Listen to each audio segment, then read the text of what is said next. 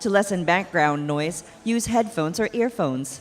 Kindly mute all your gadget notifications and switch off other video calling apps in your gadget or other nearby gadgets. Thank you.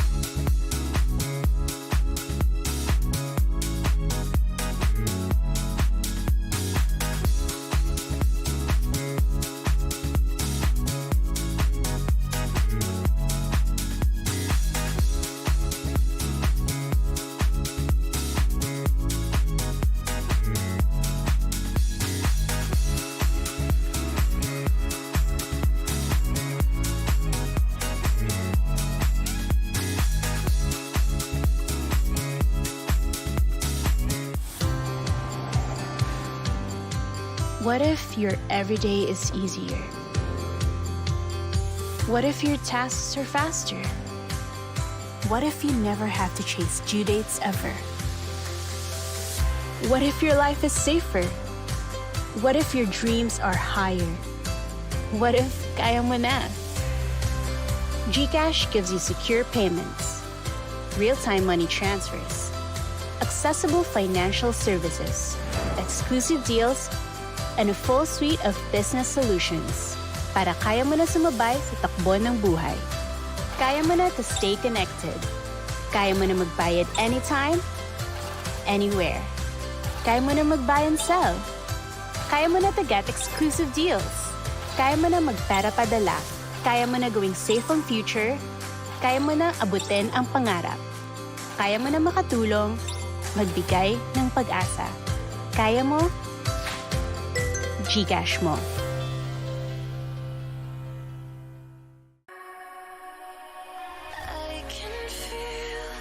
Music, art, and NFTs. One big celebration.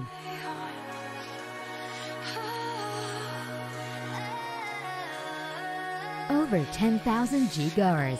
A recap of the best moments.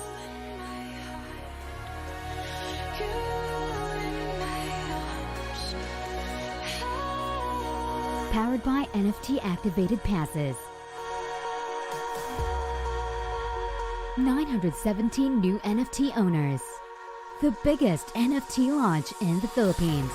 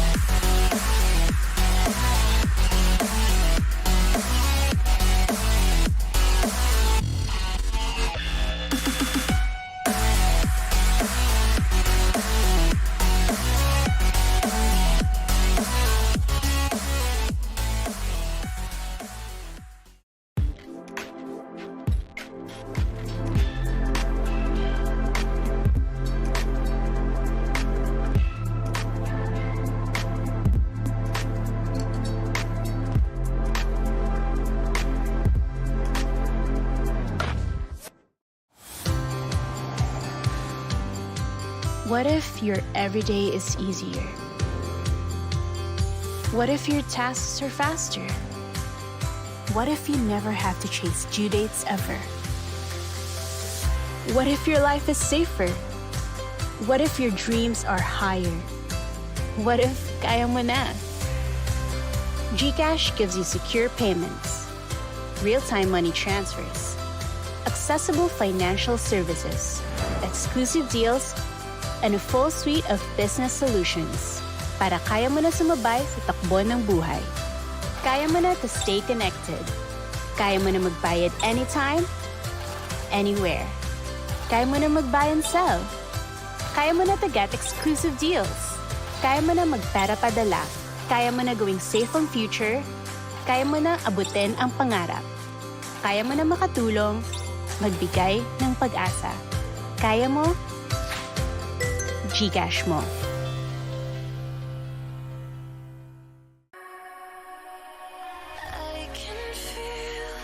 Music, art, and NFTs. One big celebration.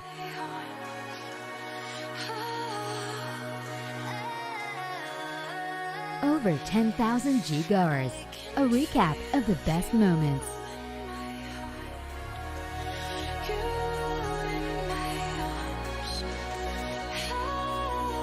Powered by NFT-activated passes.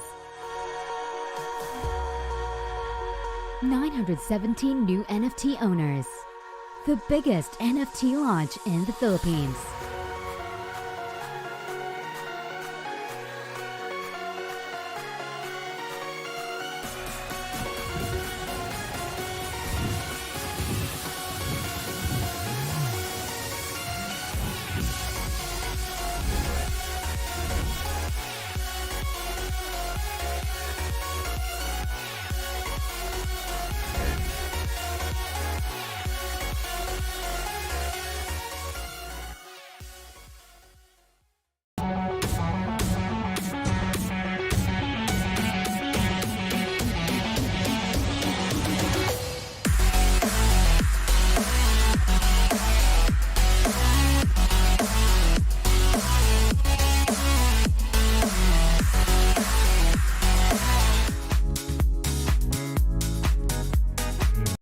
Crypto and Emphasis.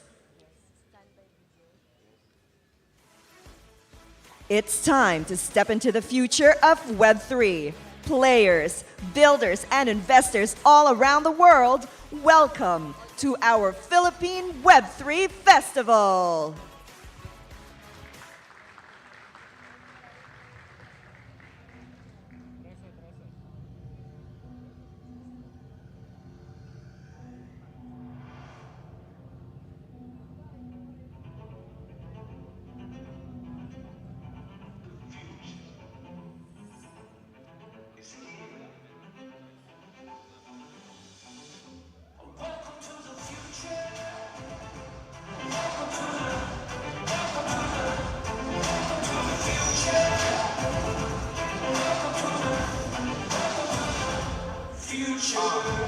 We're marching ahead, blazing the trails.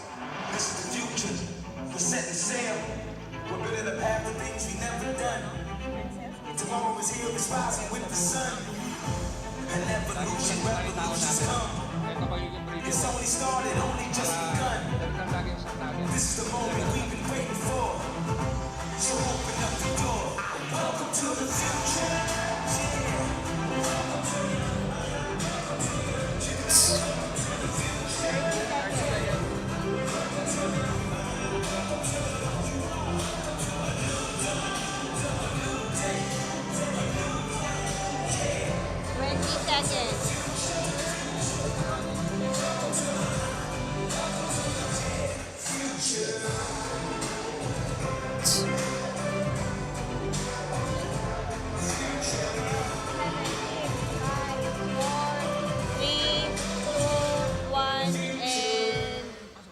Ladies and gentlemen, please welcome your host for today, Princess Legaspi. Good morning! Good morning. One more time. Good morning, everyone. All right. How are you all doing? All good? Okay? Excited? Well, I hope that you guys had your breakfast already because we have a long yet exciting day ahead of us. Okay, so since today is the last day of the content and panel discussions of our Philippine Web3 Festival, of course we have a lot in store for you guys. Aside from the thought-provoking topics and discussions from our notable speakers and guests, we also have a very special guest joining us this morning who will be performing and speaking today. Do you have any guess on who he is? Yes? What's your guess? Who? Luis? Alright. Well, our Pinoy superstar, rapper, musician, Filipino pride, Apple the App of the Black Eyed Peas. I can sense that you guys are very excited, so I wouldn't be keeping you waiting any longer. So to officially welcome everyone on our last day of PH Web Fest, let us all welcome on stage Luis and Jen.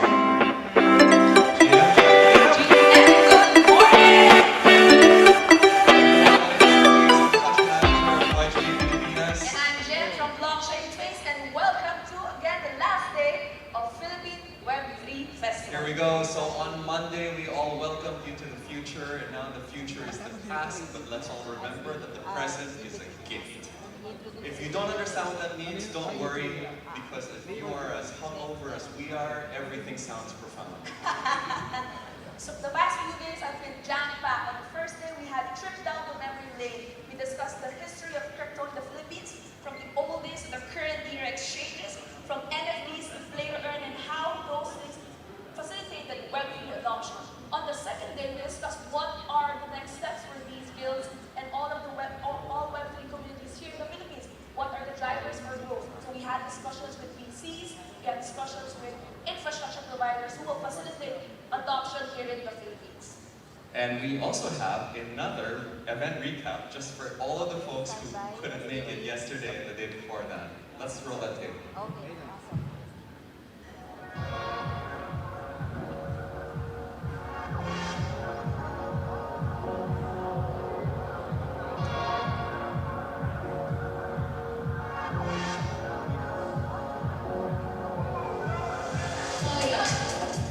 Hi, I'm Ash Mandian. I'm the CEO of Metaverse Go. I think our starting point at Metaverse Go is really onboarding users, helping them understand the technology. So from a game exploration experience, I think we're making mass adoption easy for Web3 by being that discovery platform.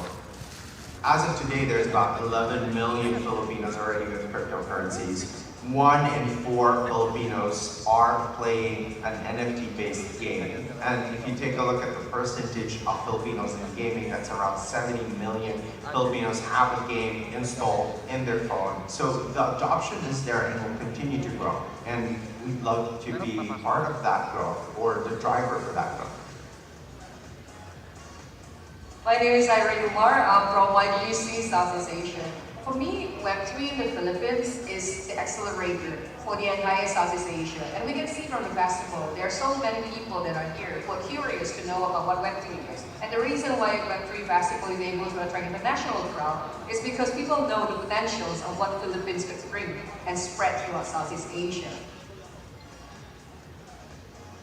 My name is Peter Ng. I'm the founder of Blockchain Space. What people don't realize is that a lot of the growth in the Philippines for Web3 is actually happening out in the outskirts as well. And that's why we've been sharing our streams from the conference into the outskirts, into Davao, Cebu, Cabanatuan, so that they can participate, that they can learn from the thought leaders that we're bringing here as well. And so that was our way of sharing the message out to them. But they are a very, very key part of the growth in the Philippines and showcasing just, how big the Philippine innovation could be.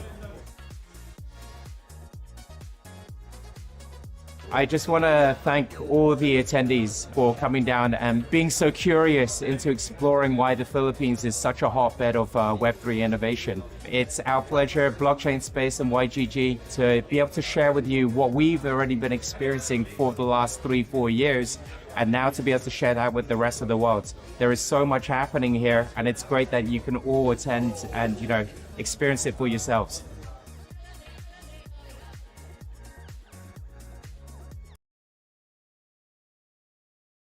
Today's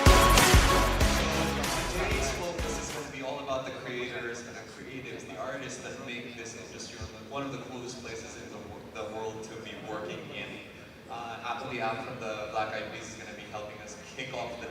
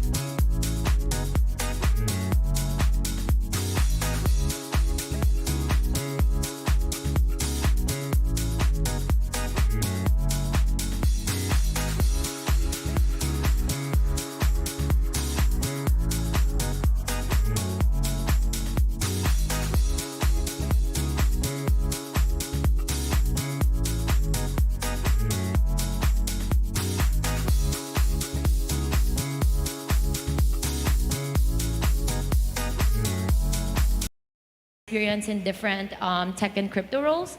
So for a while, I was doing corporate strategy at Bitpanda, which is the largest exchange in the German-speaking region.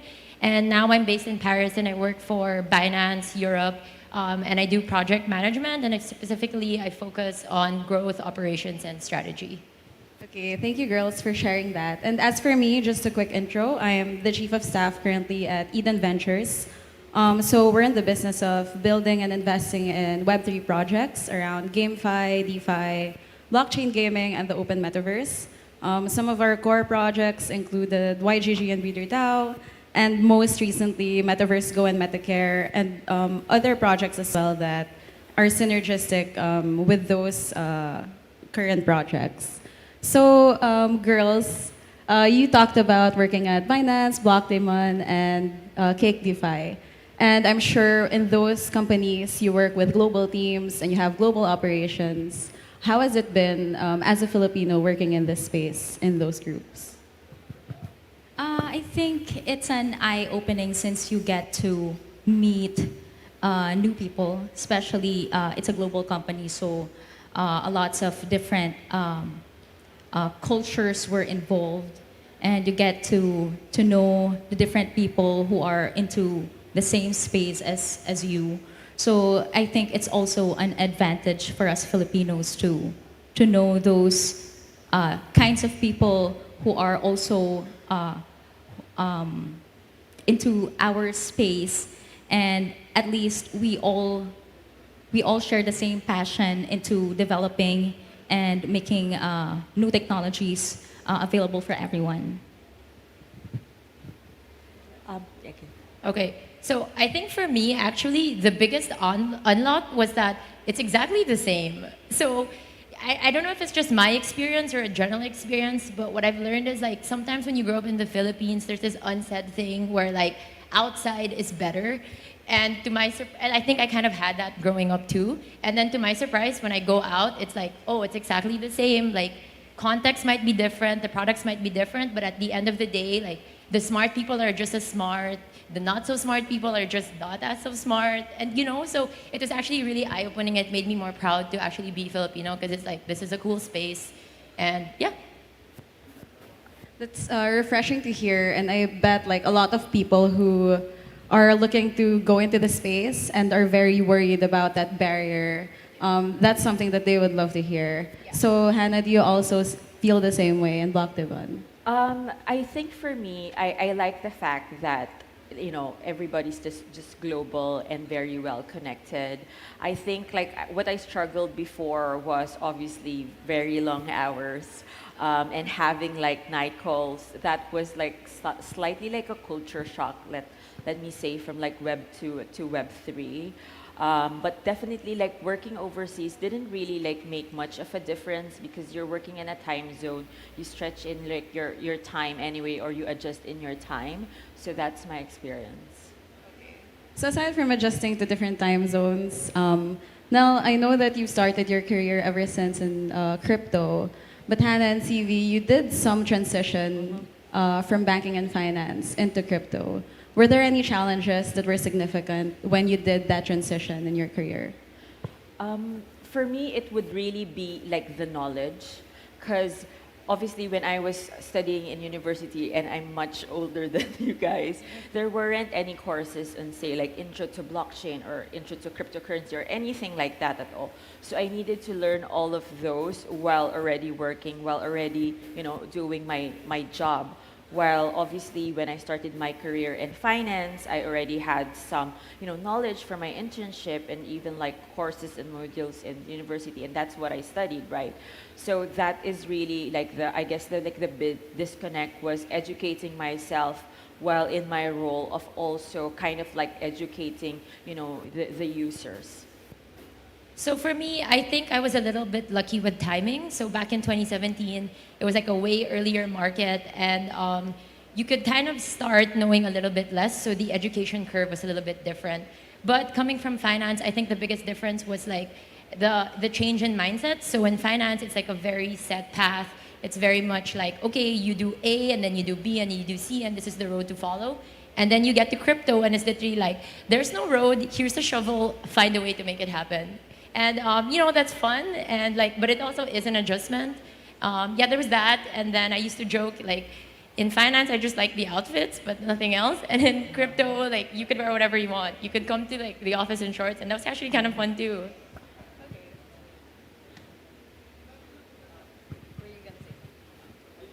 Okay, thank you for that. So in the Philippines, let's move back home for a bit. Crypto has been seeing mass adoption, whether it's because of play to earn or more people becoming more crypto curious or with the abundance of tech talent. So do you see any new trends, both in terms of Filipinos seeking professional jobs in the crypto space and also global companies looking to hire more talent here? And I guess we can extend this to the greater Southeast Asia because this has been a hub of blockchain and crypto in the recent past. So I actually think I have a good answer to this. So I think we're lucky because in terms of Web3, we're actually a little bit ahead of the curve. So when I was, for example, working at the first exchange in Europe, some of the problems that they were solving today, this year, were problems that we were thinking about in 2017. So other than Web3 being a huge equalizer, I think it's actually an advantage.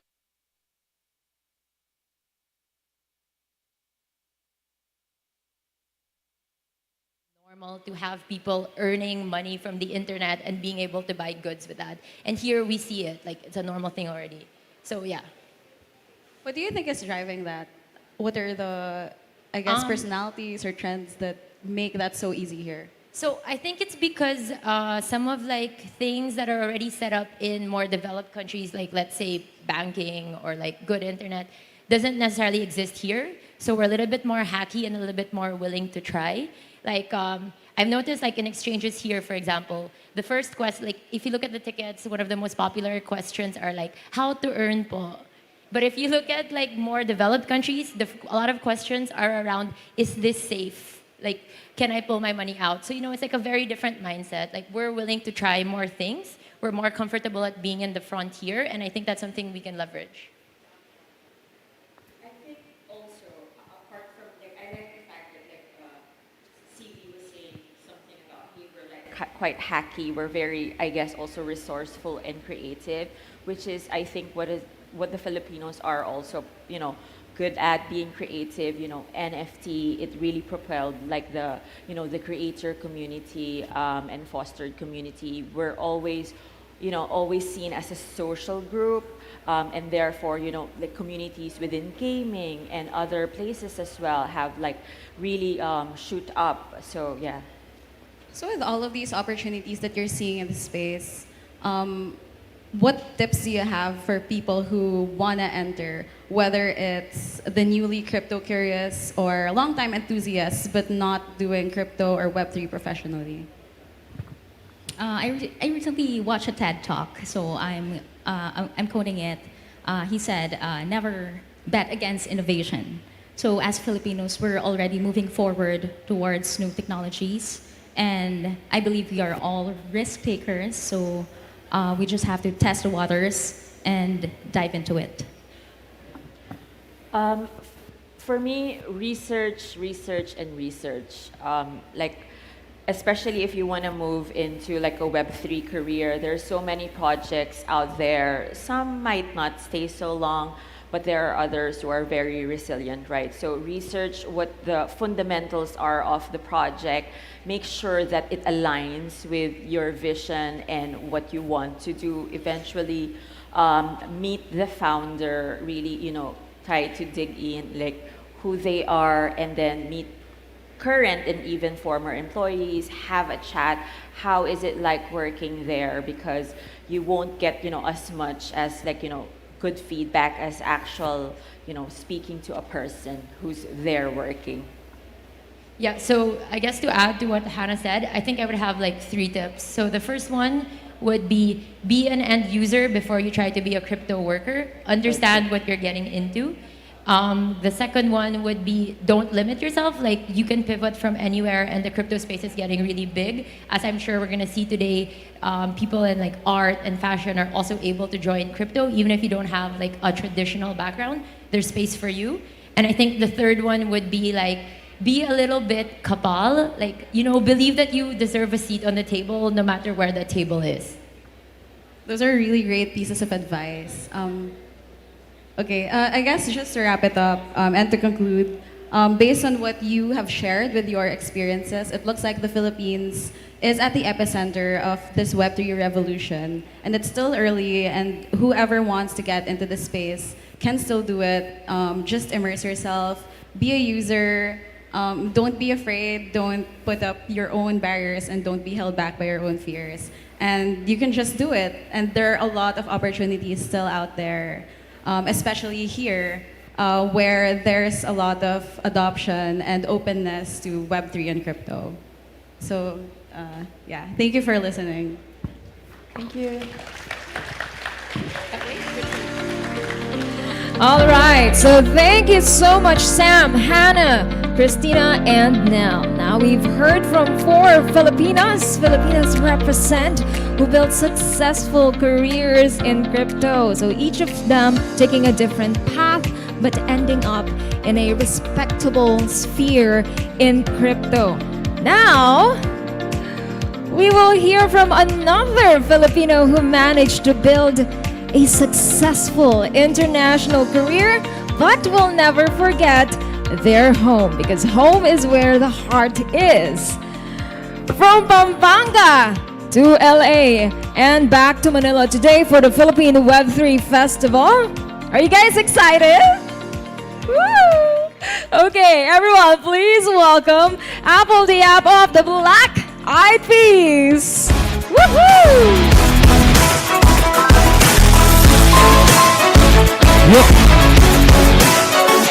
All right. And of course, we also invite Leah Calon Butler, Director of Emphasis, Cointest writer and former Kapampangan local, to join Apple the App on stage for some fireside chat. Let's all give them a hand. Awesome. Thank you so much for that fantastic introduction. Magandang umaga, Apple. Magandang umaga din. Magandang umaga sa inyong lahat, everyone. It's so awesome to have you here. And I just want to point out too, you just dropped a brand new album on Friday. You're flying out to perform at the FIFA World Cup tomorrow, but somehow you found time to drop into Manila for the PH Web3 Fest. Yes. So, I had to do it. These are some amazing opportunity for our creatives in Philippines. So I'm really into it. I'm a student learning, but I see the possibilities for the future for Pinoy creatives. So I had to be a part of it. Yeah, that was awesome. I wasn't sure whether you'd be able to make the time, but as soon as we reached out to Apple on email, he was like, hell yeah, I'm there. Like, it was awesome. So, but let's dive straight into Web3, because I think everyone knows you for the Black Eyed Peas, but they don't necessarily know what you've been doing in the space of NFTs. And it's true that you launched an NFT collection in collaboration with AJ Dimaricot in 2021, and you even donated a portion of the sales from that collection to the First Mint Fund, which, if you haven't heard of it, that's a fund that actually covers the gas fees for first-time NFT creators to help launch their careers. So, you've actually been in this space for a little while now.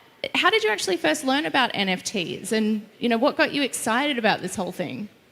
Yeah, so I was, I used to sneak it into these clubhouse sessions, and I heard about people talking about NFT, and I'm like, what? NFT? That's, I was trying to understand it. It was this digital art. It's like art, but it's not. Then you could blockchain, and I'm like, what is all of that? What is this new thing? And I reached out to my team, and I'm like, I want to learn about NFTs, and how can I incorporate it into my music? And my team, we connected with AJ, one of our scholars. About 2 years ago, I went around Philippines talking to creatives, and we wanted to teach creatives entrepreneurship and business. So we started a scholarship program. And when I wanted to get into NFT, AJ was doing NFTs, and that's the first our collaboration, my introduction to NFT. So I shot a video, and then he created a scene from my video, turned it into an NFT. And you know, I didn't understand about it yet, but I like the fact that I'm able to help creatives and artists in the Philippines, and that's what really got me into it. And now I'm just learning all around. You've got some interesting stories, like when you were going around and talking to all those creatives about their experience. Like, I think you've heard a lot of things about people having their work stolen or copied, and it's really difficult for them to protect that. Like, what were some of those stories that you heard about Filipino creatives not being able to get recognized and paid properly and things like that? Yeah, you know, they weren't judged by their creativity, but they were judged by where they are from, you know. And, you know, they'll, you know, I was hearing horrible stories about they'll create like a logo, and they'll only get paid like $20 to $30 for the logo because, you know, they're not known as artists, and you know, that's just the way they're treated, you know. And I think, you know, Web3 protects them from, you know, their art being copied or stolen. And that was great to know. So I'm like, all right, that's another thing that's amazing about this Web3, the protection for Filipino creatives, so they could be out there more, right? Yeah, that's awesome. I think NFTs are just the latest for you though, right? Like, you've been experimenting with a lot of technology, like AR, for example, like augmented reality. You were saying, I think, like everyone seems to be on their phones these days, you know, right? And like they're turning up to your concerts just kind of like looking at you through a phone. Like, has that given you some different ideas too in terms of how you can experiment with other types of technology too? Say that again? So, like I think you were talking about, you know, when people are, I'm sure you've all experienced it, right? Like, you go to a concert these days, no one's watching the actual concert, like they've just got their phone up, like filming it. But, you know, I think some people might get annoyed by that, but I think, you know, the Black Eyed Peas were kind of looking at this, like maybe it's an opportunity. Like, what if you could actually put up your phone and actually see things on the stage that you couldn't in real life? Yeah, so, you know, we started doing shows again, and, you know, technology, it's like really popping now. So when we're doing concerts, everyone is just like this, you know, just, you know, I'm like, are you guys watching the concert, you know? So we came up with an idea. We created an AR. So when people put up their phone while they're watching you, there's other visuals happening behind us. And so that was, you know, instead of being annoyed by this, we turned it into like a cool thing. So, yeah. I love that. Like, I'm jumping ahead, but I'm starting to think like that would be... Yeah, so we didn't have to carry all these like props while we're touring. So our touring got lighter by technology and just, you know, placing it on an AR component. And yeah, I mean, I see so many things now, like, you know, creatives could be directors now, you know? They could possibly create our videos, you know? They could create the treatment. They could do treatment now. They could possibly be, you know, be a producer, and it's just endless with this technology. But you've been pushing this for a long time. Like, you've been a big advocate for the idea of education, art, and technology in the Philippines. But, you know, I think there's still that idea. A lot of Asian parents probably want their kids to do like accounting or law or medicine. Like, why are you pushing so hard for people to follow careers in the creative arts? Well, I'm pushing for creative arts because I come from it. You know, I created a livelihood doing it, and that's what Hollywood is. It's all creatives, and you know, we just gotta prove it and create the industry here in the Philippines, so all the nanays and tatais are not scared like, oh my God, my kid is going to be on drugs now. He's doing entrepreneurship, creative, you know. And it's about to boom. And we have to apply ourselves in this new era, you know. And yeah, it's proven that it could be a job now and a livelihood, you know, through my industry. And so many artists that I'm meeting in the Philippines doing it now. Yeah, you've got to kind of change people's minds. I think it's the same with gaming, right? Like, you know, gaming's really big in the Philippines, but I'm sure lots of parents would have freaked out if they said, oh, I want to follow gaming as a career. But, you know, paying it forward, that culture is really big here in the Philippines. It's really important to you too. Why is it so important for you to give back to the Philippines? Well, it's important for me to give back because I myself was given an opportunity. I was adopted as a kid and brought to the U.S., gained an education, became a black eyed pea. So I like to pay it forward and provide that same opportunity to kids just like me in the Philippines. You know, whatever that I could bring back, knowledge from the U.S., from, you know, building classrooms to computer labs to scholarship programs, and now to NFTs. You know, because I was, you know, I want to keep doing it, but the sustainability is the hard part of a foundation in building things. And now with Web3, I think it'll be much easier to create that sustainability. You know, I don't have to build structures all the time to be able to help the youth and the creatives in the Philippines. You know, you could do it via Web3 now, and you could reach more people. And you know,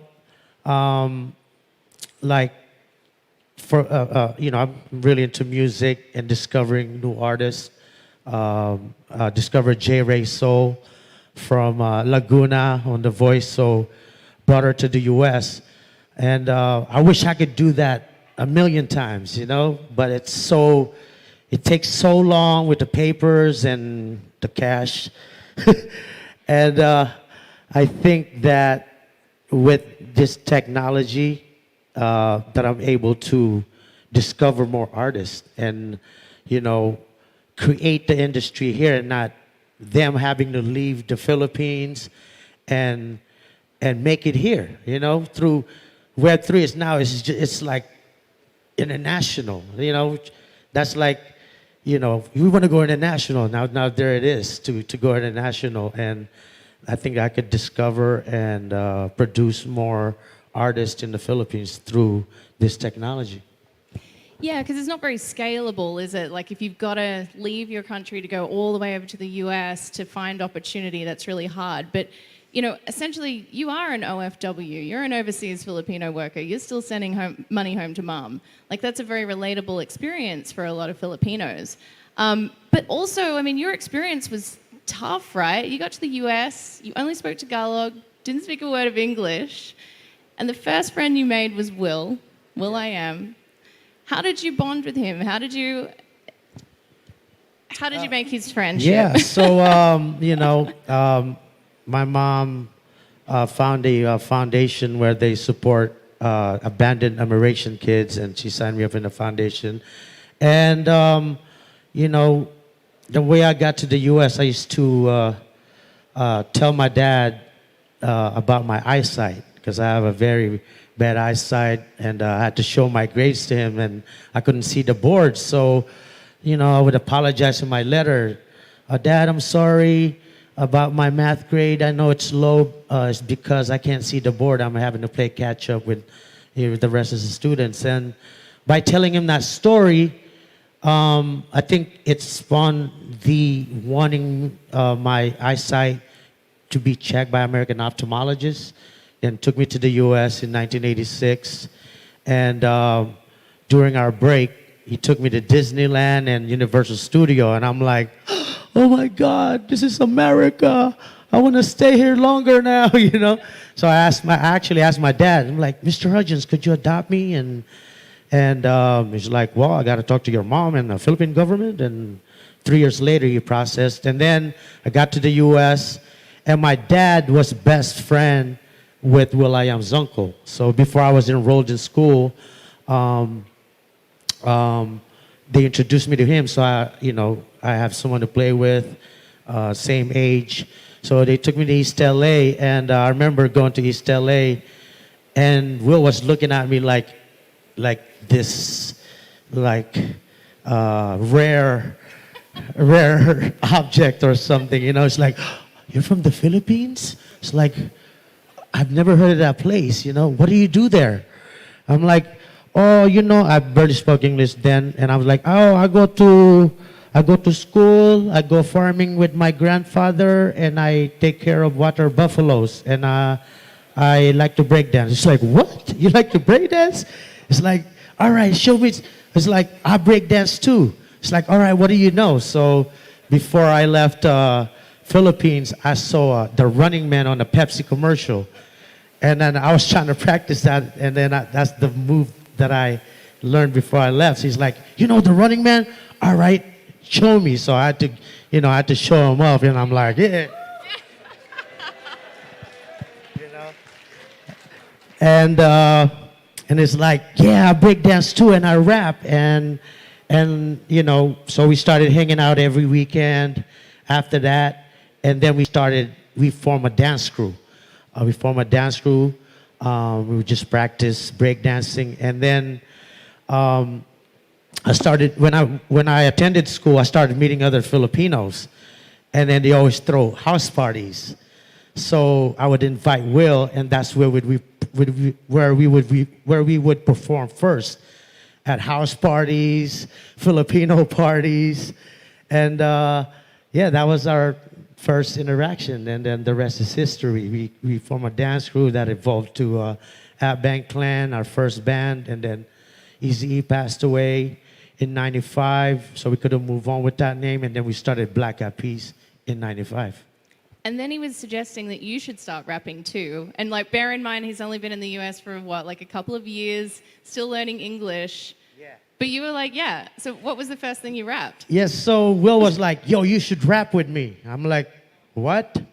I could barely speak English, you know? And he's like, you got it, man, you got it. You got rhythm, you could break dance. I could tell. And so Will was like, I'm just gonna put on some beats and then just say whatever on top of your head and try to make it rhyme. I'm like, all right, that's so easy to do, huh? And so he put on a beat, right? So the beat went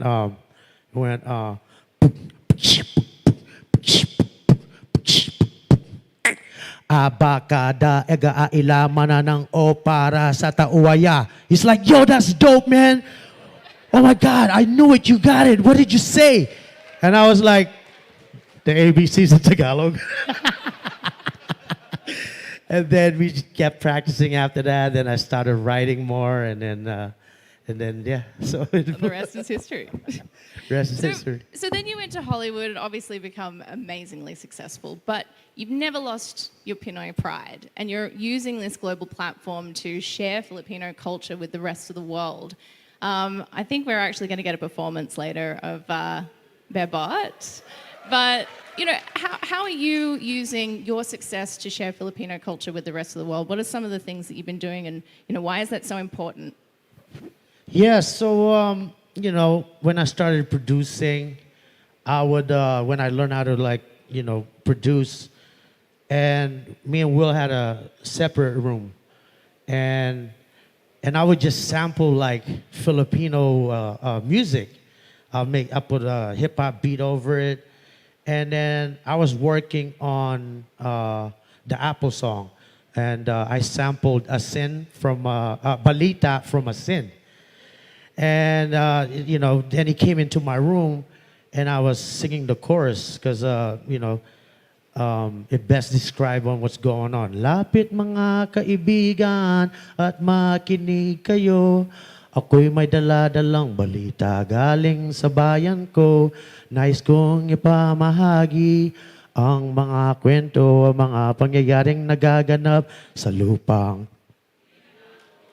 And so I was like, yo, that's the perfect chorus to tell my life story. So I was working on that, and Will came in. It's like, yo, what is this? I'm like, oh, I don't know. I'm just messing around on this Tagalog song. Yo, you should put that on the album. And I'm like, oh, really? All right. So we worked on the Apple song, and then we put it on the album. And I would always try to like put a couple of words in my lyrics. It was just something I did when I'm writing. And then, so it became a tradition. Like, so for the next album, Will was like, yo, you got to do another Tagalog song. And then I'm like, all right, let's figure it out. And then he was like, how do you say a hot chick in Tagalog? And I was like, and I haven't spoken Tagalog in years now, because all my friends, aren't Filipinos. So, and then I remember I remember Bebot, because I had an auntie named Bebot. And I'm like, and that's what it meant. I'm like, oh, it's Bebot. And then I was like, oh, that's cool. Bebot, Bebot, Bebot, Bebot, Bebot, Bebot, Bebot. And then that's how that song came about. And, it was the first time me writing in Tagalog, really. Because, Apple song, the chorus is Tagalog, but the verses are in English. So now he's like, you got to write a full Tagalog. I'm like, oh, shit. It was scary, of course. I wanted to be perfect grammar and everything. So, and it became a tradition, It became a tradition for every album. And then for the next album, I made Mare. And then the last album, I always try to coin a word, that's catchy. And then I made Mabute. And then on the new album, Filipina Queen. Yeah. So it's been a Black Eyed Peas tradition for me to put a Filipino song in there. It's pretty unusual though, right? Like I feel like a lot of mainstream pop music is very much tailored to a Western audience. So I was wondering, how have you found that songs like Babot and the Apple song, how are they received by an international audience? And, do you actually think that maybe through decentralization, through Web3, maybe we can actually see a lot more of this because people can actually create their own communities around the world? Like, do you see that happening maybe? Yeah, definitely. So many Filipinos are in the game now, representing. So it's cool to be Pinoy now in the music industry, So with Web3, it's just endless. There's no more record company trying to shape the music that you're making. You could be. There's so much freedom now. You could create anything, and I encourage more Pinoy to write more in Tagalog, and because people don't have to understand most of the lyrics. K-pop, right? In the U.S., people sing that, and I'm like, how do they know Korean? And I remember I was at the Grammys, and Queen Latifah comes up. Queen Latifah, she came up to me. She was like, yo, congratulations on the new album. But my favorite song? My favorite song? It's Bebot. And I was like, oh, you mean Bebot? And it's like, yeah. It's got that swagger. I don't know what you're talking about, but it's got a nice rhythm to it. It's like, got that swag. So, it's been I've been singing Bebot around the world, and it's great to see different cultures sing it. They're like, especially like in India, it's like, yo, I know the whole Bebot song. I'm like, you do? And then like a white boy in London would sing it to me, and I'm like, yo, that's pretty dope, And like, told y'all Pinoys are cool. That is awesome. And, I love what you were sharing about wanting to be able to bring opportunity to millions of Filipinos, not just yourself, not just J Ray, but as many people as possible. And hopefully Web3 can make it that way, that Filipinos don't have to leave home in order to be able to have an incredibly successful career. We've already seen it in the Web3 space with startups like Yield Guild Games, that we're able to attract some of the biggest investors in the world without ever having to leave the Philippines. So I think we want to see that for Filipino creators too. That's all we have time for. Maraming salamat po. But I'm going to hand it over to you because I think we're actually going to have a performance. Yeah. All right. Let's do it. Okay, Not let's me. do it. All right. Chairs up. All right. One sec. We'll get the chairs up. There you go. Okay. Thanks, Al. Awesome.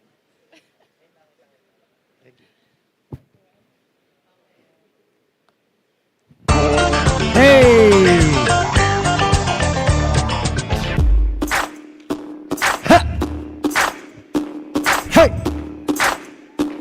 Ha!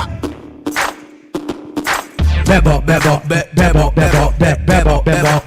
Ikaw ang aking bebo, bebo, bebo, bebo, bebo, bebo, bebo. Ikaw ang aking bebo, bebo, bebo, bebo, bebo, bebo, bebo. Ikaw ay Filipino! Filipino, Filipino, Filipino. Hoy pare, pakinggan nyo ko. Ito ng tunay na Filipino. Galing sa baryo sa Pambato, pumunta ng LA, nagtrabaho para makatulong sa nanay dahil sa hirap ng buhay. Pero masaya pa rin ang kulay pag kumain nagkakamay. Yung kane, chicken adobo, yung balo binibenta sa kanto. Tagay mo na nga ang baso, pare ko inuman na tayo. Filipino, Filipino, Filipino, Filipino.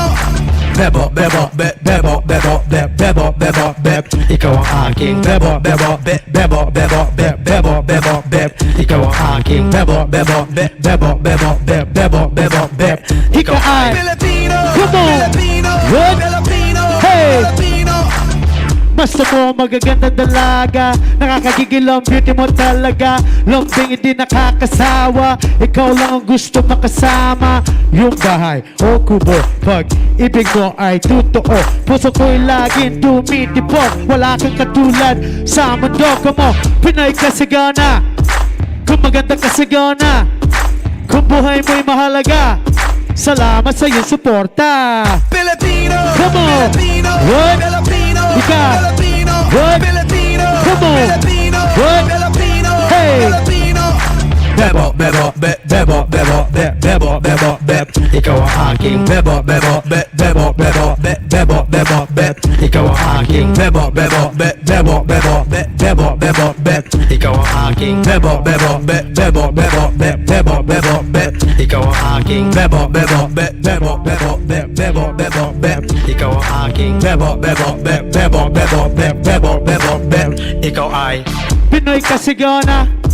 Kung maganda ka sigana, kung buhay mo'y mahalaga. Salamat sa iyong suporta. Hey! Pinoy ka sigana, kung maganda ka sigana, kung buhay mo'y mahalaga. Salamat sa iyong suporta.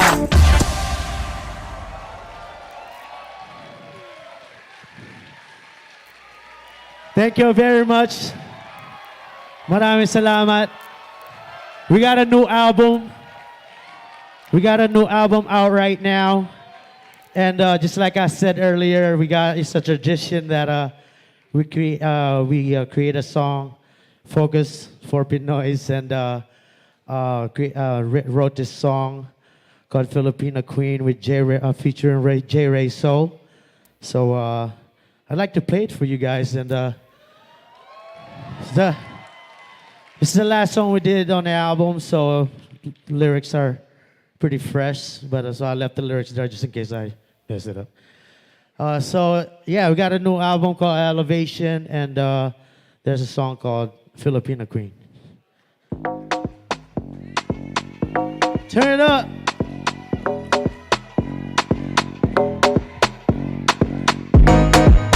Filipina Queen, Filipina Queen, Filipina Queen. We're walking on a dream. She my Filipina queen, She my Filipino queen. She my Filipino queen. We walking on a dream. Got me walking on a cloud now. Brown Filipino, I'm proud now. I wanna show you love out loud. Girl, I think it's time to wear the crowd now. Love you down, down, love you down, down. Love you all around like surround sound. Telling everybody, look what I found. Got a girl to lift me up, keep me on the ground. She my bebo, bebo. But on a level. I fell in love, but hello, hello. Girl, she my angel with my hello, hello. Always forever, mahal kita. Be my pinay, be my buhay, be my everything, todo bigay. Ah. I will love you all night long. Hey. If you do not do me wrong, Hey. then I'll be your Number one, Filipina, Filipina. love you all night long. What? If you do not do me wrong, Nope. then I'll be your number one. Filipina, Filipina. Hey, Filipina queen, Filipina queen, Filipina queen. We walking on a dream. She my Filipina queen. She my Filipina queen. She my Filipina queen. We walking on a dream. Got me walking on the sky. Got me linked up since the first try. We stay in sync, no bye-bye. Bini, we connected like Wi-Fi. My P99, my P99. You my Jollibee, let me get some tie-tie. Baby, give me a hollow, make it super size. Girl, you got me falling up like upright. She my bebo. I love one another. Hello. I fell in love. Hello. Yeah, you my angel, you my hello. always and forever. Mahal kita. Be my pinay, Pinay buhay. Be my everything. Todo bigay. Ah. I will love you all night long. Hey. If you do not do me wrong, What? then I'll be your number one.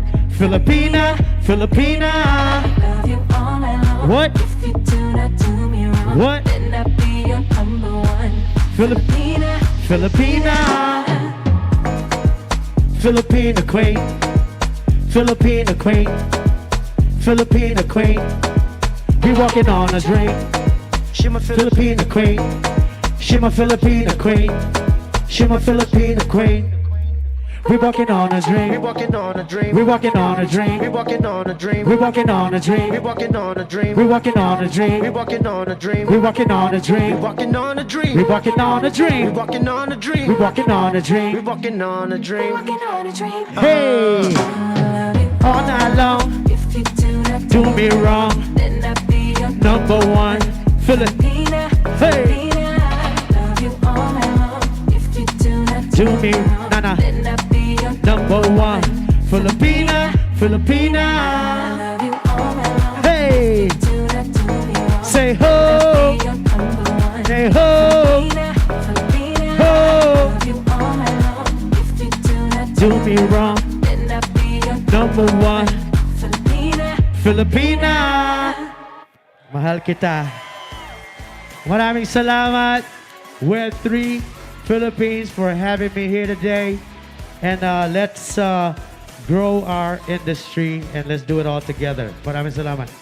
You're not going anywhere. You're not going anywhere yet. We've got something special for you. Oh, I would like to ask Gabby Dizon of Gil Games and Peter Ng of Blockchain Space to come up onto the stage. They're our co-hosts of the festival.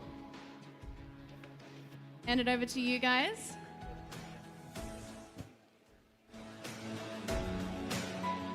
So on behalf of the Philippine Web3 Festival, we would like to make a 1 million peso donation. 1 million pesos donation to the Apple Diap Foundation. thank you. Maraming salamat. Education, art, and technology in the Philippines. Thank you, pare. Thank you so much. Thank you, pare. Maraming salamat. Thanks, guys. And we have one more announcement. So I'd like to welcome up to the stage Sevi Agregado.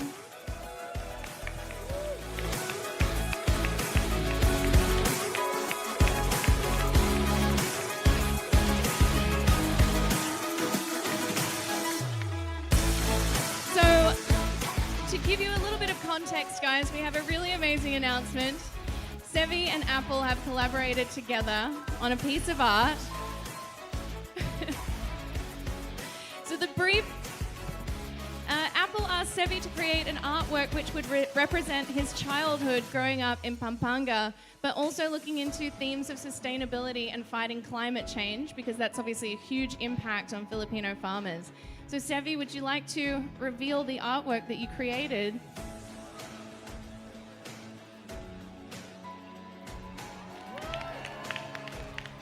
Yo! That's amazing. Wow, great job, great job. Sorry, I won't shake it that hard this time. So this is Yo, give him a hand, y'all.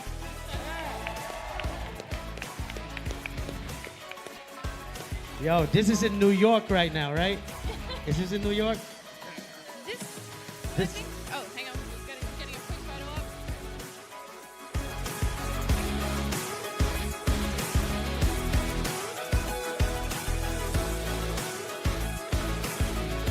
This is, I'm sure you will recognize the Carabao water buffalo, which is so important to Apple when he was growing up. This one hasn't been shown in Square, New York yet, and it hasn't been minted yet. So stay tuned. We're working on the NFT utility, and that will be coming toward the end of the year with Apple's instrumental project, which will be coming out around January. So stay tuned. There's going to be a lot more to announce in terms of this amazing collaboration. Good job. Looks amazing.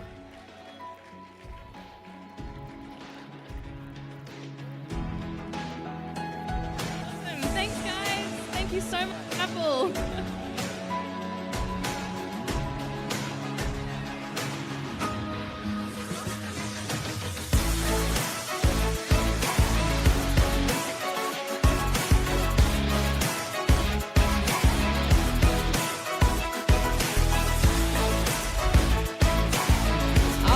There you go. Thank you so much, Yulia and Apple, the app. Of course, thank you so much for gracing us with your presence and your time.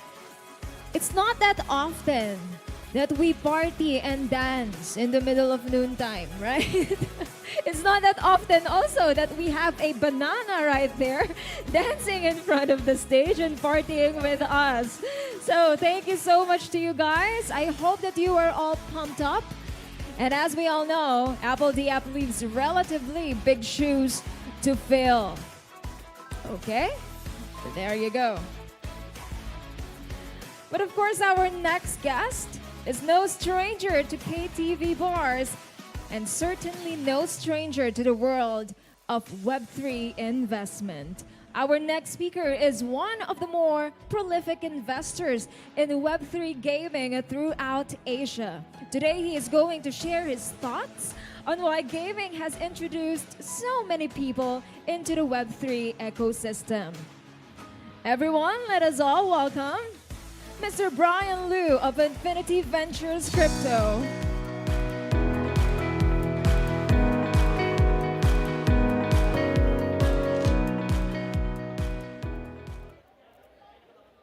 Hey guys, how's it going?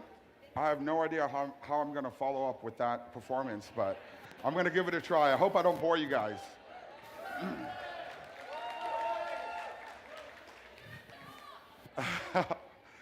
I like how Peter added the KTV earlier. But today I'm going to talk about why game... Wait, this isn't the latest one. Nate, this is not the latest one.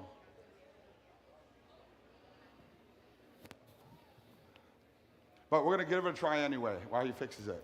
So today we're going to talk about why gaming is the gateway to adoption. But before that, I'm going to give a little bit some selfless promotion about our fund and talk a little bit about what IVC does. So my name is Brian Liu, and I am the founding partner of Infinity Venture Crypto. We have probably about 7 or 8 crypto investments in the Philippines. I'm also the general partner of Headline Asia, and I'm one of the core members of Sweeper DAO. So, Headline Asia, we are about a $4.3 billion fund, and we span across 4 regions: North America, South America, Europe, and Asia. Headline is a Web2 fund, and we invest in Web2 companies. We also do some Web3, but only equity. IVC is our crypto fund, and we invest in only token projects. So here are some of our select investments that we've done in the Web2 space. As you guys can see, we have done Ancas. George gave the talk a couple days earlier. That is one of our first investments in the Philippines. We also have done investments like MyKuya, Savvy, and a couple logistics companies here in the Philippines.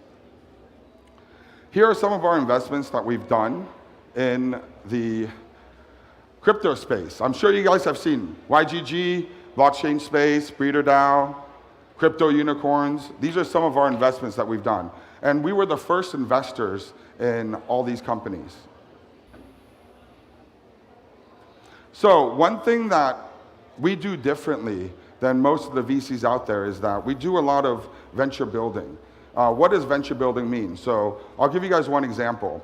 One thing that we did in the crypto space was IVC was the first investment, YGG was the first investment that IVC did. And I remember speaking to Gabby. When I was talking to Gabby about letting us invest into YGG, and yes, that's correct. I had to beg Gabby to even give us allocation. In the beginning, he kept on saying, why would we give allocation to you guys? We have A16Z, we have all the top crypto companies investing in us, why you? So I made Gabby an offer he couldn't refuse. I said to him, what is your biggest difficulty you have right now? And he told me that it was during COVID, so YGG had a lot of difficulty expanding outside of the Philippines just because he couldn't travel. It was very difficult for him to build a team within other places outside of Philippines. So I offered him what we call venture building. And then so we built YGG SCA. So what we did is we started up offices in places like Malaysia, Thailand, Indonesia, Vietnam, and Cambodia. And then we helped build out the YGG ecosystem where YGG SCA now is, has about 17,000 scholars around Southeast Asia.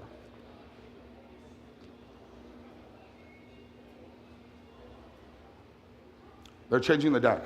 All right. How long is that going to take? Or you guys can just use the old one. I'm okay with it. Just go back to the old one.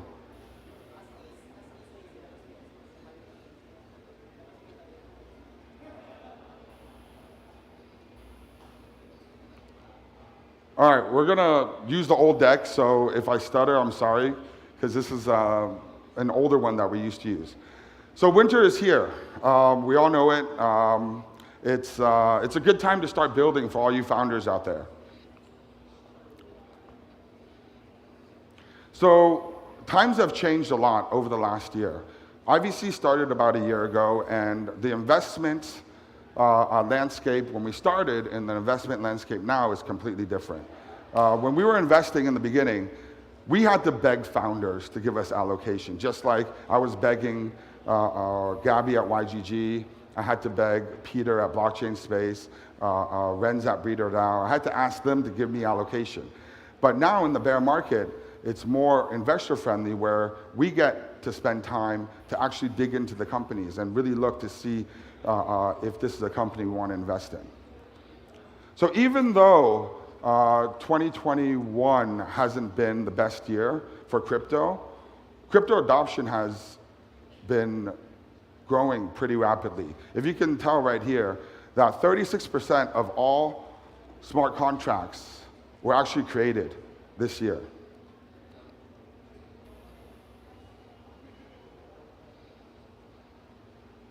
All right, let's talk about NFTs, digital adoption, and why gaming is the easiest way to enter crypto. So, if you guys look at this is NFT adoption by country for the whole world. Philippines is #1. This is something that we found online for 2022. And I think that this is because of Axie Infinity. Because of Axie and Play to Earn, Philippines has the highest NFT adoption by any country.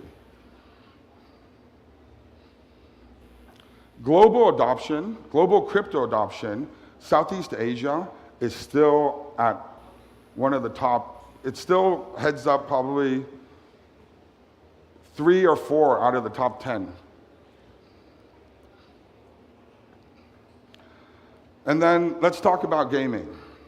So, global active gamers over time, right now, we're almost at 3 billion active gamers. So, we're talking about why gaming is the gateway to crypto adoption. And this is proof right here. Because it's so easy for gamers to just integrate into the crypto ecosystem. Right now, we have companies like FunPlus, Come to Us. These are really big Web 2 or freemium game publishers that have decided to jump head into Web 3, where they're actually creating games where they have like Summoner's Arena, where it's generating billions and billions of revenue. And they're porting games like that over into crypto, so users don't even know that they're really using blockchain to play the game. So they're making it very simple. This is the growth of mobile gamers in Asia. This is actually not supposed to be in here. And the gaming landscape is quickly shifting towards Web3. I talked about it earlier about Come to Us. We talked about it, FunPlus. These are 2 of the largest gaming companies. You also have companies like Zynga. You have the Zynga founder and you have the Zynga poker founder, both leaving Zynga and starting Web3 companies. You also have Tap Fantasy on the bottom. That is one of the #1 Web2 games in Vietnam. And they have ported over already into the Web3.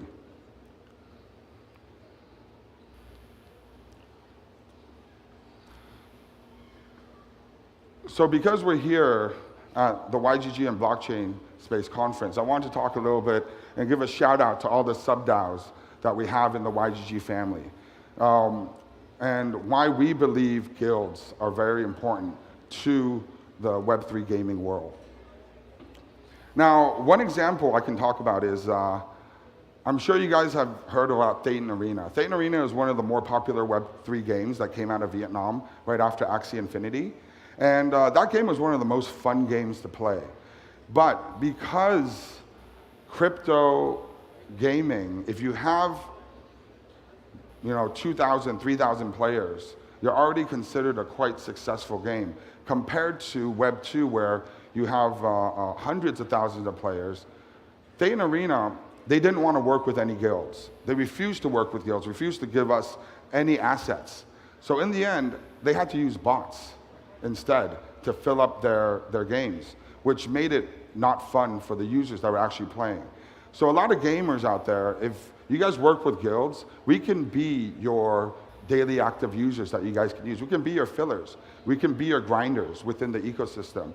So the people that are paying and actually playing, or people that are the spenders, will have people to play against. Now, this next page I'm going to show you is the reason why I strongly believe in Web3 games. So, I don't know if you guys know or heard about this game. It's called Game of War. Game of War was the highest earning ARPU game in the history of Apple and Google Play Store. I think the average ARPU for the users were somewhere around $8,000–9,000 US. So about 6–7 years ago, I spent $500,000 US playing this game. It's a lot of money, I know. I also spent thousands of hours onto my account. By the end of it, after I became the first Asian emperor and the youngest emperor in the game, I couldn't sell my account. My account was worthless. All the NFT, or all the resources, gold, all the materials, gems that I had in there were useless. I couldn't use it. So I started thinking, what if I could sell all these materials inside my account? I could have easily recuperated half or even most of what I had in there. And that is a strong reason why Web3 games, I think, will be the future of gaming. Thank you very much. I have to go to my next meeting. All right. Okay, so thank you so much to you, Brian. Now, let me ask you guys, who amongst you are into Mobile Legends? Okay, so user, what do you usually play? From the fourth row in front, yes? What do you usually play? Tank, mage, fighter, marksman? What do you play? Sorry? Marksman. Wow, who's your main then? Who? Who is that? You can go here, sir. What's that? 1-1. Ako, ang hirap yan pag 1-1 ang kalaban, diba? Right? You guys can relate? And with that, I would like to introduce our next set of panel and speakers. Okay, so Tier 1 Entertainment rose to fame through esports and entertainment, founded by Troy Gutierrez, Brian Lim, and Chief Creative Officer Elodia Gosingfiao. They have grown their business into a creative sports empire, and they are now turning their talents to Web3. To discuss all about the driving force of content creators, please welcome on stage PJ Cana of Esquire to lead our panel discussion. And of course, joining him will be Trisha Potato and Trike Gutierrez from Tier 1 Entertainment, and of course, from the champions of MPL 2022, we have VYs of Blacklist International with us.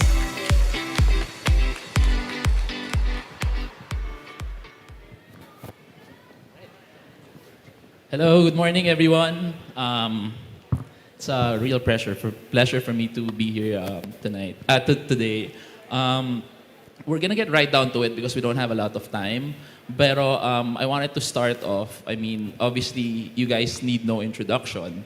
But for the maybe one or two people out there who probably are not familiar with this panel right here, could I maybe ask everyone to introduce themselves? Let's start with Wise. Hi guys, I'm Wise Gaming and I'm the jungler of Blacklist International. So hello guys, good afternoon. My name is John Marbilla Luna, also known as May Venus, the tank support and the team captain of Blacklist International. Hi guys, I'm Trey Gutierrez, the co-owner of Blacklist and co-founder of Tier 1 Entertainment. Hi guys, I'm Trisha Potato and I'm a variety streamer. I'm a talent of Tier 1 Entertainment. All right. So I'm gonna get right down to it. I want to start with Trisha. I wanted to ask. Oops. Sorry. When you first started, content creation, I'm curious how your family reacted when you told them that you wanted to pursue sort of this career.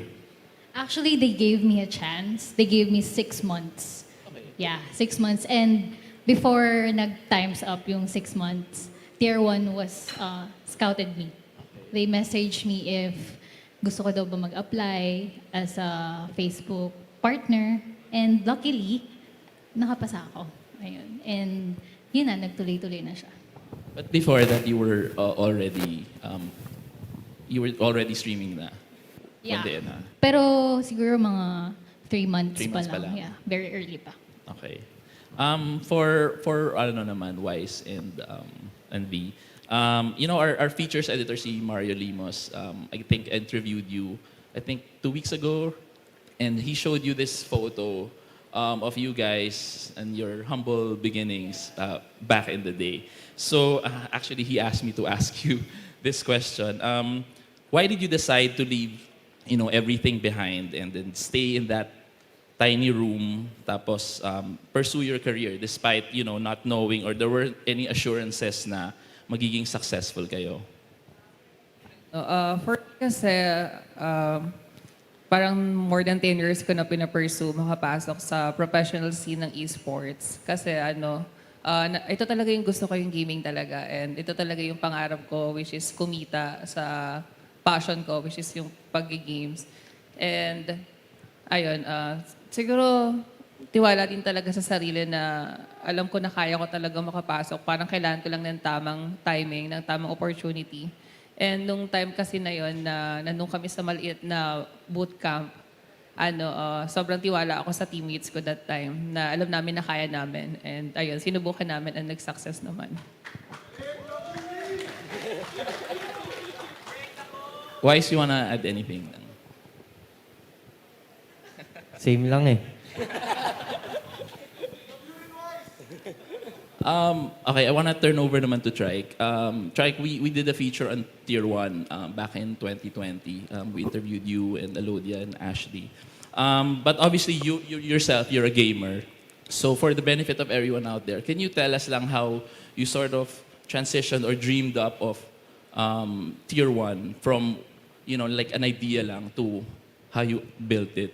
I guess to really make I told this story a million times, but I think how I started is really how a lot of gamers started across the university where I studied. So I graduated in De La Salle University, Manila, and across that was a computer cafe. So I used to play from 8 p.m. to 8 a.m. Dota 1, crazily like almost every other day or every day, even at times, right? So from that point, after graduating, I decided to pursue a career in gaming in which I became a shoutcaster.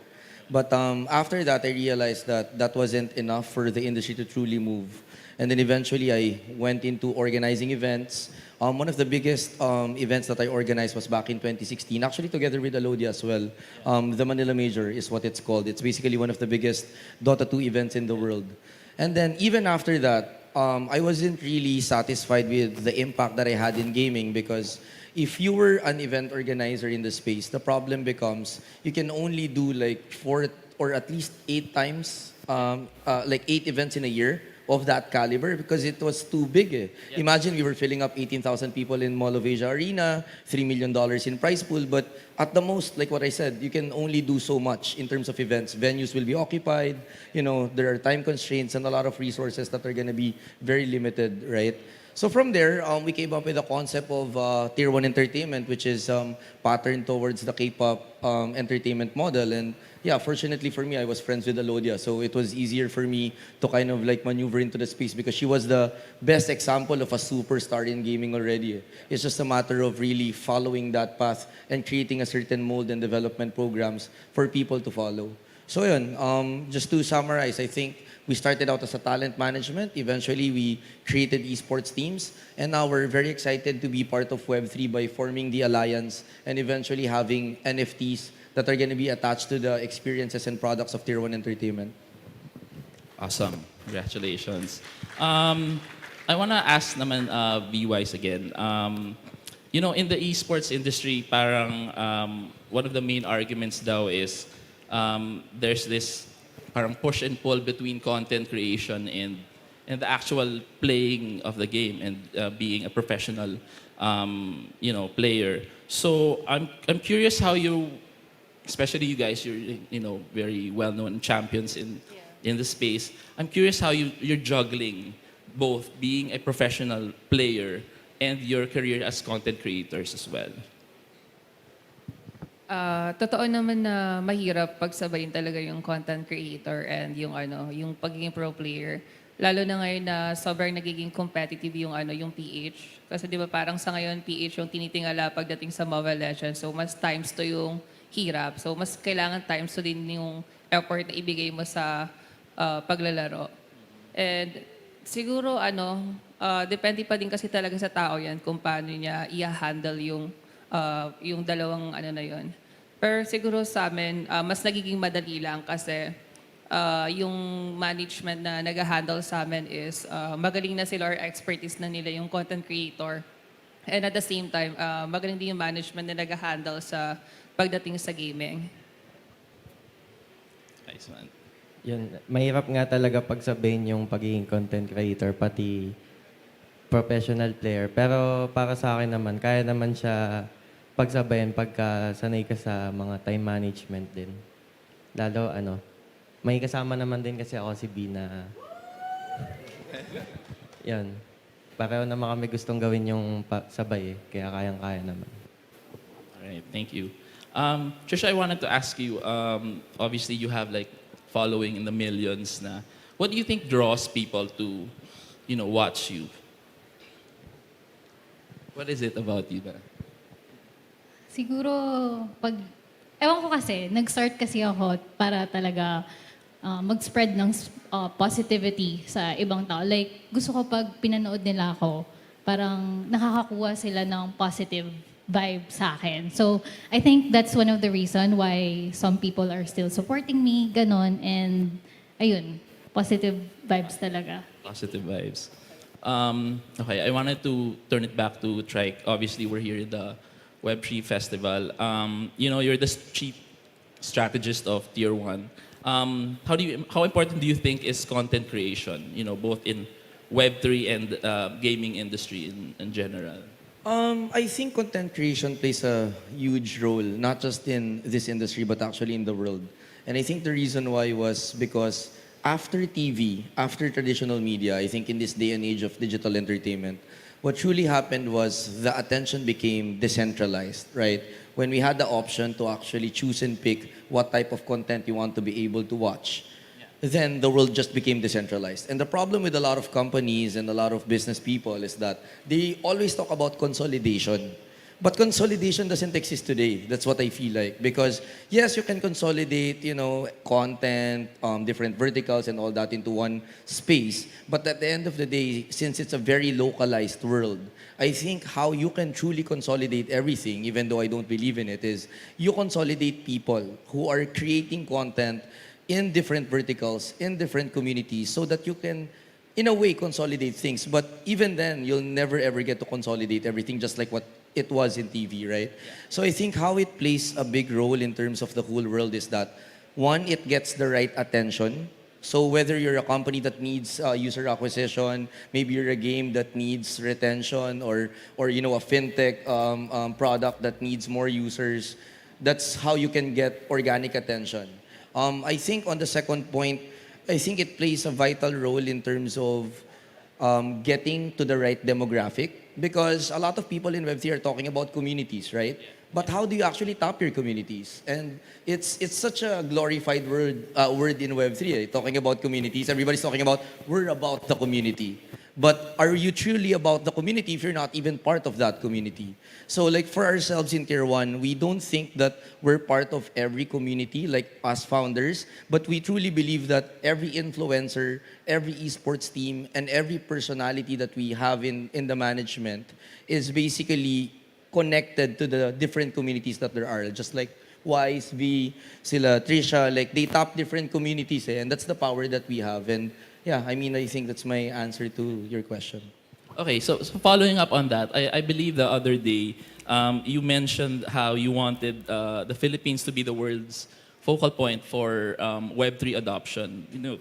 The same way how South Korea built, K-pop and exported it and built it into what it is today, like a global phenomenon. What's your game plan for that? How do you see this happening? So right now, I just recently came from Dubai and then India. And the conversations that were happening there was basically our esports team, our content creators, we're going to be sending them over to Dubai and India to be exported in a way so that people can see and showcase the Filipino talent.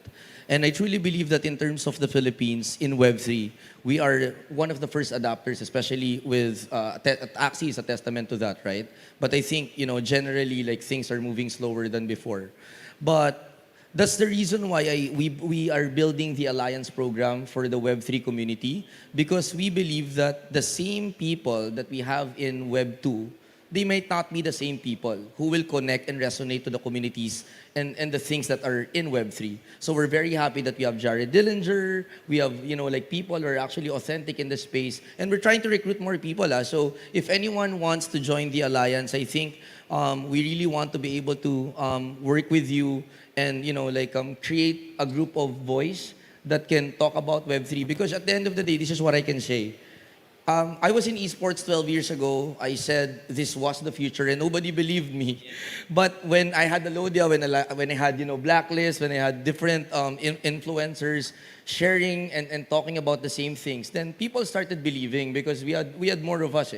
So I think in Web3, as long as we build a collective voice that can speak about the industry, that can talk about the positivity and also face the realities of the space, then maybe it can truly change. I mean, sorry, just to be clear, it doesn't need changing, but perception needs more help. Right, I agree. Talking about that, you mentioned, you said you're recruiting. So I guess there are people out there who might be interested to, join your team. I wanted to ask, our gamers and content creators here, what's the best piece of advice you think you could share with anyone out there who might be interested to, do what you do and, pursue a career like you did?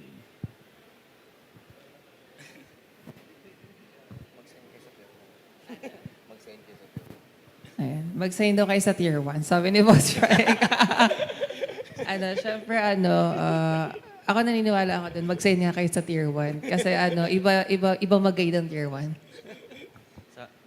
Sa akin din, sa mga nakilala ko sa esports, sa mga organization nila, para sa akin talaga ngayon yung Tier 1 talaga yung the best. Hindi porket nandito ako. Ako naman, ang advice na mabibigay ko is don't give up on your passion. Like, no matter how hard it gets, kahit gaano pa ka-rough yung road, like, continue ka lang. Kasi alam niyo ba guys, I just wanna share, 2018, nag-email ako sa Tier 1 Entertainment. Sabi ko, are you guys nagre-recruit ba kayo ng talent? Tapos, wala lang. Ayun, nandito na ako ngayon, katabi ko na si Bastian. Wow, Yeah, manifesting. I've come a long way. Yeah. Din talaga. I wanted to ask V-Wise also. I think you're now building your own house, if I'm not mistaken. Yes. So congratulations on that. Tell us more about that investment and how you feel like being content creators help in that dream to build something like that. Yung kasi, yung pagiging pro player, hindi talaga sapat yung salary and yung prize pool doon na mapapanalunan mo para makapagpatayo ka ng house. And mostly talaga na ginamit ko doon sa pagpatatayo ng bahay is from content creators talaga. Yeah. And ayun, pangarap kasi ng mother ko yun and gusto kong tuparin. Nice, congratulations. I just wanted to ask, obviously we're here also in the Web3 Festival. Are you guys as creators and gamers, how are you preparing for, mass adoption of Web3? Actually, nag-axie sila di ba? Nag-axie na din kayo? Yeah. Actually, yun na nagmulat sa amin sa crypto. Trike, I wanted to ask you also, what does the future of Blacklist International look like, especially with the advent of Web3 gaming? I believe, the main platform that helped boost the popularity is obviously Mobile Legends. And some people say it's a very tightly controlled, gaming ecosystem, which is sort of like the opposite of what Web3 is, which is decentralization.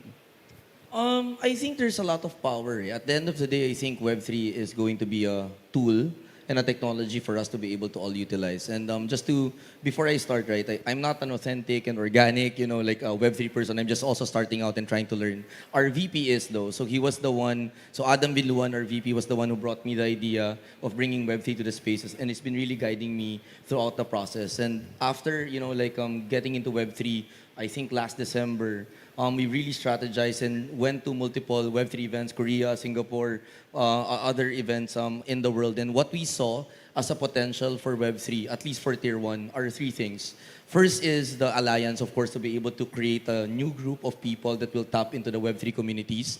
The second is we want to be able to create an NFT that's going to be attached to the experiences and products that we have. It's because there's a development in Korea where it's happening. It's called Web 2.5, and they call it Phygital, where the use case is from Web 2.0, but they're using Web 3.0 as a tool. So for example, there's a steakhouse there where you can book a steak dinner using NFTs. So that's what you want to be able to do. So in terms of the specifics, we're looking at an NFT pass ticket to one of our events called Blackout next year. Maybe there's a future where you can buy a piece of Blacklist International and get a piece of the prizes of what they'll win, or what our Dota 2 team or our Valorant team or our Web 2 teams can win.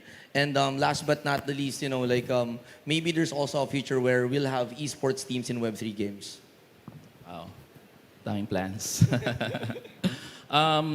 I guess we're running out of time, but I wanted to ask our content creators and gamers right here, what qualities do you feel like someone who wants to go into this space should possess? Ano dapat meron yung isang tao na gustong maging, successful na content creator and gamer?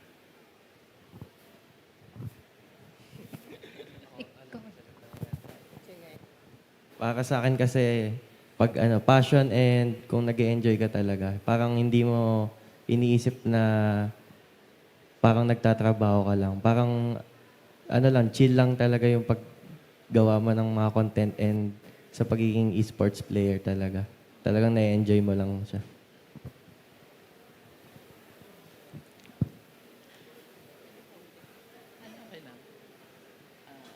What qualities do you feel like content creator needs to have para maging successful siya sa, Siguro sa akin, dapat meron kang strong personality because this path that you're gonna take is not easy.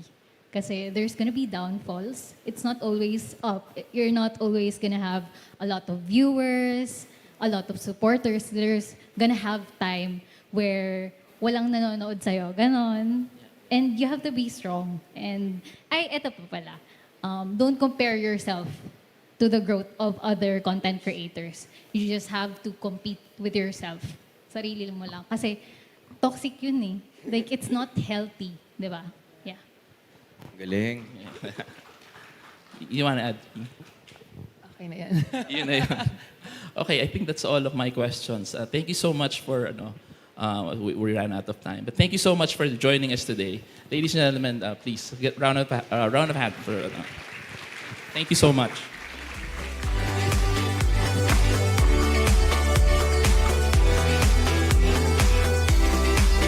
All right, so thank you for that, PJ, and of course, Trisha, for sending us good vibes every day, diba? And as to where Tier 1 is right now, of course, okay?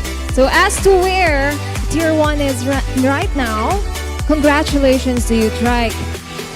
And to V-Wise, of course, isa akong matinding fangirl ng inyong duo.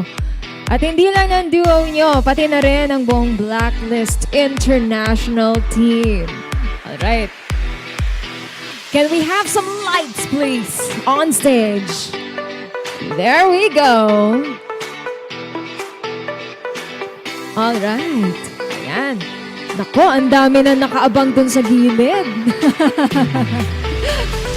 I'm sure everyone is super excited to see you guys here. For being a benchmark and such a success in terms of content creation and also e-gaming here in the country. You raised the flag for us. There you go. There we have PJ once again, Trisha, Trike, and V-Wise. Much has been made about the pros and cons for various games based on their play-to-earn mechanics, and we all know that. Many have replaced the term play and earn or some other variation. While it is easy to change a label, it is hard to design a perfectly robust model. Now, I would like to ask you guys, who amongst you are starting their content creation journey here? Can I see some hands? All right. Now, All right, so may I know your names? Okay. I wanted to interview because we might get some interesting tips from you guys. All right, so you are starting your content creation journey. You are, introduce yourself, please. So I'm Nathan from Asgard Metagaming. Nathan. So Nathan, what's your content all about? Can you share a short, brief introduction to your content to us? So right now we're building contents related how-to guides for NFT games. Yeah, basically anything under NFT space. Wow naman, congratulations to you. And when did you start? When the Axie craze happened, that's when we started. All right, there you go. Thank you so much to you, Nathan. Who else are starting their content creation journey? All right, who else? Nako, baka yung iba, shy lang ha? Content creation, content creators here in the audience. Yes? Wow. All right. Yes, sir. Hi, my name's Scott Countryman. I'm with Deep Six Carbon, and we're creating a platform for NFTs for marine conservation. So we're tying the sale of marine species NFTs to not only carbon credits, but also conserving coral reefs here in the Philippines. So much for that. Let's all give him a hand because that's such a good cause, right? And do you have a booth here outside? Okay. So thank you so much for being here, though. Are you enjoying so far from our speakers and panel? Thank you so much, guys. Okay. Who else? Who else? How about from this side? Okay. Wow, we have a lot of people in front. Who else? Hello, any content creators in here? Content creators? All right. Content creators? Okay, so maybe later on, I will go down once again and ask you what your interests are. Maybe hindi sila mga content creators, but they're starting a different journey in their lives. Okay? So for me also, I'm a content creator, but more on, all right? So more on lifestyle, right? So I do represent some brands who really matter to me and who I believe in and have been using for quite some time now. Now, I know that you guys are having your selfies, groupies, or some videos of today's event. So while you guys are at it, don't forget to post on your social media and of course to include in your post the hashtags. Okay? So we have the hashtag PHWeb3Fest. All right, once again, please do use the hashtag PHWeb3Fest. So later on, I will be checking and commenting on your posts. All right? So how are you guys doing so far? Let's wait for everyone to settle in. You know what's so interesting about content creation is, yes, from the beginning to the end, it's just so fun. You know, from the planning stage, right? So what's going to be my personality? What's going to be my specialty? What do I have to share to other people? And how do I make it interesting? And then you have your production, post-production, then you see your output. And when it creates impact to other people, that's when you know that you can go on and on with your content creation journey. And of course, we can't wait to check it out, you guys. So approach us anytime. Now, to continue with our program, today we are honored to be joined by Ryan Fu from Delphi Digital, an absolute leader in this space. Let's give him a hand, everyone. Right? Nice to have you here, Ryan. All right. So Ryan is also joined by Chun Sim of Binary X, Chase Freo of Op Games, and one of the more outspoken personalities on this topic that actually has first-hand experience. We have Corey Wilton of Mirai Labs. Hello. Right. Hi, everybody. Welcome.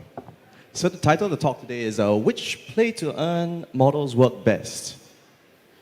I think we can zoom out a little bit and talk about how monetizing games has happened hitherto. So I'll give a bit of context around that, right? First, we started with arcade games, right? That was sort of the dominant monetization model in the past. Then we went to premium games, $60 a game, right? And then free-to-play, mobile, huge market, 175 billion, I believe, was the often cited statistic for the market, right? And now we have this new emerging monetization model, play to earn, and potential models beyond that, right? Business models for games. And so, even in today, we see many other models emerge beyond play to earn, right? Play and earn, play to own, free to own.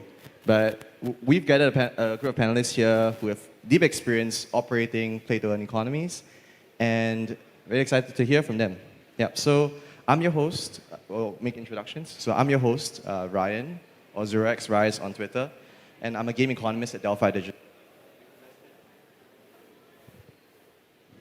Hello.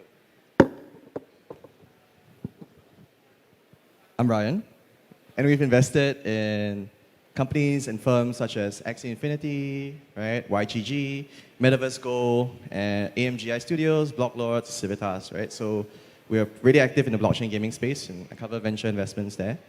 And today we have with us, in order, we have Chun, right, who's the current global head of business development at Binary X, right, which is, I suppose we could call it an initial game offering platform, right, for play to earn and blockchain games. And it sits somewhere in the middleware layer, and the goal is to help out these teams, game teams, with their tokenomics and the like, launching into play to earn and into the market. We also have Chase, right, who is a veteran in the games industry, right, in the Philippines. So he's the CEO of OP Games, which is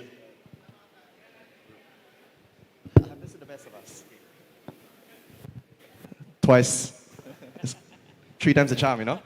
Right. So we have Chase Frio, who's the CEO of OP Games, right? He's a veteran in the games industry, and he's currently building OP Games, which is focused on building competitive, hyper-casual experiences in Web3, right? So arcade games, you know, like even more casual than Candy Crush, right? And beyond. So, and then finally, we have Corey Wilton, who likely needs no introduction as building one of the largest pay-to-earn games, right? Pegaxi. And I think he has a lot of experience to share about his time running and operating a play-to-earn game. So we have a lot of ground to cover today. And I just want to set the context for play-to-earn, right? So just a grounding definition for us, right? So we define play-to-earn as games where you can earn tokens through your gameplay, right? And then the players, there's a intention when they enter into the game to earn these tokens with the potential of, you know, realizing a future gain, right? So that's, I think, one of the definitions we see sort of play to earn. There's a intention behind it. So with that sort of context, I would like to sort of turn the floor to Corey, right, to start. And, you know, Corey, Pegaxi has been branded as a play-to-earn game. It's one of the largest ones in the last, in the bull cycle, right?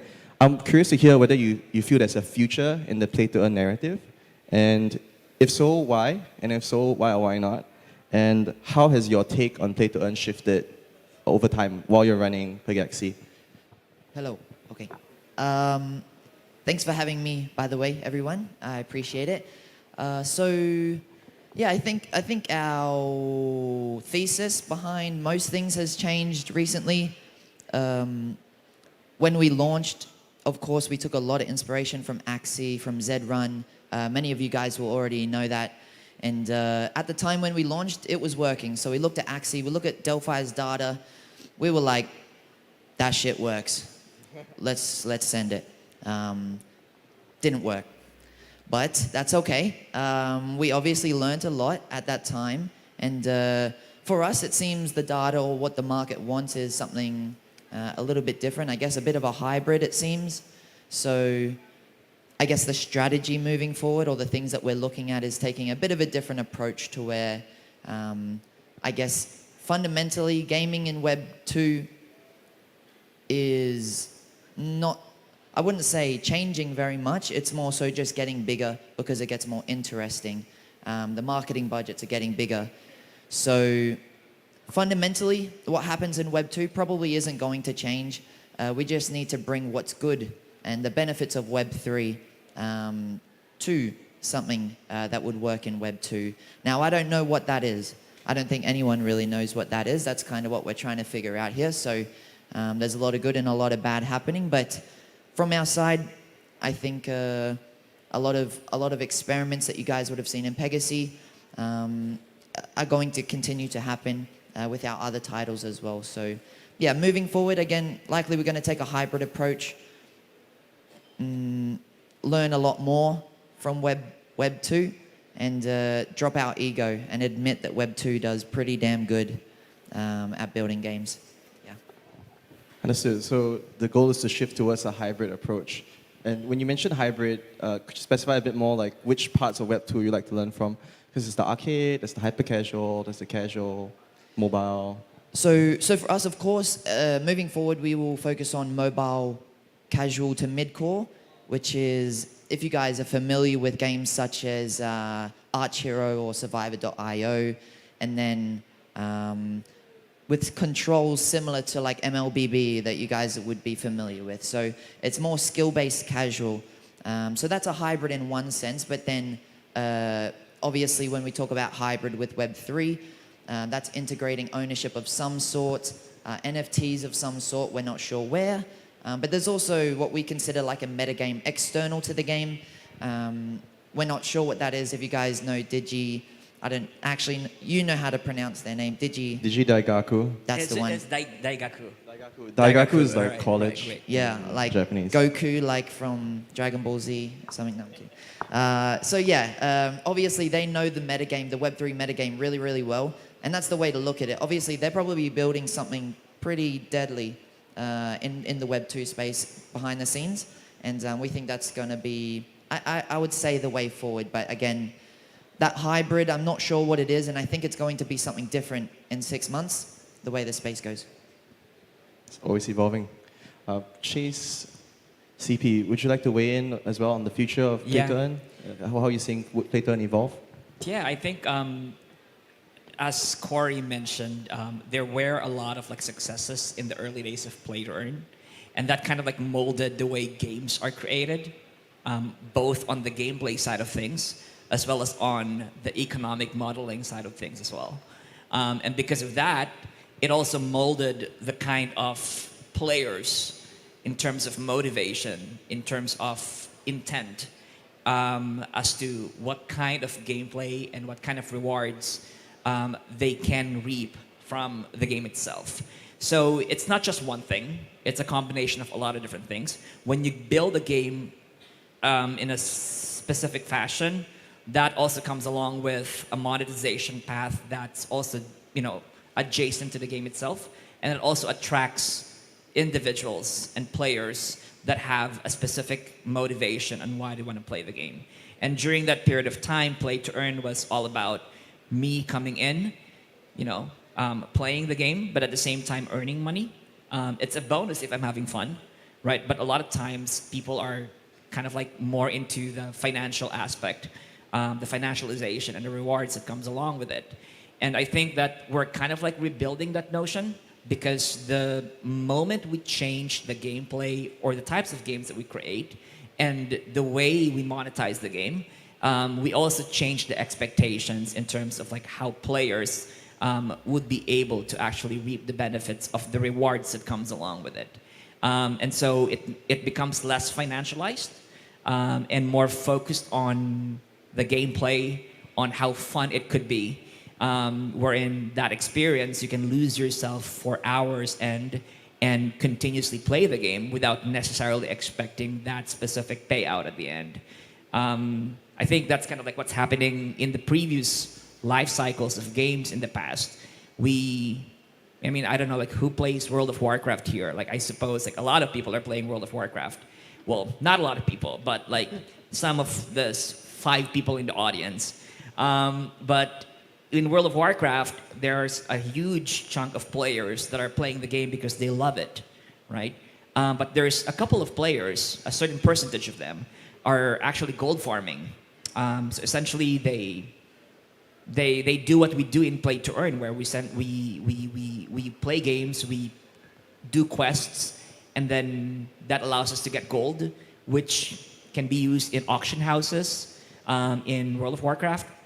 And that kind of like balance is pretty good because you have at least about 80%, 90% of the players playing the game for the game, and 10% of the players, and don't quote me on the percentage, I'm just making it up. But all I'm saying is that like there's a huge disparity in terms of like people that are playing the game for fun versus playing the game for financial rewards. And I think we kind of like have to balance that. Hopefully we get to do it now. Yeah, the challenge of monetizing the game and creating enough reasons why players want to spend, right? Exactly. Outside of earning. Awesome. I want to ask CP for your view. Like, you were working previously with a few, companies aiming to build play to earn. I'm curious to hear what you've learned from that experience, and then running an IGO platform. How's that changed, with the market cycle? Yeah, sure. So we actually started off with a game, a play-to-earn game, when we launched last year in August. It was the first iteration of play-to-earn games, and now we have about 3 games out there now. So we have been compounding our learning along the way. The IGO platform is just something we run on the side to really bring, that hybrid thing that we were talking about previously, and introducing more diversity in the space. So like better quality, better engagement, different genres even for our players. So we don't know everything in gaming. We know the 5 side, and we have tuned it up to 11. So now it's a bit more of rolling and finding the right balance. The market conditions matters as well. We are in sort of a bearish market. We are seeing more developer come to space, as well as gamers who are actually interested in the games. So the demographic on both ends are really changing. So this is what we are noticing, and we are trying to cater to that. I'm interested to dig a bit deeper, right? Because we discussed a bit about the market cycle, right?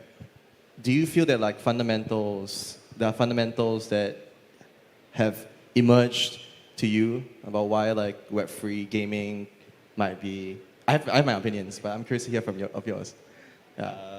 Yeah, so now it's a bearish market, and we are noticing, the on-chain activity slowing down.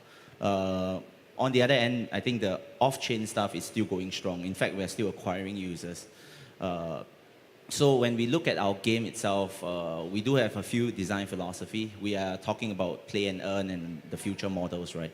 Like cutting the cost for the player, being very mindful about that, right? That's new to gamers, and so that's very uncomfortable for them. Things that I've never played before, I'm going to start paying gas fees even. So they have to on-ramp onto the MetaMask. That's already a huge step. So we really deliberately design our game to have really low barrier of entry. And I think that strategy has been working out. And we are seeing a lot of the industry doing the same thing as well. Yeah. Moving towards accessibility and lowering barriers to entry. So that's a very nice segue into hyper-casual. And we have a few minutes left, right? So just, time flies, right? So Chase, you were working on hyper-casual, and you've been published multiple hyper-casual games in the past, right? I'm interested to hear how you see that change, right? Because most of Web3 games, everyone wants to build large-scale MMOs, space exploration games are huge, right, in Web3, and RPGs, right? Mainly because there's a lot of depth for players to really get involved in, and also spend depth as well, right? There's a lot of reasons why players would spend in the games, which makes it a very attractive potential business, right? But I think the underexplored part is that, most of the games that people play, right, that Candy Crush, for example, has 100 million users, way more than, EVE Online or World of Warcraft, different types of users, but still a very important segment for gaming. So Chase, with that context, I'm curious to hear how you see hyper-casual and casual's place in Web3, and how are you guys, attempting to build out? Yeah, thanks. I think that question is going to be very, very important to answer, coming from a developer perspective. Just because if you look at the population of Unity developers, for example, there's more than 100,000 Unity developers. And a lot of them are mostly building in teams, huge teams that are building MMOs, RPGs, big games, right? But like if you look at the independent game developer side of things, there's more of this. These are your Google employees that works on their own game over the weekend, right? Not a full-time job, but a passion. And the thing with hyper casual games and casual games is that the way it would succeed in Web3 is that number one, there's strength in numbers. What I mean by that is it's not like your big average AAA game where there's a very, very deep sense of economics within the game. Hyper casual games and casual games are very monolithic in the sense that there's always a linear experience.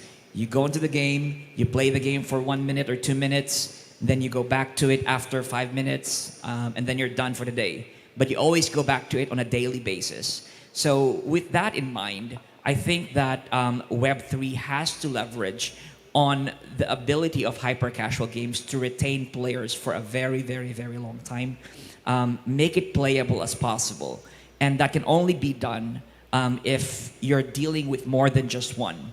I think like what Corey mentioned about doing something hybrid is going to be very crucial in terms of like how hyper casual games and casual games will succeed in Web3.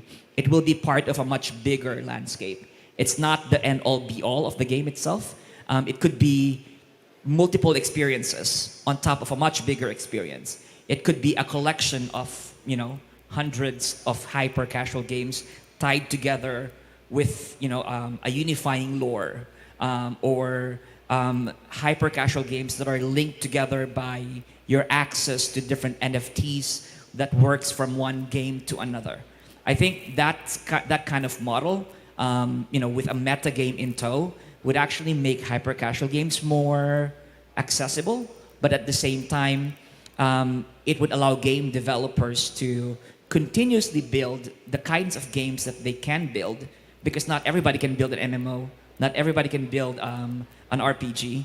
Like as an independent game developer, I only have 2 days every week to create a game, right? I think that allows them to become part of a much bigger universe.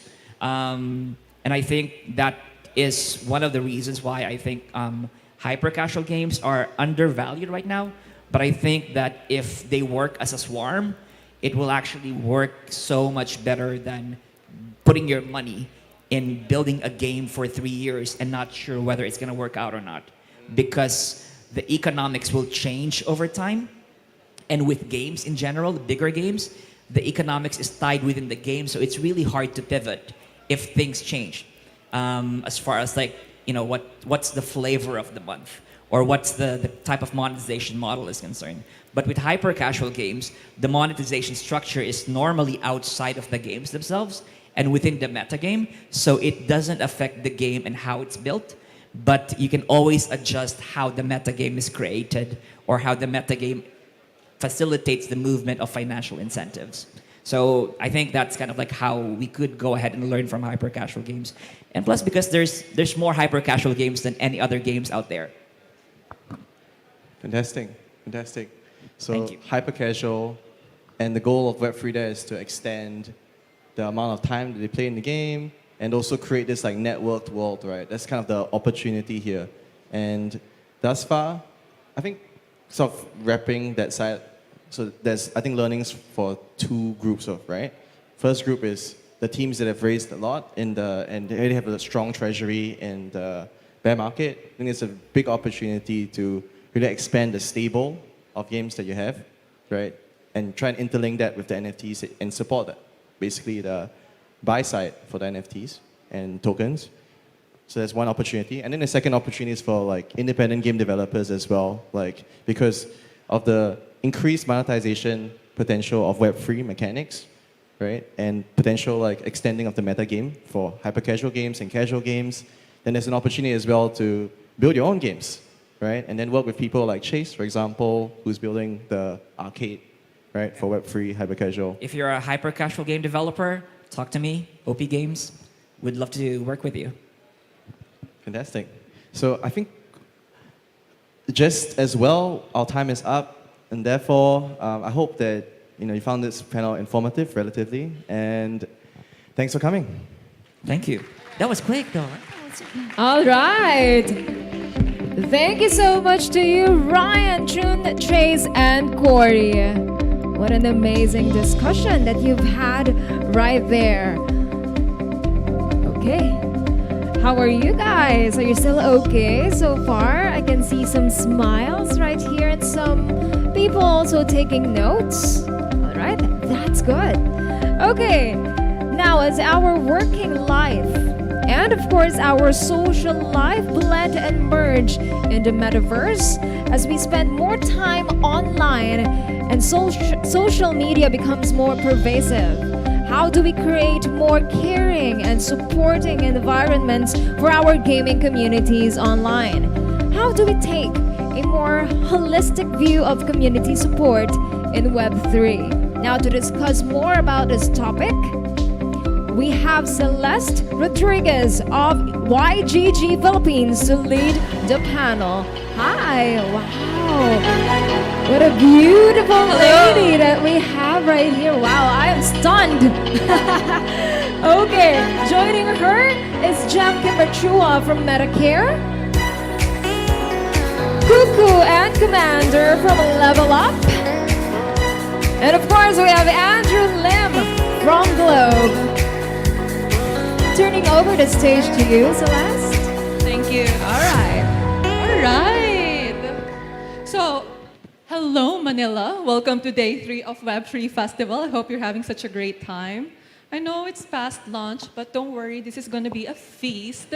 Yesterday, I did moderate a panel on onboarding the next million. But today, it's going to be super interesting because we're going to talk to people who actually took care of the first wave. Everyone knows Axie, I'm sure. Everyone here has some sort of semblance to gaming and crypto industry, and that onboarded a lot of people. When the hype died down, though, it begs the question, why did the community choose to stay? What kind of player care and, fostering this kind of love and safety in our community, what are we doing right now that made people stay even after the hype has died down? In my panel are people who are actively working on that space, and I would love them to introduce themselves. This is Jem. Hi guys, good morning. My name is Jem. I am from the Medicare team. I'm the head of operations.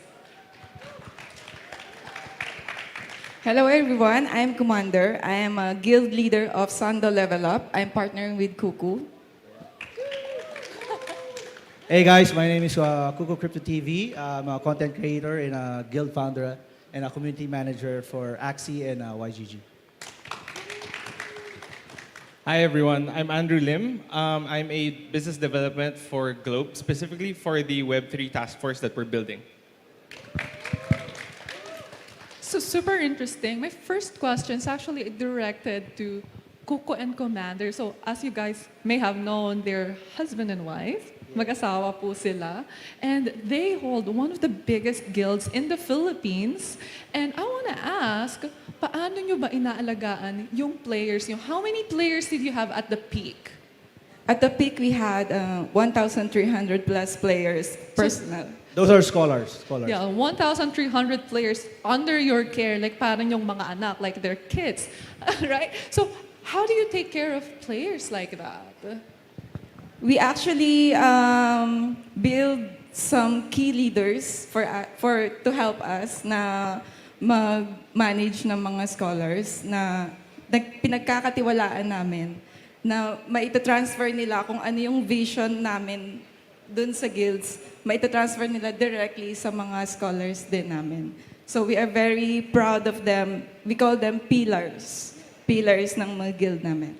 Yeah, just to add up, we actually set a culture and a foundation in our community to really set that standards that we're not just trying to make money in the space, but we're actually trying to grow in the space and learn.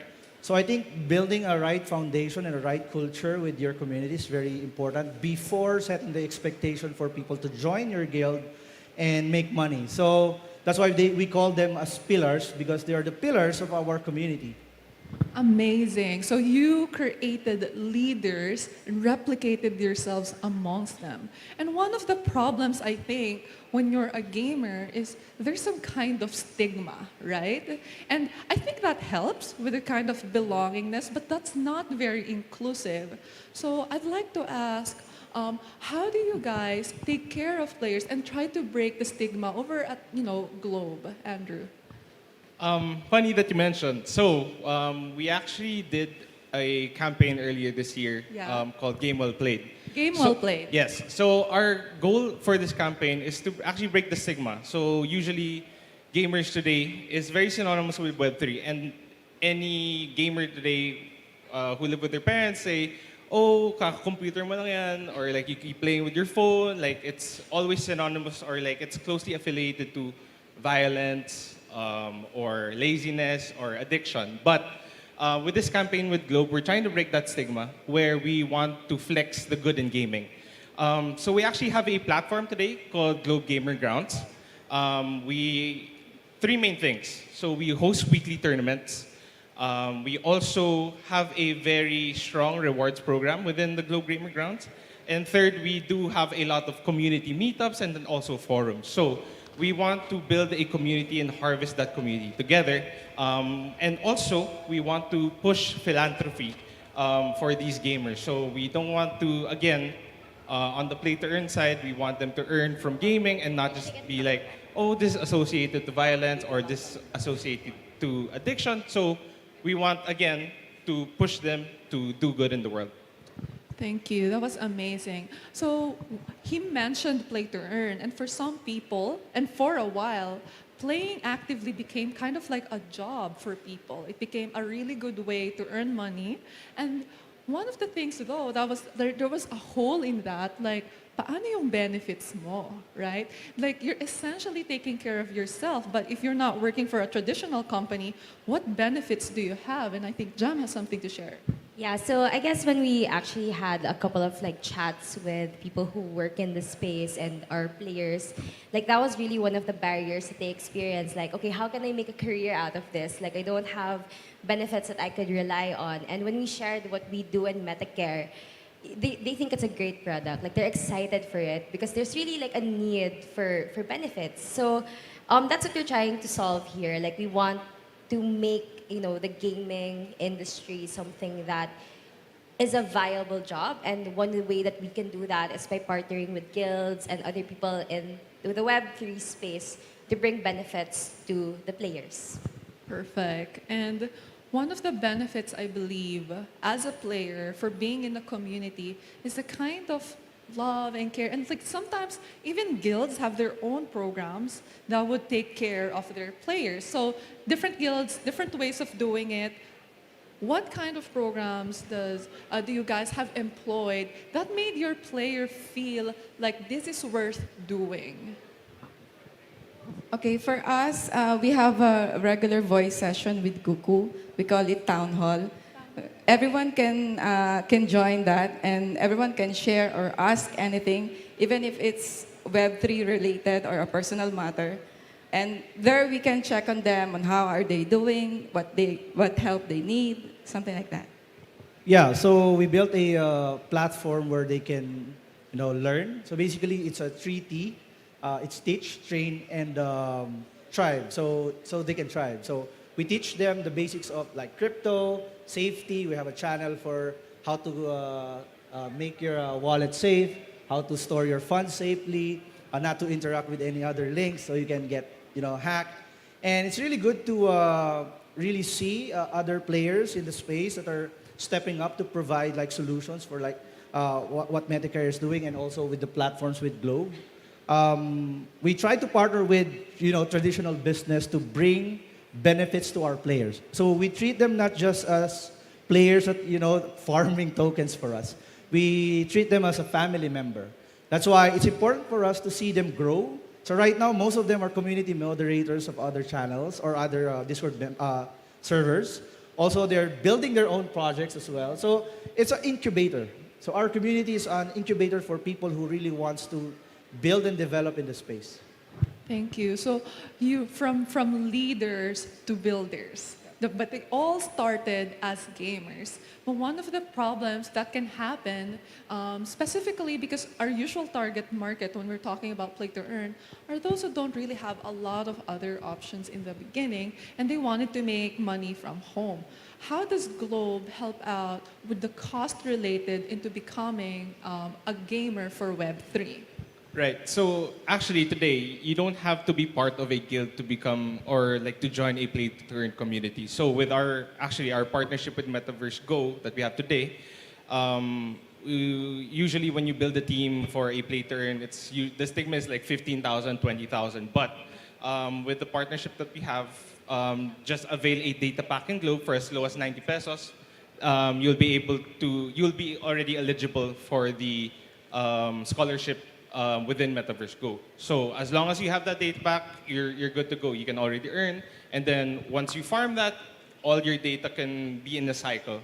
So it's easy for everyone to join the play to earn community.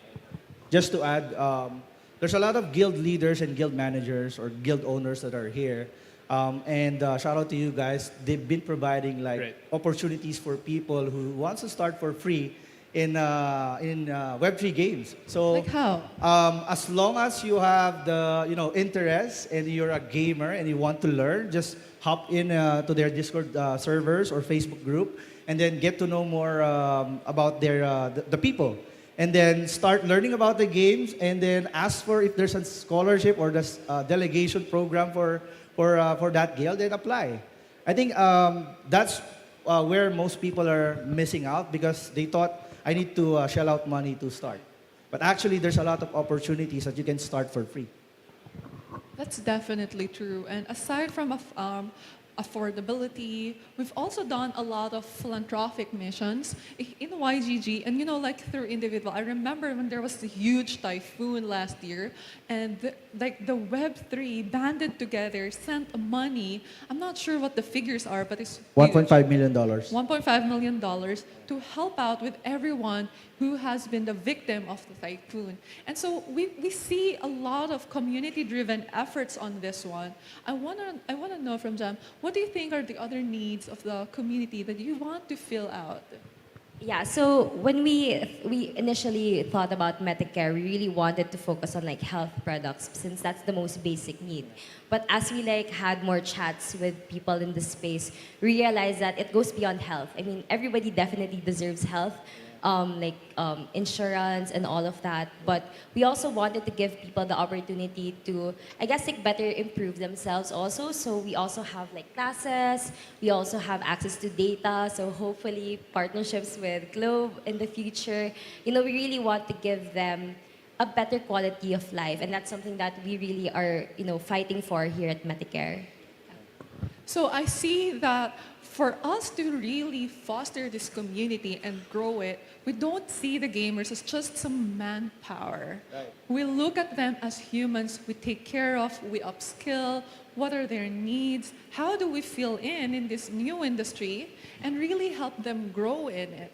What will make them stay is essentially treating them as a part of their family. Yeah, I think there's a saying that says people don't care how much you know until they know how much you care about them. And through that, through your actions, more than words, yeah, maybe I'm a content creator and I'm saying this, but actually when the typhoon hits our province in Cebu, me and my wife and the YGG Pilipinas, held the outreach program for 4,000 families. So we're badly affected. I don't have internet for 4 months.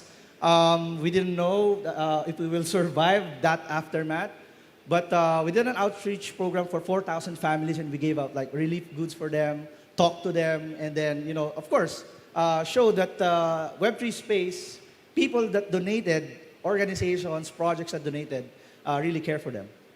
Yeah, I think to add to that, so whenever I get to talk to guild owners and managers, I'm always so impressed by how much malasakit and care that they have for their players. You really feel the sense of community and family, and at the end of the day, we all just really want to help each other out and take care of each other. So I really love how everybody is really just looking out for one another in this space.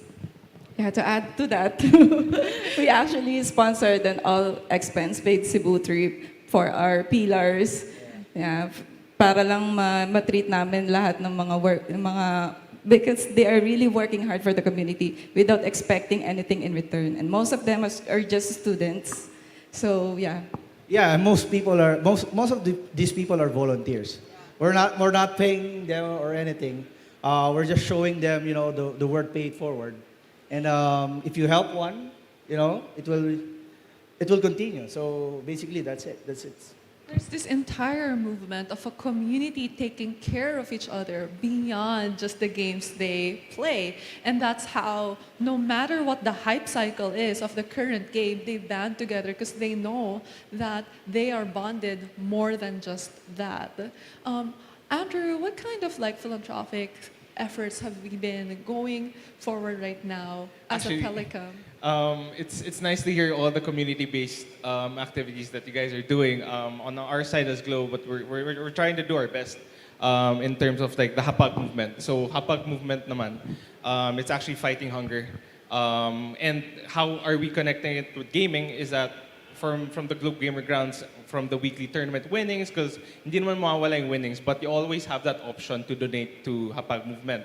Rewards program also leads up to Hapag, even our Globe Rewards. So everything can be donated to Hapag. So Hapag really is one of our main staples, our main pillars in Globe today that we are pushing for to push sustainability also and help out our fellow Filipinos. All right, our time is almost up. So I want to ask you guys, just your few words. How do we make sure that this space continues to develop that is very gamer and human friendly for the next few years? Well, I guess for me, it's really just, being open to conversations and, understanding what our needs are and looking for ways to help each other out. I mean, we're all trying to build towards like a better Web3 community here, and I really appreciate being in this space as well. I think the best way to care for people is to listen to them, right? I mean, you don't know what they're going through if you don't try to listen to them. So if you're a leader in the space, or if you're not just, anyone, talk to, your seatmate, meet people, connect to them, and just listen to them. Listen to their story. For us, we want to push the Globe for good. We are pushing also how can we make things better for the community. One of the best things to do is actually harvest the community through gaming, because we do have already games. And again, going back, we want to break that stigma. We want to break the quote-unquote, oh, it's just gaming. But it's actually more than that. So we actually bring out the care and fostering of the community. So there's that. So what I see here is how you foster care and safety for the community is education, upskilling. We also talk about their health, their wellness, aside from gaming. At the same time, all the love and belongingness that you can only get from a community, because after all, that's what got them here and will make them stay in the first place. Thank you, everyone. I hope you all find that interesting. Thank you so much.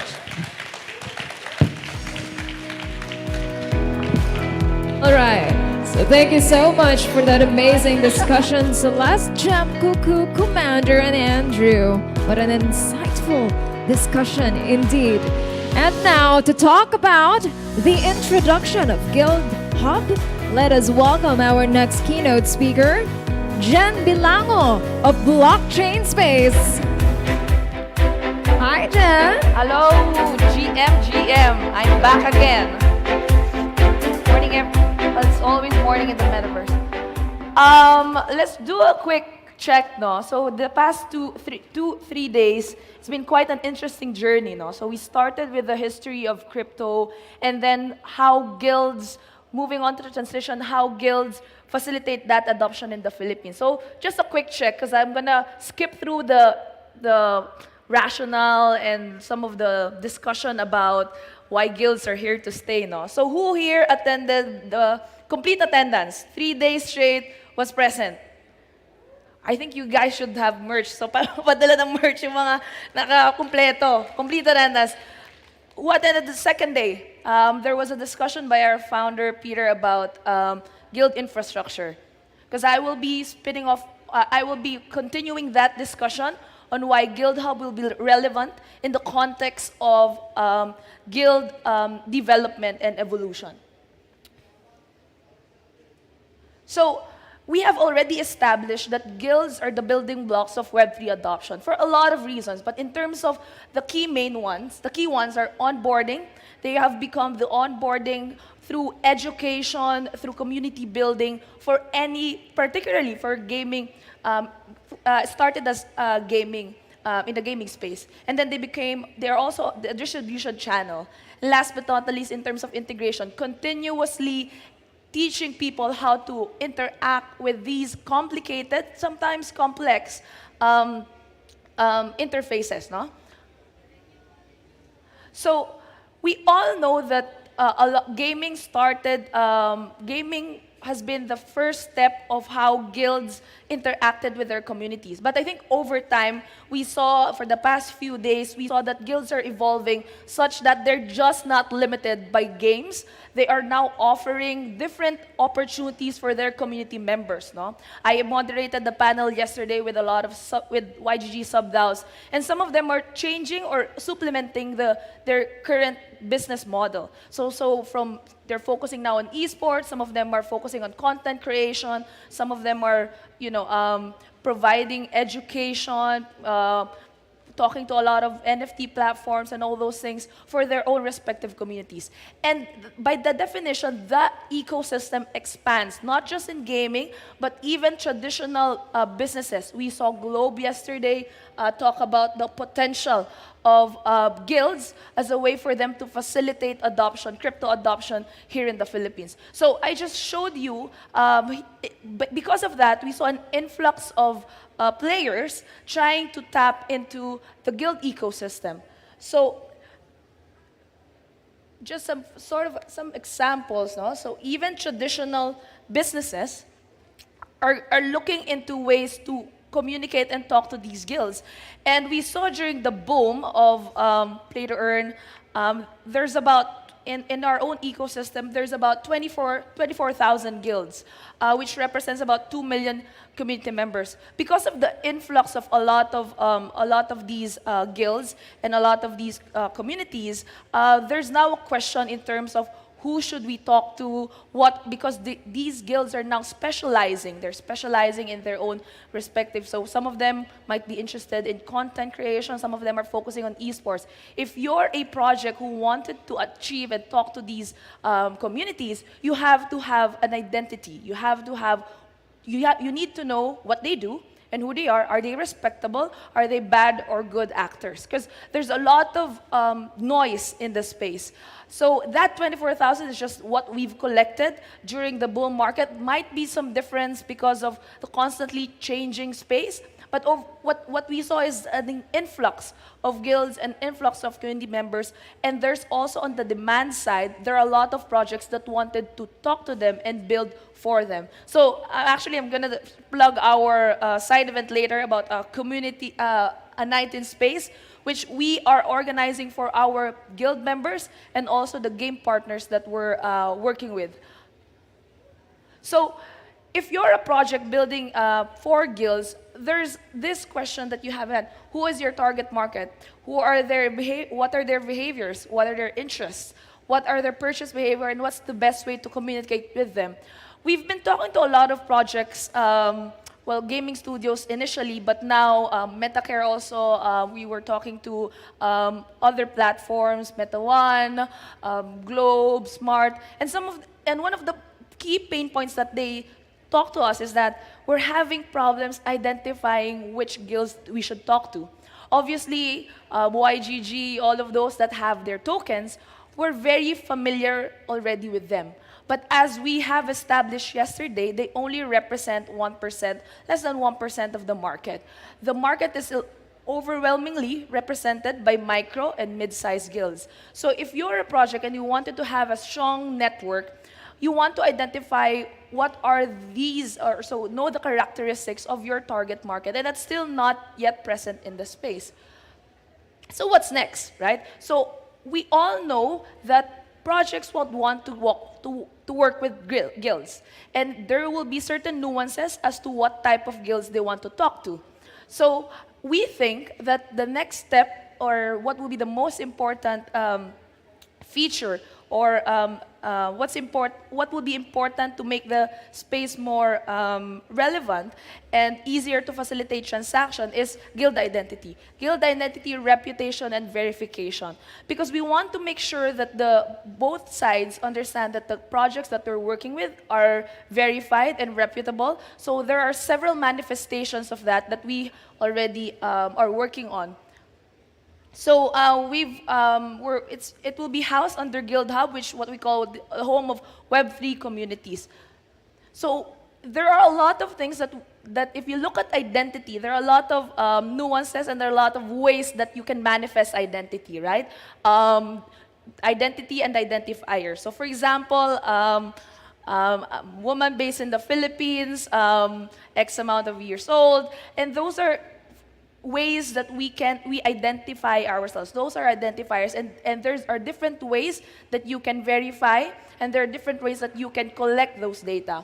So we are in a unique position to be able to provide guild identity or verify the guild identity because of the three things that we have: tools, analytics, and community activations. Because you want to make sure that the information and the data or information that you have attached to a particular guild profile is verifiable, or to some extent, there are several attestations that are attached to it, and people can prove that they are participating, or they show that particular characteristic.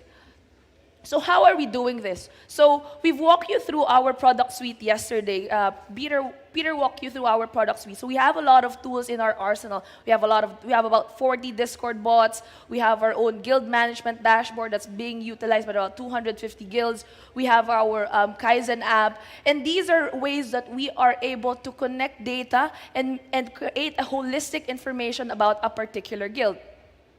Second, analytics. So as I mentioned, we have about 24,000 guilds, give or take, plus or minus, and given the changing landscape of the guild ecosystem. But over time, we do have data about not just on the guild's perspective, the guild's performance, but at the same time, we are able to aggregate data about game performance, and then we will then match them to a particular guild. So we also have community activation. So it's not just on-chain data. It's not just looking at scraping data in the blockchain. We also have community activations where we engage these communities. So we conduct a lot of meetups. We also hosted tournaments. So one of the first Axie LAN tournaments was hosted and organized by our team. It was held in the birthplace of Play to Earn, Cabanatuan, about $40,000 worth of prize pools, not as big as the current one, so, but we're happy to host about 200 players for that. And I think what's particular about that is we used Guild Hub as a way for us to verify the players. Because what we want is to weed out the bad actors and then provide opportunities to the good actors in the space, therefore legitimizing guilds and then helping them facilitate and interact with other projects. So in Cabanatuan, what we did was very interesting. We have about 100 signups, 100 guilds that wanted to be part of the tournament. But we had to check if, number one, they've been around for X amounts of months, because we don't want fly-by-night guilds who are just here to extract value. Second, we had to put a cap, right? Because some guilds would be more dominant than the others, but we want people to have a fair chance in terms of participating in the tournament. So that's a second identifier, the players that are within their own guild, and for them to be able to sign up, they need to have a Guild Hub profile. And last but not the least, we have interactions in terms of the AMAs. We work with a lot of projects. We have about 70 game partners that we work in varying degrees, right? Some of them, they're asking us to be their go-to market strategy partner for a particular country. So Sandbox, which Peter will have a fireside chat with Seb later. We're the Philippine representative for Sandbox. We're talking to a lot of games about reaching out to other markets, doing market research, because of all of the data and all of the information and the close interaction that we have with these guilds. And we wanted to automate that. So it's for the past few months, it's been quite manual. It's been quite challenging in terms of scaling that. But we realized that we can scale that by using, by creating a platform where we put all of our product suite, our products and services into one platform, and people can then access that through their own badge. So that has been implemented. Our alpha was implemented during the Cabanatuan launch. And let me just walk you through the current phase that we have and the information that we will be getting once you sign up on GuildHub. So GuildHub addresses key challenges around the importance of identity and verification. We are solving market discovery, management, onboarding, and engagement on a single platform. So this is our current version. The next few version will have a more in-depth integration with our dashboard, with our database, and all of the identifiers that we're able to collect from different interactions that we have.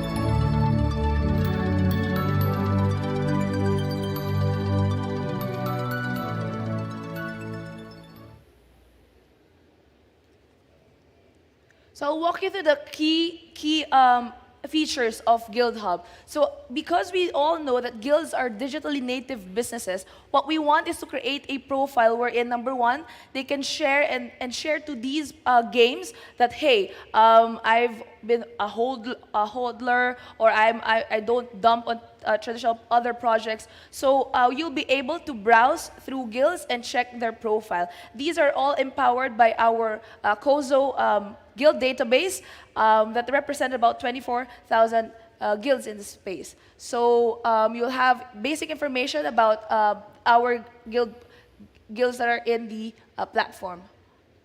Next slide. So guild profile. So if, let me just get this. You will have all of the information about guilds, where they're located, guild performance, because if you're a project, you want to know, okay, is this guild the right guild for me? And that is something that is quite relevant to a lot of gaming studios. We were talking to a lot of them outside, and they were like, who should I talk to if I am a card-based game? If I want to have a high-performing guild in a card-based game, is this the right guild for me? And we're becoming their business development arm to some extent. And we wanted to automate that by having these information available in GuildHub. So it's not just for guilds, but it's also for investors and gaming studios, for them to know and to have a verified system for them to interact with guilds. Next slide. So guild performance. So what we think would, in terms of creating GuildHub, we believe that identity will be the key to effective and efficient product and services discovery and to a scalable community engagement. So we're talking to a lot of tool providers because this is something that we'd like to be open. We want it to be interoperable, so there wouldn't be just one identity solution in the space. And the same way that we interacted with a lot of tooling providers, right? So there wouldn't be just one tooling provider. What we want is to create a system wherein other verifiers would be able to use the Guild Hub, their Guild Hub profile, and share it to projects that they're willing to work with. So, for example, you have a big amount of you have a large amount of NFT holdings, and you wanted to work with a NFT lending platform. So we're already having discussions with these groups using and talking about how we can utilize the Guild Hub profile of our partners and use that as a way for them to reach out and connect with them. So again, visit our booth outside. If you're a guild leader or a guild owner, register your guild in guildhub.io. If you're a project would like to work with you and learn more about how we can help facilitate adoption, user acquisition for you guys. And yeah, guildhub.io will be the home of Web3 communities in the space. Thank you.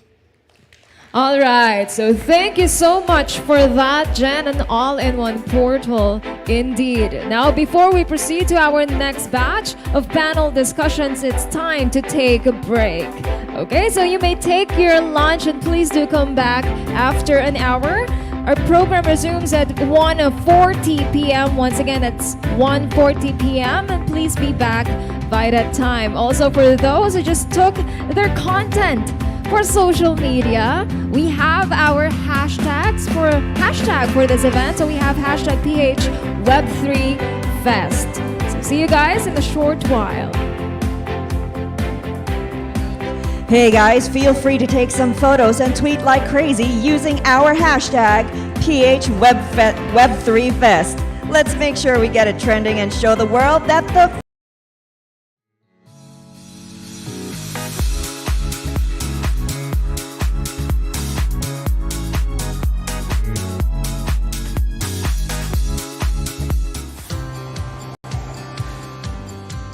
What if your everyday is easier? What if your tasks are faster? What if you never have to chase due dates ever? What if your life is safer? What if your dreams are higher? What if kaya mo na? GCash gives you secure payments, real-time money transfers, accessible financial services, exclusive deals, and a full suite of business solutions para kaya mo na sumabay sa takbo ng buhay. Kaya mo na to stay connected. Kaya mo na magbayad anytime, anywhere. Kaya mo na mag-buy and sell. Kaya mo na to get exclusive deals. Kaya mo na magpera padala. Kaya mo na gawing safe ang future. Kaya mo na abutin ang pangarap. Kaya mo na makatulong, magbigay ng pag-asa. Kaya mo, GCash mo.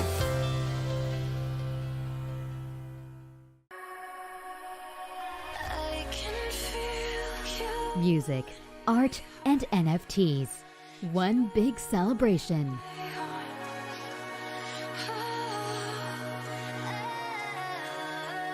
Over 10,000 GGARs. A recap of the best moments.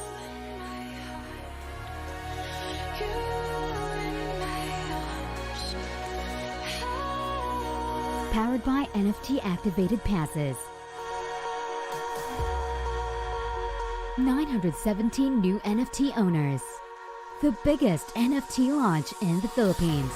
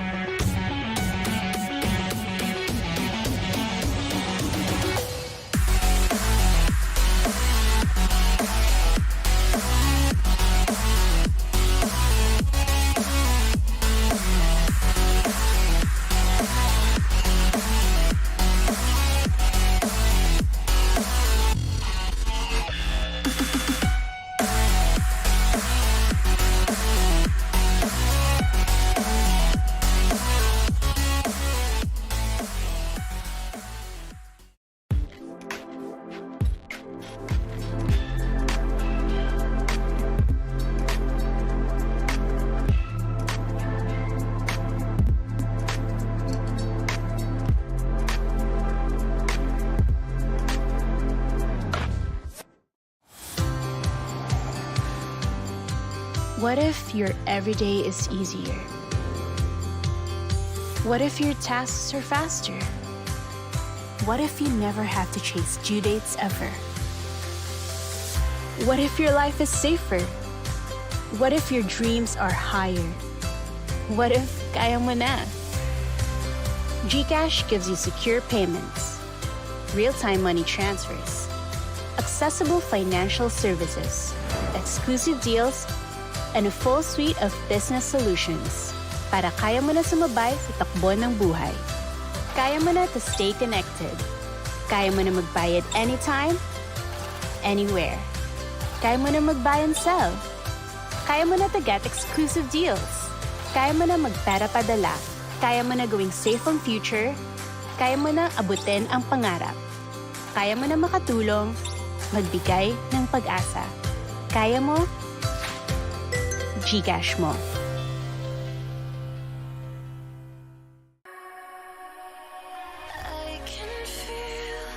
Music, art, and NFTs. One big celebration.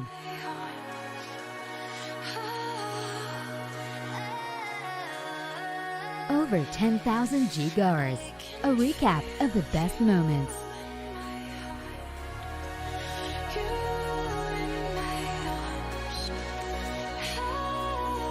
Powered by NFT activated passes. 917 new NFT owners. The biggest NFT launch in the Philippines.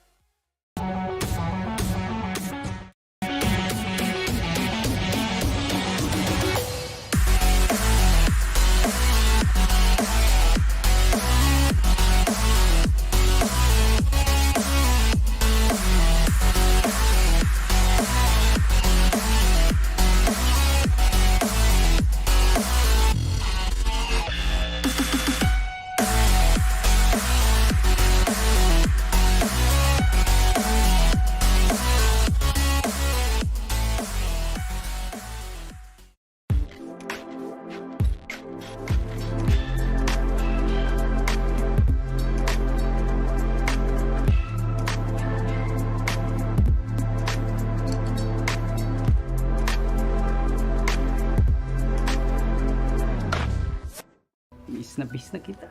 Ay, kailan kaya ulit? Angkas, tara na! Pabalik pa po ang angkas? Manalig ka lang, dahil ang angkas ay malakas. Angkas malakas! Angkas malakas! Angkas malakas! Angkas malakas!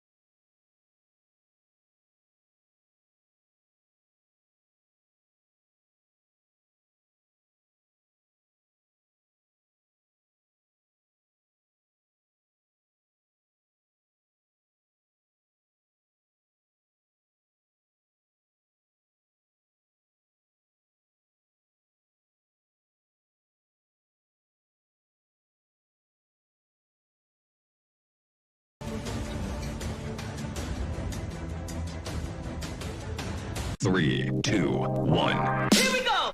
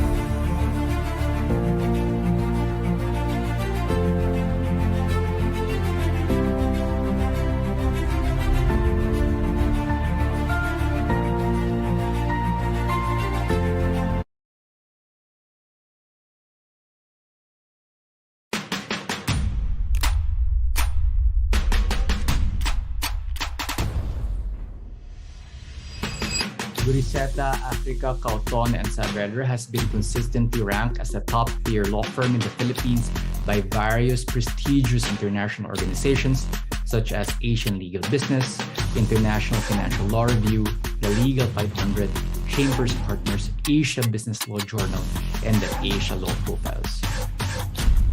Our firm, Guriseta, Africa, Cauton, and Saavedra, was awarded the Technology, Media, and Telecommunications Law Firm of the Year for 2019, 2020, and 2021, and also the Innovative Technologies Law Firm of the Year for 2019 and 2021 by Asian Legal Business during the Philippine Law Awards.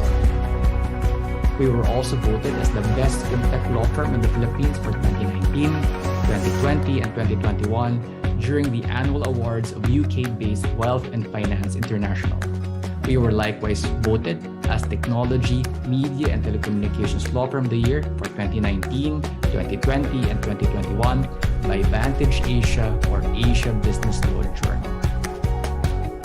With pioneering expertise in the law on digital assets, fintech, blockchain, virtual currencies, e-commerce, data privacy, and artificial intelligence, we are legal counsel to the biggest and most impactful technology and online companies in the world. We have been ranked #1 in the Philippines in the tech or fintech space.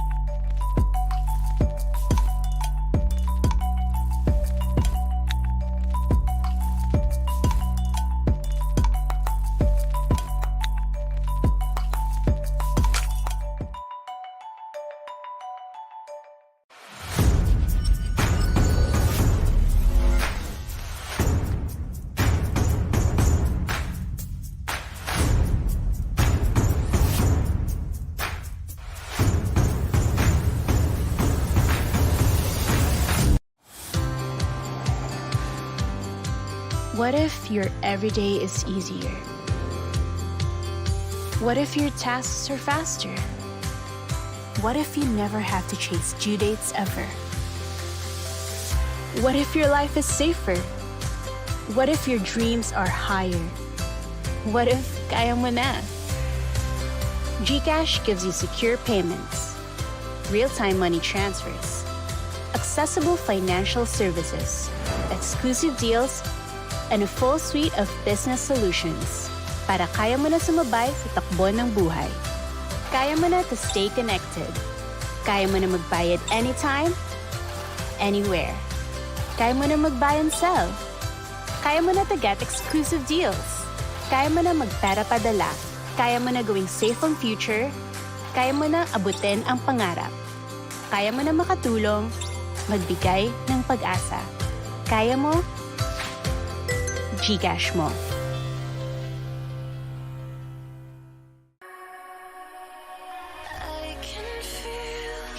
Music, art, and NFTs. One big celebration.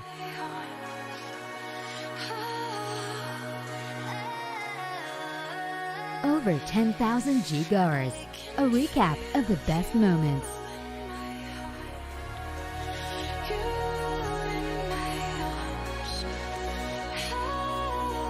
Powered by NFT activated passes.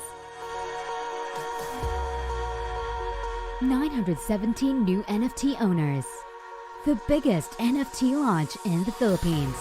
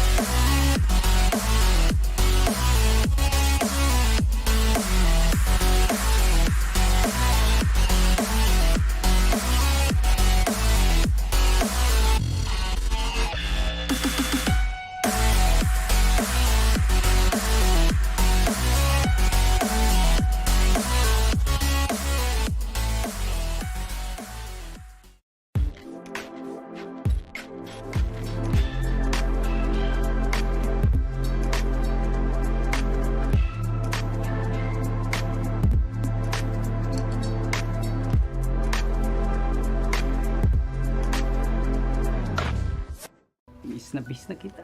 Ay, kailan kaya ulit? Angkas, tara na! Whee! Pabalik mo po ang angkas? Manalig ka lang, dahil ang angkas ay malakas. Angkas, malakas! Angkas, malakas!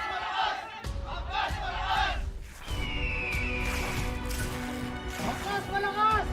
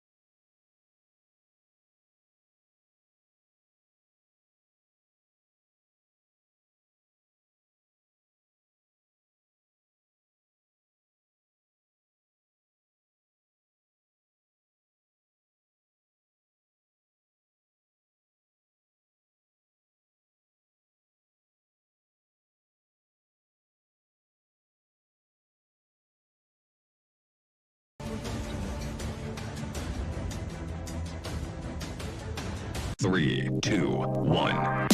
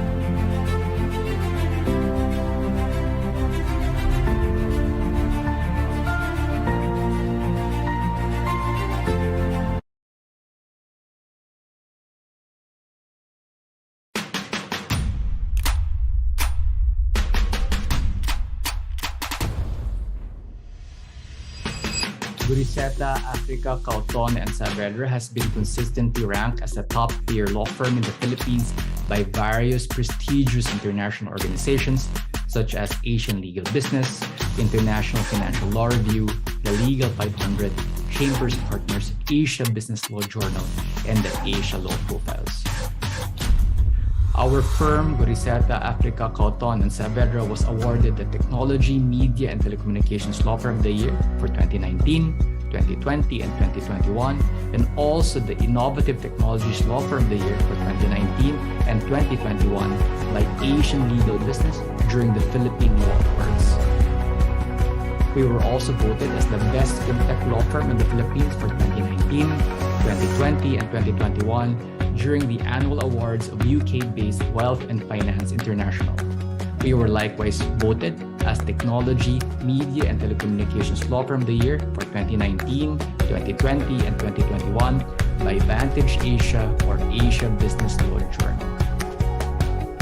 With pioneering expertise in the law on digital assets, fintech, blockchain, virtual currencies, e-commerce, data privacy, and artificial intelligence, we are legal counsel to the biggest and most impactful technology and online companies in the world. We have been ranked #1 in the Philippines in the tech or fintech space.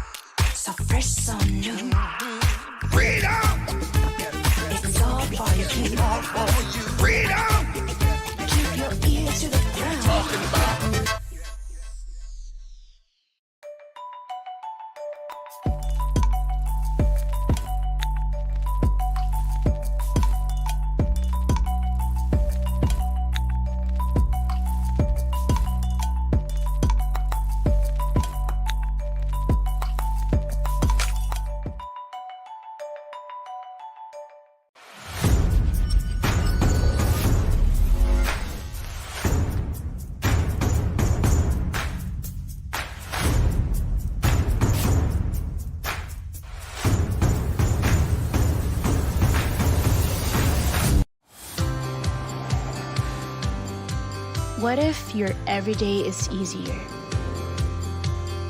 What if your tasks are faster? What if you never have to chase due dates ever? What if your life is safer? What if your dreams are higher? What if kaya mo na? GCash gives you secure payments, real-time money transfers, accessible financial services, exclusive deals, and a full suite of business solutions para kaya mo na sumabay sa takbo ng buhay. Kaya mo na to stay connected. Kaya mo na magbayad anytime, anywhere. Kaya mo na mag-buy and sell. Kaya mo na to get exclusive deals. Kaya mo na magpera padala. Kaya mo na gawing safe ang future. Kaya mo na abutin ang pangarap. Kaya mo na makatulong, magbigay ng pag-asa. Kaya mo, GCash mo.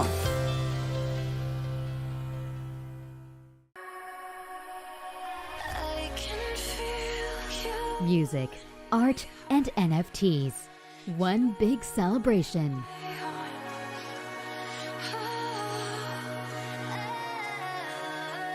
Over 10,000 G-goers.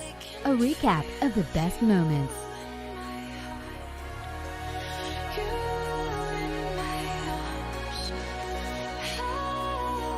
Powered by NFT activated passes. 917 new NFT owners. The biggest NFT launch in the Philippines.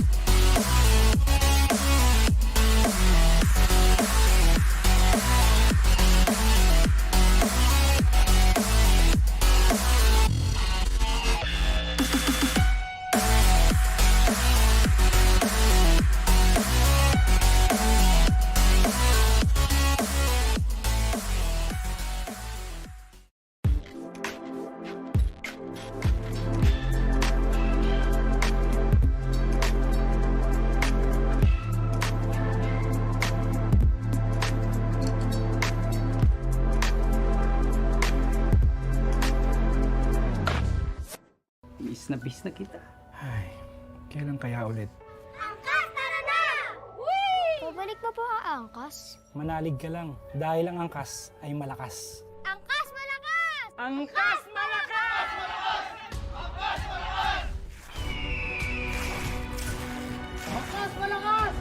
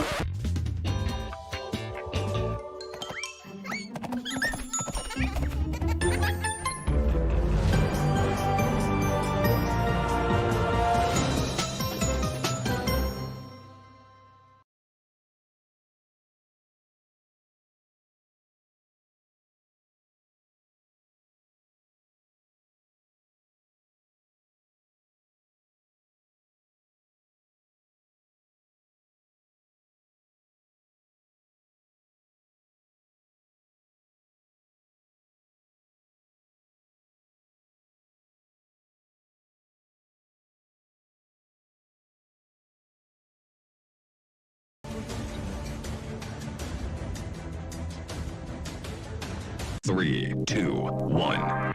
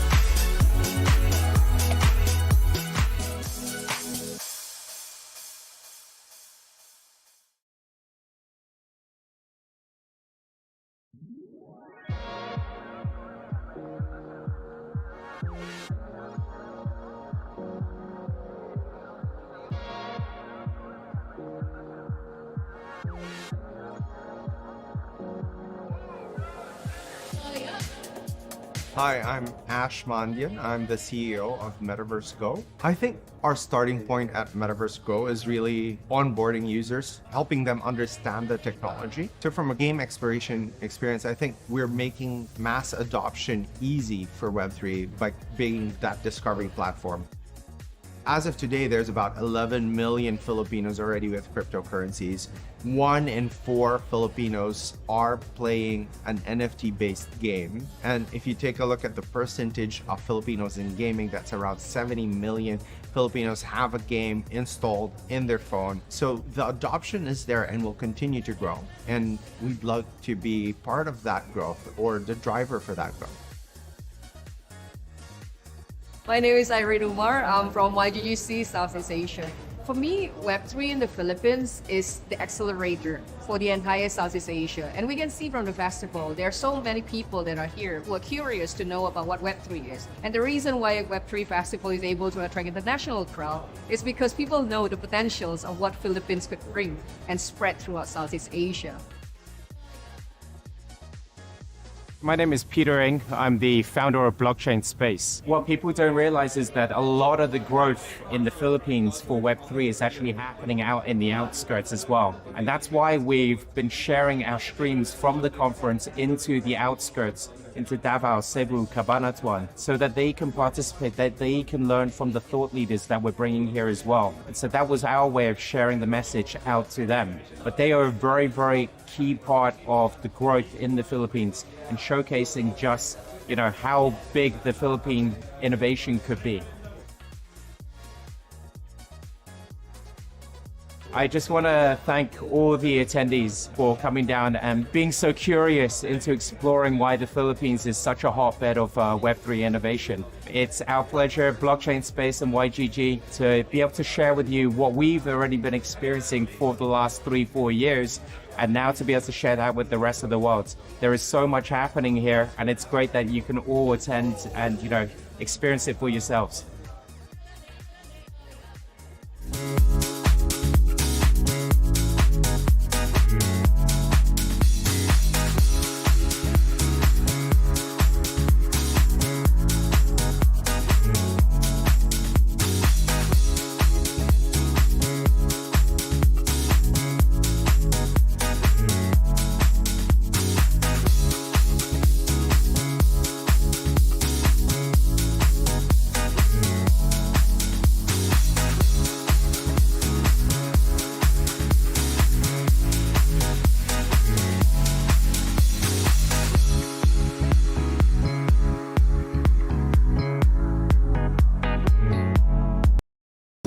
To interesting people and making amazing connections. So make sure that you guys do that as well during breaks. And now it's time to move on to our afternoon segment. Now, unfortunately, due to the last-minute change in schedule, our guest will be joining us remotely.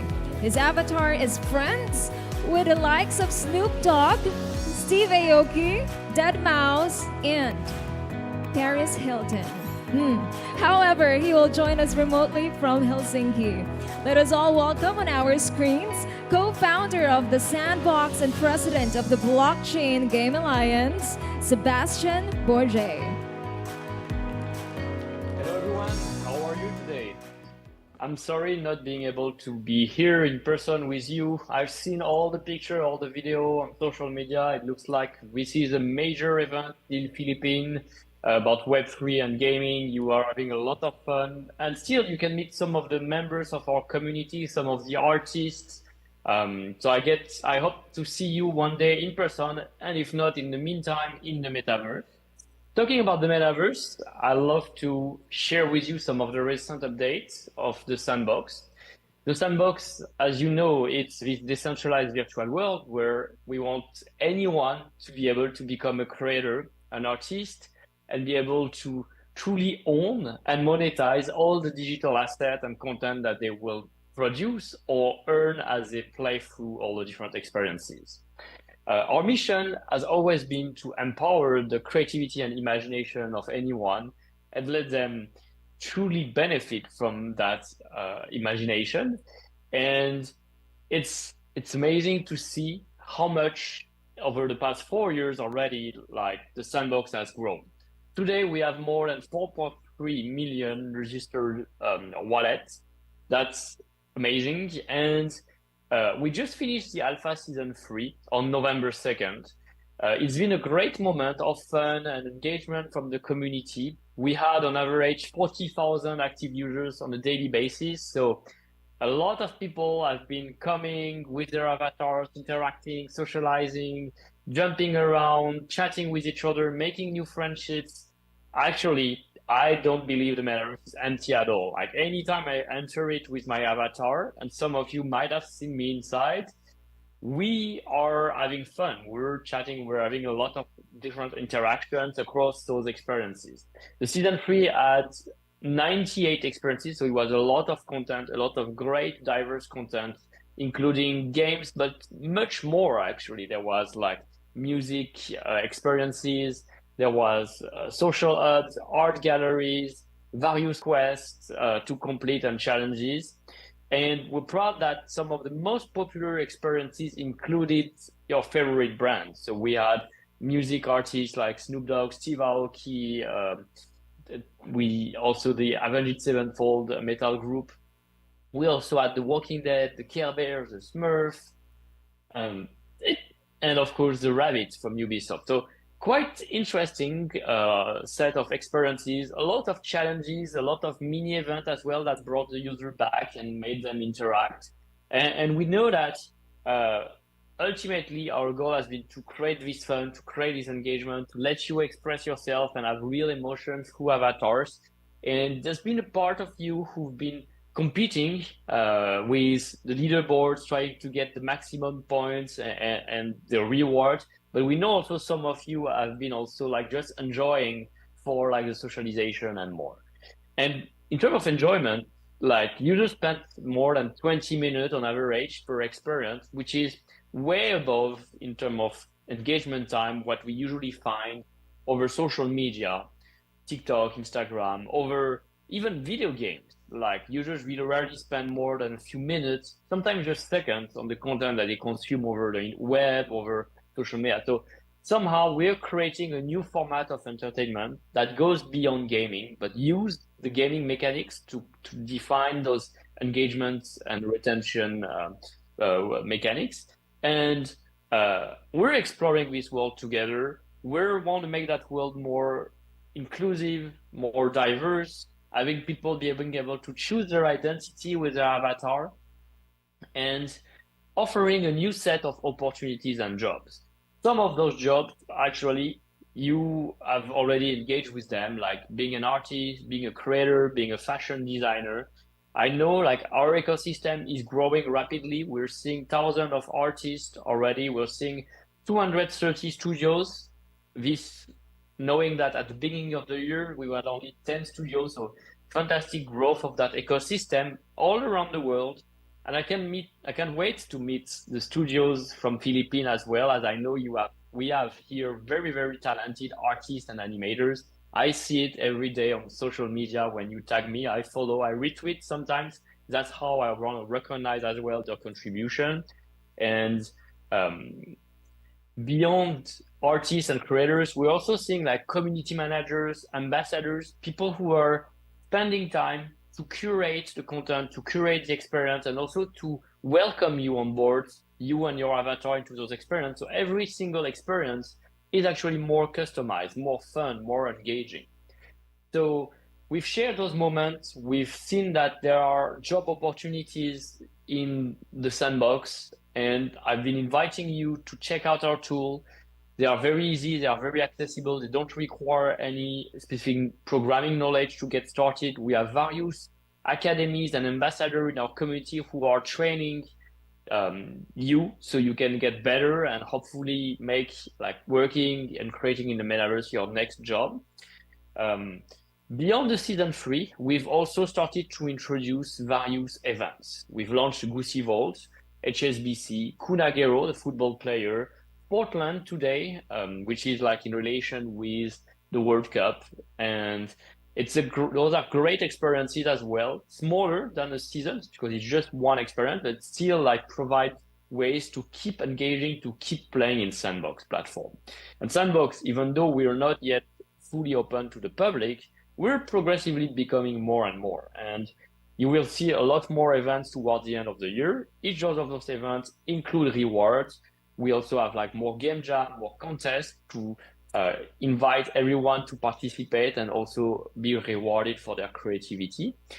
We'll be introducing land publishing towards first quarter of next year. So if you're a landowner, we have more than 23,000 landowners, and I know some of you are based in Philippines. We'll be able to also open your experience and make it accessible to anyone, and also hopefully use some of the system we've introduced through the season and through the events to engage your community. We've been also like pushing for more interoperability. Today, more than 20 different NFT collections, some of the most popular one, of course, like Bored Ape, Clonex, Cool Cats, Millbits, Mibits, Rumble Kong Leagues, but also Cyberkongs, Guttergat Gang, and more are coming.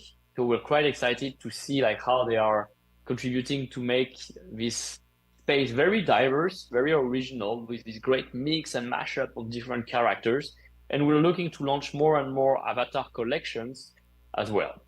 We want to also bring more and more of the Philippine culture in the metaverse. So if there's great community, great brand, great project that you feel that should be part on land and develop their presence with their community here, contact me. I'm available. I try to reply every message over email or over Twitter.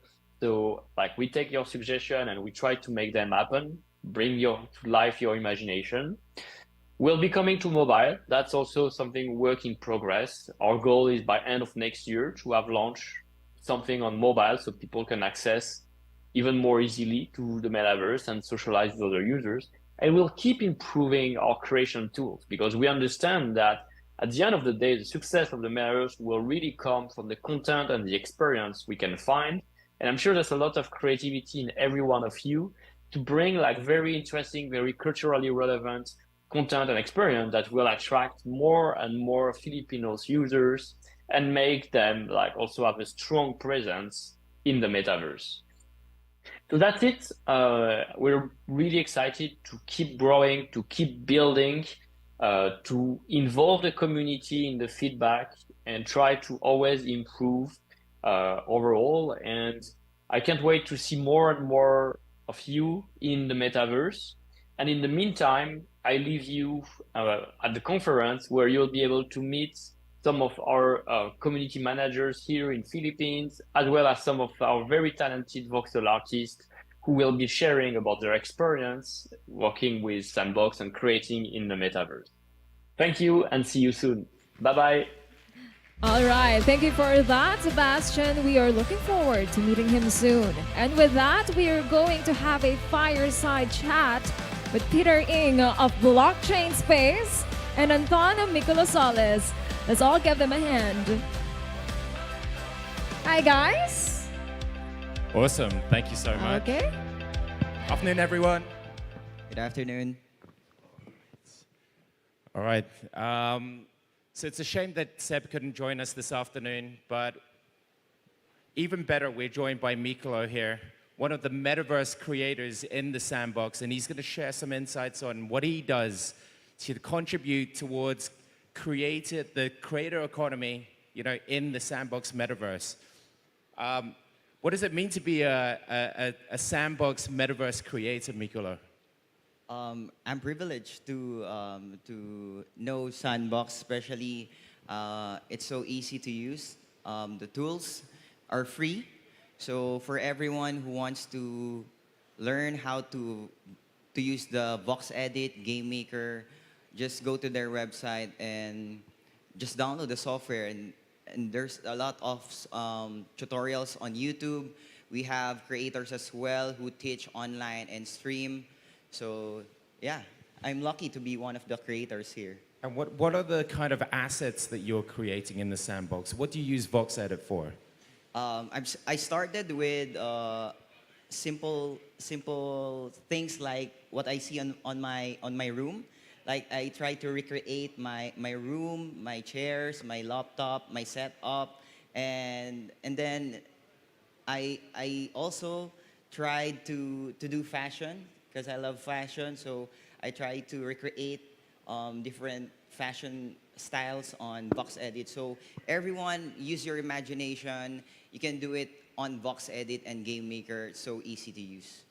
What is it about the sandbox that excites you so much about, creating these assets? I think it's the future, yeah, because it's an opportunity to own our assets, our creations, and yeah, just expressing myself through my style, through my creations. That's what I'm excited about, and yeah.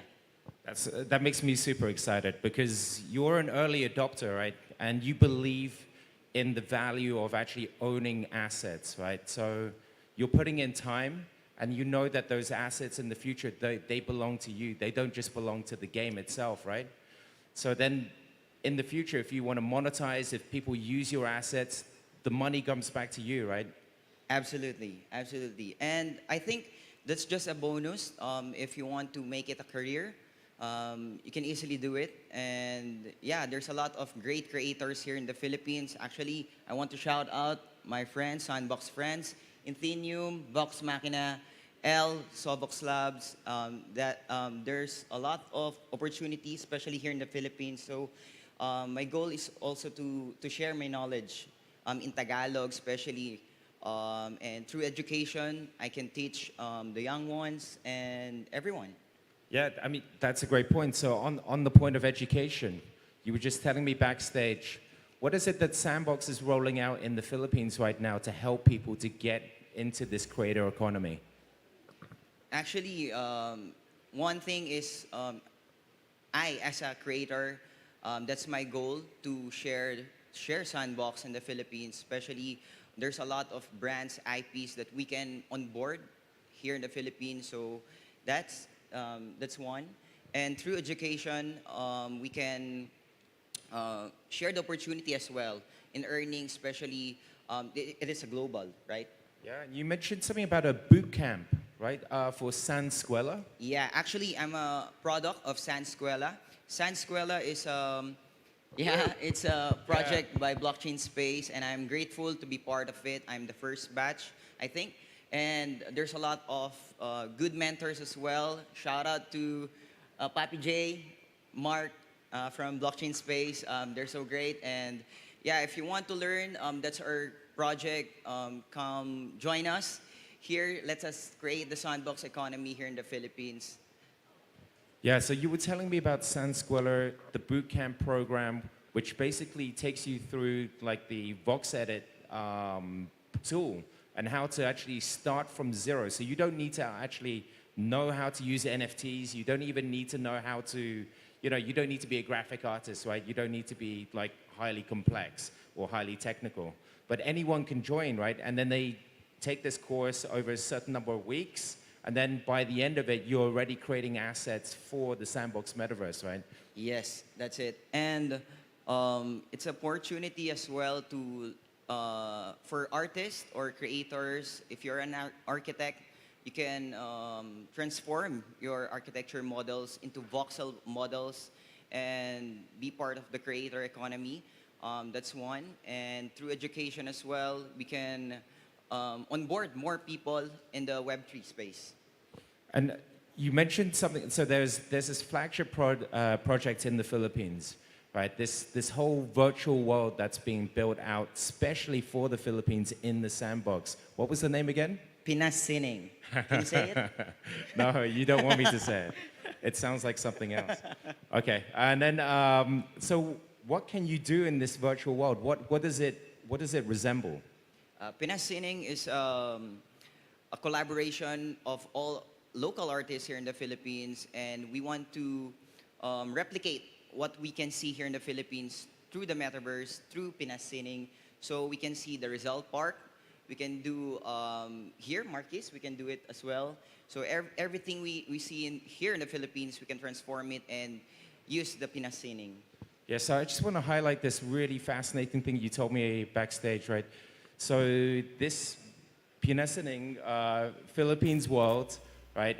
It was actually created during the pandemic. So when people weren't able to actually come into the Philippines and explore, local tourism, the Filipino artists started creating assets. They created the whole Philippines, right, in the sandbox. And then they started creating monuments of the Philippines so that people from other parts of the world could come into the virtual world and explore the national monuments of the Philippines. Do you think this is part of the future? Are we going to see more of this? Yeah, absolutely. It's the future. And yeah, if you can go here in the Philippines, just go to the Sandbox and explore the Philippines. It's like virtual metaverse tourism. Actually, yes. Awesome. Tell me more about the game maker. So you told me that there's another tool for the sandbox where you can actually create experiences. What can you do in the game maker? Yeah, so through Vox Edit, you can create your assets of your voxel models, and with that assets, you can use it on the game makers, so you can make your own game. So a lot of Filipinos as well created games, mini games that you can play. And yeah, if you have a game in mind and you want to do it, just use the game maker. It's free to download. It's free on their website, so it's easy to use as well. You don't need to code anything, zero knowledge. You can do it. Awesome. And I heard that Pinasaning was basically created through the game maker, right? Yeah. So teach me the process, right? So which one comes first? Do you create the assets, the actual characters, or the monuments first, or do you create the world? First, you should do the assets first through Vox Edit. Then after you create your assets, you can now transfer it on the game maker and build your own world. So that's the process. You can create logics as well. You can create galleries as well. Actually, we've created the Likha Art Gallery from the previous month. So yeah, for example. Perfect. And that's another local project that's in touch with you, right? So actually, I saw some really interesting news that was released in the press. I don't know if you've heard about this as well, but I heard one of the banks, Union Bank, has actually bought some land in the sandbox. Right? Is that exciting for you? Yeah, actually, I created an asset for for that announcement as well, because I'm excited to see finally a brand from here in the Philippines is going to the metaverse through Sandbox. So that's our goal as well as the creators, local creators. We want to help brands, IPs to navigate through Web3, through Sandbox, yeah. Yeah, that's amazing. I mean, do you see that basically there'll be a lot of Filipino IPs now coming into the sandbox? Yeah, I can see that because based on my experience playing the game, the Sandbox game every season, I can see a lot of brands already, like from Hong Kong, Snoop Dogg, Steve Aoki. So why not do it here in the Philippines, right? Absolutely. You need local pride, local IPs. Yes. What else should we be excited for then? I'm inviting you to try the Sandbox, try the experiences. You can play, create, own, and yeah, be part of the creator economy. We're still small here in the Philippines, but I can see the potential already.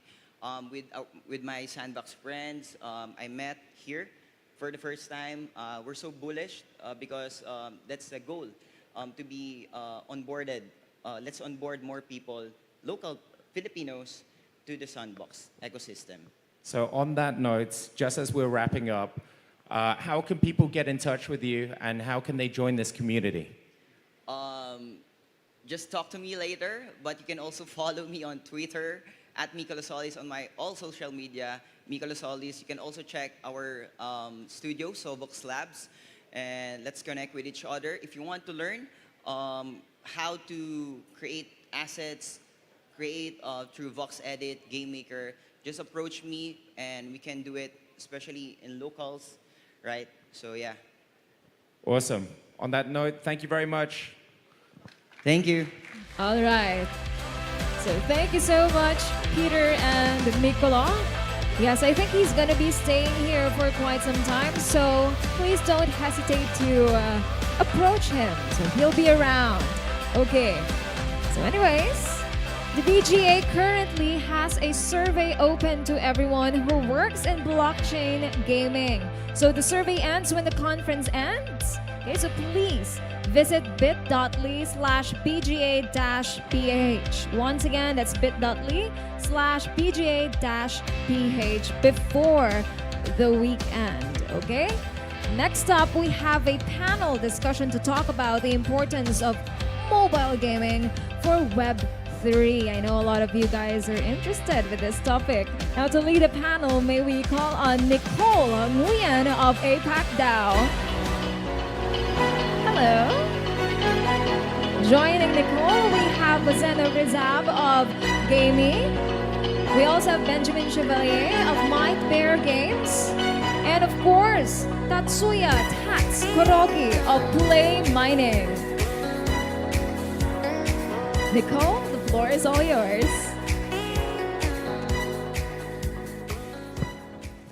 So, hi everyone. So hope everyone is doing fine and warm down there. We still have a lot of parties today and this weekend, so hope you are here with us. I think like we are on the last day actually, but it's after 3 days partying, so I think we are at our best, to give for this panel. So I have, a distinguished panel today with speakers from, I think, all across the globe.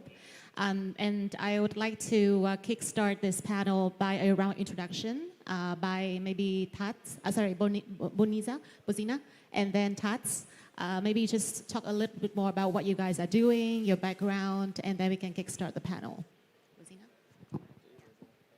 Hi, my name is Bojana. I'm leading in a co-founded company called Gaming. We have been building in mobile gaming space for 8 years. We have a large amount of global gaming audience playing free-to-play games on mobile, about 40 million. And the past 2 years, we started looking into using Web3 technology to build products differently. And now we have 2 new products live with 2.5 million wallets. So I can see how the company has transformed some of the thinking and strategies transformed, and we basically went from building in Web 2 into building in Web 3, as well as part of Animoca brands now. Hi, I'm Tots from Play Mining. Our company name is Digital Entertainment Asset, and we operate the platform called Play Mining, which is a GameFi platform where you can play and earn crypto. And yeah, I'm the Chief Strategy Officer and Head of Global Business for DEA, and I'm really excited to be here today. All right, so my name is Nicole. I'm from APAC DAO. So we are Asia's leading Web3 community, and we have over 1,400 plus members from 600 projects in Web3 in 10 countries in Southeast Asia. So we are doing a lot of these events and meetups, and also we're working on a decentralized launchpad to support the Web3 builders in APAC. So, I mean, actually, I have met Bozina like virtually, I think last year, and Tats as well, like virtually before COVID. So we had a couple of these, I think metaverse conferences where we discussed a bit about, I think, mobile gaming as well as Web 2 and Web 3 gaming as well. So very excited to be with you in person today, just to gather your thoughts on mobile gaming. Actually, I have taken some liberty to input some questions about the generic gaming scene as well, so that we can have, I think, a better look at how this mobile gaming is working towards, Web3 mass adoption, but also want to collect to get like their opinions on what are some of the latest trends or some of the tactics for gaming builders to survive in this market. So I think to kickstart this panel, the first question I think would be, I think, a tricky one. So we have covered a lot of the topics about market situation these days, and actually GameFi has experienced some downtrends since the beginning of this year. So I think this is definitely a tough time for Web3 and especially gaming companies. I think my first question is, of course, how do you think about I think the blockchain gaming movement at the moment, is it coming to a halt, or is there any hope for some growth, or how this blockchain game is going to move forward? Maybe Bozina, you want to start first? Yeah, absolutely. I think that I would start from maybe on a more positive note, and that it has never been a better place to be in gaming than now. And it's just amazing, the growth. And we don't even have to look at Web3, we can look at gaming as an industry. It has seen enormous growth in terms of downloads, in terms of revenue, in terms of engagement of players, in terms of different intersections of gaming, music, fashion. You know, it's all coming together, and gaming is at the massive central stage like it's never been before. Which also means that the gaming traditional industry basically became kind of new Hollywood, right? It's the massive stage and very competitive space, especially mobile gaming is very competitive space. I think there's over 1 billion new downloads of different gaming apps every week, and which tells you on one hand side there is a lot of demand, but there's also a lot of builders around that are doing amazing job. Now the competitive aspect of that is actually pushing the quality very, very high. Now, what do we have as an industry to offer? And this is something you have heard over the past, 2 days, is we offer something the gamers that play these 1 point something billion new downloads every week, they don't own anything inside those games. So we have something that's very unique, like unique proposition.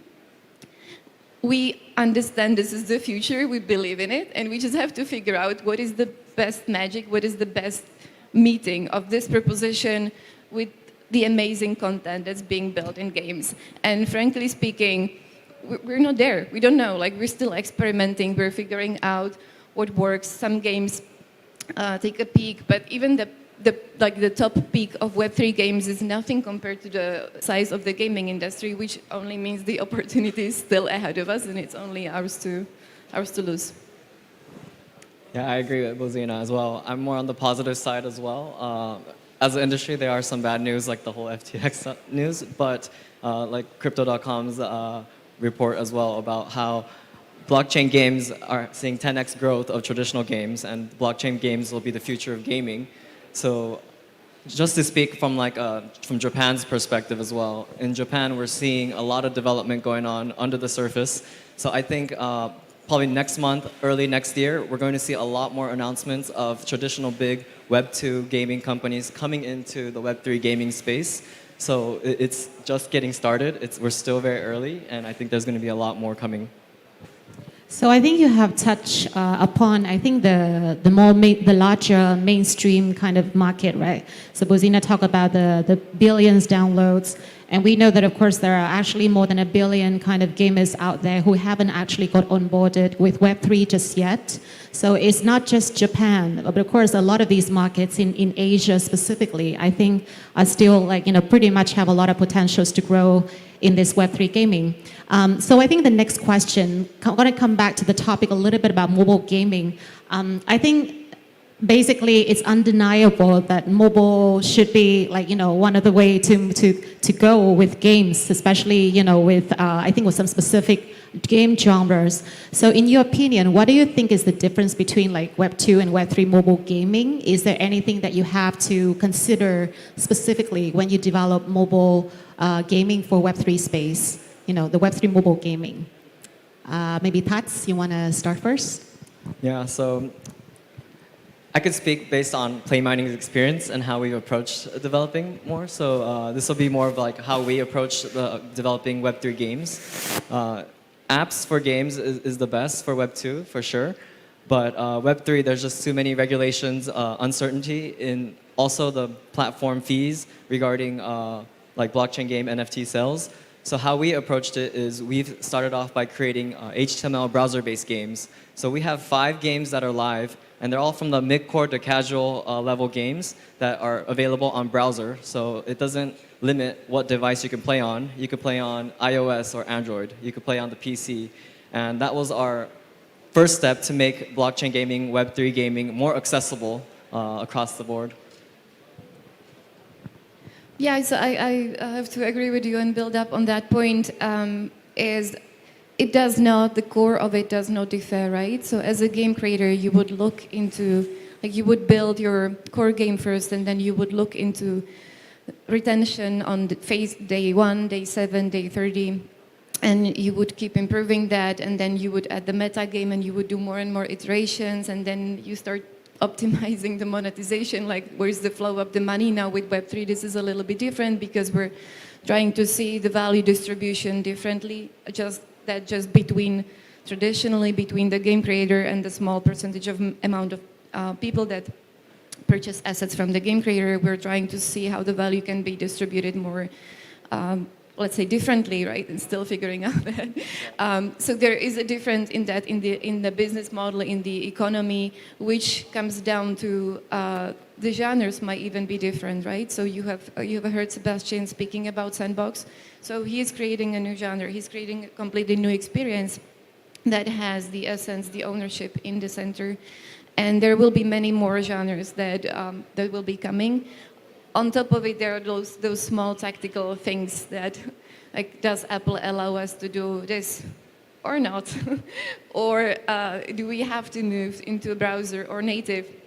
We have seen that the native apps are super powerful. If we had the same game and we moved it to a mobile browser, same game built natively, it just has a better stickiness, better retention if it's native. It's just like different reasons. It's just more powerful. So fortunately, unfortunately, App Store and Google Play are built around the rules and the best practices for Web2 games. And until recently, there have been no rules about what companies that want to build with ownership can or cannot do. Recently, there have been first rules announced. At least we have some guidance, but it's not enough. And of course, we have to understand companies like Apple will be protecting their business model until the moment they figure out differently, or we figure out differently. Okay, I think that you also touch on one of the sensitive points about the centralized platforms, right, and App Store, for example. So I think for a lot of the game developers out there, especially in Web3, at the moment, especially in this current market, of course, they have to face with a lot of these constraints in terms of resources, in terms of market situation, and of course, with the cost of developing their games, if they have to stick with some traditional platform like App Store. So who knows what's going to happen tomorrow if they enforce some different rules for NFTs or Web3 games, right? So my next question, I think also would go back to your company and also for yourself. Like, what are some of the strategies and tactics for you to survive in this market? And is there anything that some of the founders and builders here can learn from you to apply, let's say in developing the games? Just like some words of wisdom that you can you can share back to the founders here. So, Bozina? Yeah, we have heard that from previous speakers that this is the builders market, which I feel good about. It's builders market is a great one, actually, because you can reuse the skill set we have from building games, which is you keep working until it works, and it's never the first shot. If you look back at the most successful game creators and game studios, how many games or how many iterations are behind some of their most successful titles, you would easily look into hundreds. So it's building until it works, and now it's a great time to do so. Yeah, I agree. I believe how we approach this is just be as lean as possible, especially now. So just to put everything, like tens of millions of dollars into one game, and let's say if you're doing like a tokenomics, managing a token economy and creating a game, there's two different complexities to this. So how we've done it is do a smaller scale and reiterate and create multiple genres and test as well, and then keep optimizing. So that was our strategy and how we've gone, and we're lucky that our flagship title, Job Tribes, was a hit. It helps us keep growing and developing more, and also understanding how to create an efficient and sustainable token economy as well. So I think for game developers, we need to learn and understand the tokenomics and how we include the tokenomics and utilities of the NFTs in the game as well. So all these elements in it, I think, having to test and trial and doing small scale and trying out a lot is the best way to go right now instead of going all in on one. And that's our philosophy on how we've approached building our games. I think personally speaking, there's a lot of, I see there's a lot of similarities, let's say, between Web2 and Web3 games, especially in this critical kind of period, right? So I think Bozina talked about reiterations, and Tats, you mentioned about the utilities and how we should kind of work back or improve on the experience or the game itself for the users. Basically, these are some of the fundamentals that I think in the boom market, we would not have time to actually look back into this.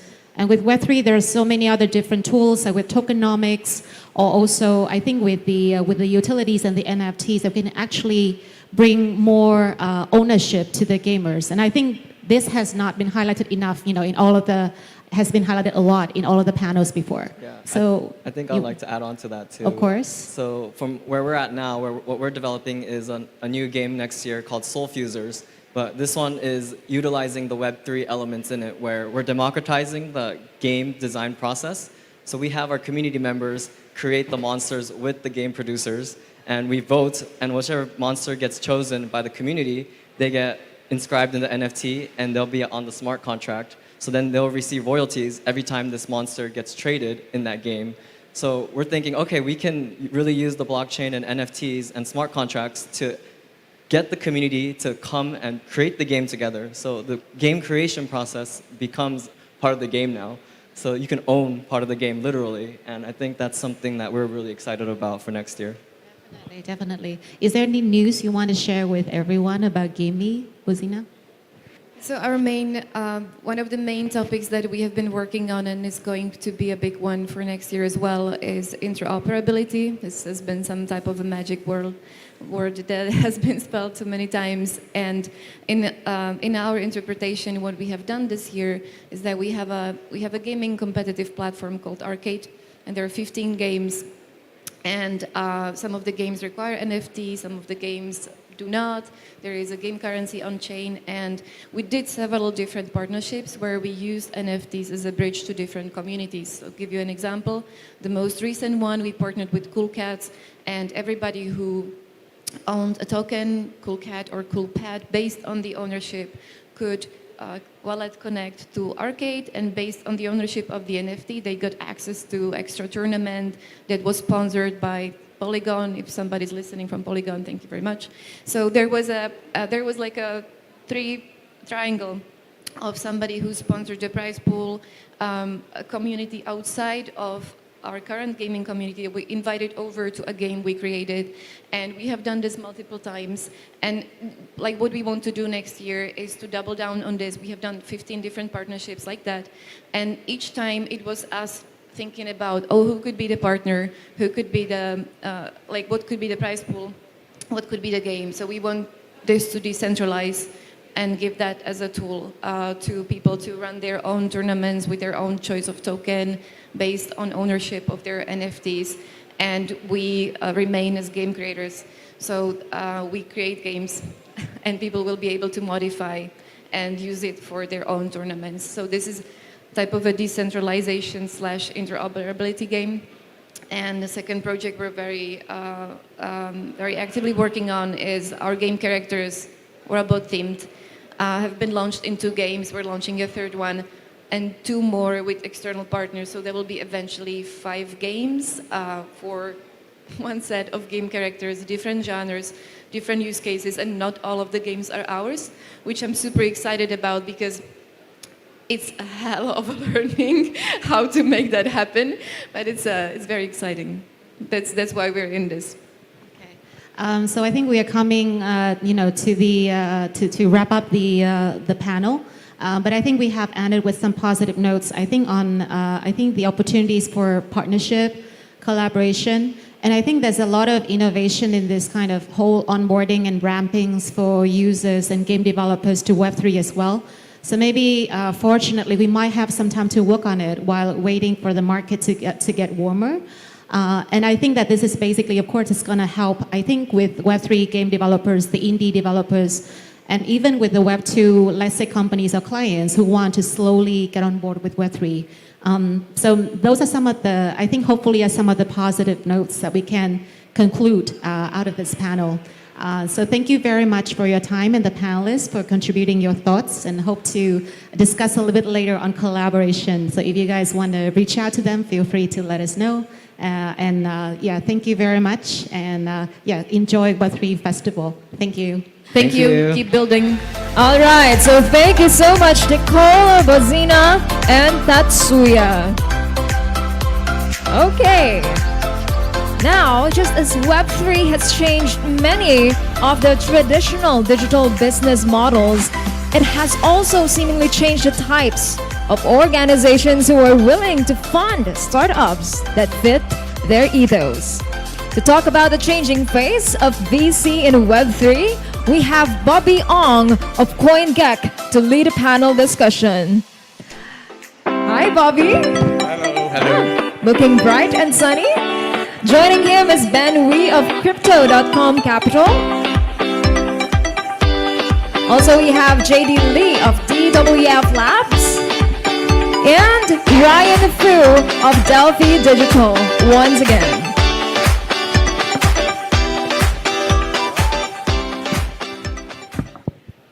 Hi, everyone. Yeah, as everyone, I'm seeing a lot of people in the crowd. This is third day of the Philippines Web3 Festival. Very happy to see all of you here. Quick intro about myself. My name is Bobby. I'm the co-founder and COO of CoinGecko. Today, I'm very proud to be able to host three distinguished speakers here today. We have Ben, we have JD, and we have Ryan over here. So yeah, today we're talking about the changing face of VC in Web3. Yeah, we got half an hour on this panel, so I don't really want to waste much time. I'd like to invite the three of you to maybe tell us a little bit more about yourself and the investments that you do for your companies, and also maybe share a bit more about any specific crypto sectors that you guys focus your investments on. So yeah, maybe Ben, go first. Cool. Hi everyone. So my name is Ben. I work for Crypto.com Capital, which is a $500 million principal investment fund of Crypto.com. Our core business is basically a crypto exchange, and of course, like some of those products include cards, the Crypto.com app, the Crypto.com exchange, and a few other products that basically feed into this whole Crypto.com ecosystem. And we also incubated the Kronos Layer 1 chain as well. So for us, we are basically a principal investments fund running proprietary capital, and we tend to be also very returns focused. And some of the sectors that we've been looking at recently are more DeFi and infrastructure focused at the moment. But yeah. Hi, my name is JD. So I work at DWF Labs as the head of partnerships and ecosystem. DWF Labs is actually a high-frequency trading firm that has a VC arm, and so I sit on the VC arm. We are a token fund, so most of the projects that we will invest into will have a token aspect to them. We're agnostic in terms of the chain and the sector that we want to invest into, but we're happy to kind of talk to anybody who is in the early stage and anything up to kind of Series A. Hi, I'm Ryan. Met earlier. I'm with Delphi Digital, right? So we are a research and investment firm. So Delphi Research is producing institutional grade research around layer ones, DeFi, NFTs, right? And my particular focus area is gaming.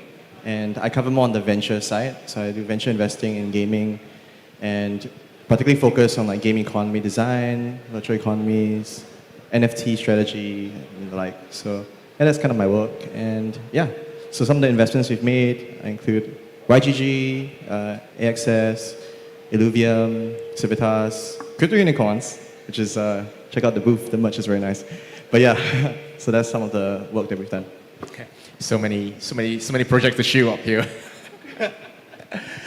So yeah, in crypto, it almost seems like every firm is a VC these days. I mean, we have a pretty good example over here. We have someone representing an exchange, someone from a market maker, and someone from a research background, all doing investments in crypto. All of you have a different core function, and I'm curious to hear from each of your point of view, what is the core strategic purpose for your firms to move into venture investing? And what is the value add that you provide to your investments? Yeah. So when it comes to like corporate investors, I think broadly there are two kinds of corporate investors, right? The first is like strategic-based funds. So they tend to find synergy with their core business, right? And there are also corporate funds that also are very returns focused. So one example of that is of course ourselves, right? We tend to be very returns focused. And if you think about what the core business is, right, we are basically an exchange, right? And when it comes to value adding, it's very powerful when tokens basically get that additional source of liquidity that comes with the 70 million retail customers that we have on Crypto.com. So that being said, there's a natural synergy for us to basically invest into token-based projects as a result of us, having that exchange that is behind us, right? But yeah. For us, for the fund, I think we're very strategic in that we want to provide liquidity for the market. So in terms of market making, what we're doing is actually providing liquidity for tokens. And so for us, we invest in any project that we are able to market make on the token for. We're very strategically aligned with the projects because then it means that we have an incentive to make sure that the projects grow and that they're going in the right direction. But apart from providing kind of that liquidity, we're also providing strategic support in terms of like business development, in terms of marketing help, and any kind of advisories that the projects might need. So as the background is in research, I think Delphi takes a more like thesis-driven fund kind of approach, right? So spending time to do research and sort of diving in, having a bird's eye view of the ecosystem, and across variety of verticals, right? So, and from there we invest into potential new frontiers, right? As ventures team tends to do. So some of the examples of what we put out around gaming, we put out our theses like future of crypto gaming. It's a 40-minute read, and we discuss like potential new monetization models for gaming, right? In the gaming context, but. Another part of our value add is also just working with teams on the token design, right? So we've worked with teams such as Synthetics, right? Aave, YGG, and XE, right? In order to help with the token design. So that's just some of our value add. Yeah. Yeah, cool.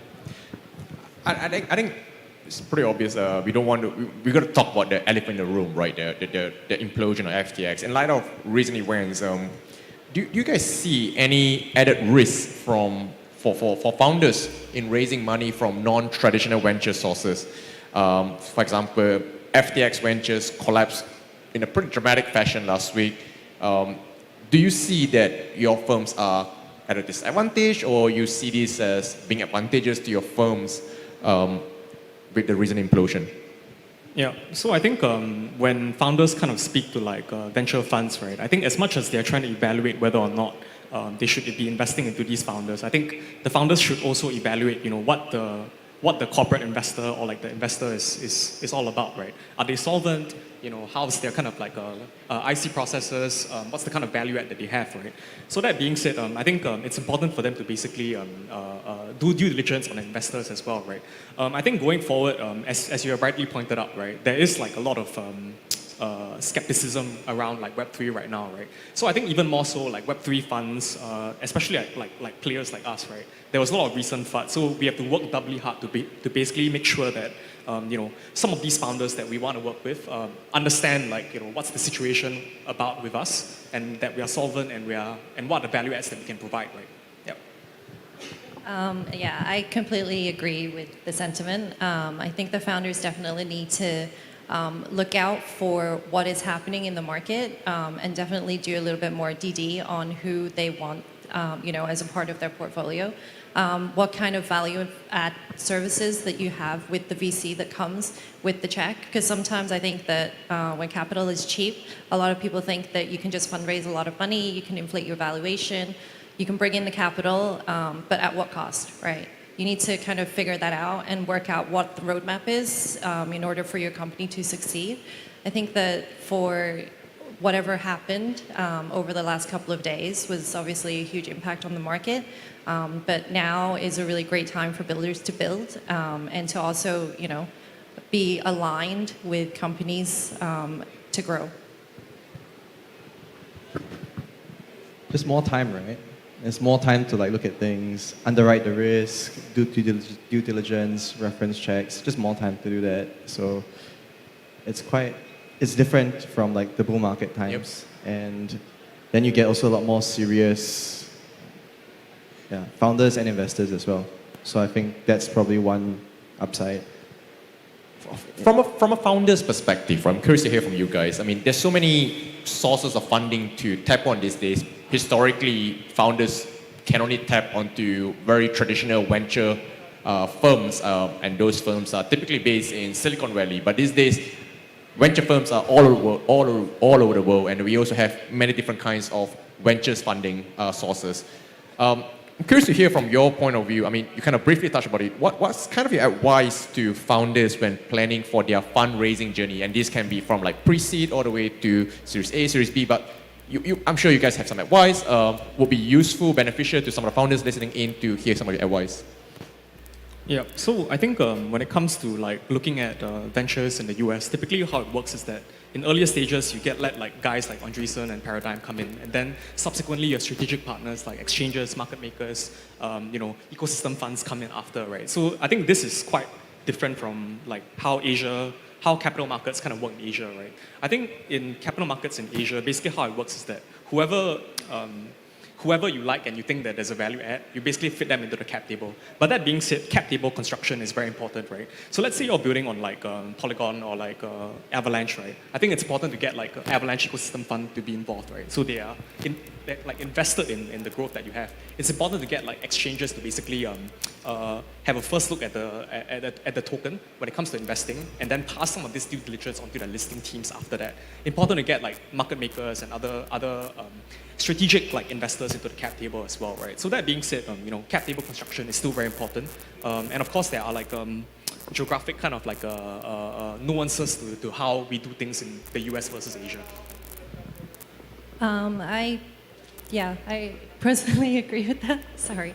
But also, I think that in terms of capital and where people are raising right now, I think the founders really need to think about the valuations of their company. I think traditionally, and what has happened in the past, is that there's been hyperinflation in terms of what capital was and what the valuation of companies were. A lot of these mega funds had, billions and billions of dollars to spend, and so you would get people coming in with a Series A and raising, $300 million on a $2 billion valuation. But what did your product actually do, and what was your project actually, doing? Nobody knows. And so I think that that's something that people really need to plan for. Never go in and inflate valuations just because a fund comes and tells you, we have to write checks of X amount of money, and so this is, this is how you would get us in. I think it's very important to look at what stage your company is at. So if it's at a seed stage, then you want to have just enough money in order to survive and in order to have a run rate that is healthy for your company, but never overraise and never inflate things just because people tell you to. So I'll take a slightly different tact to my advice. It would be more on the evaluation of potential partners side of things, right? And Bobby, you're right that there's like a lot of different potential like capital sources that like teams can go for.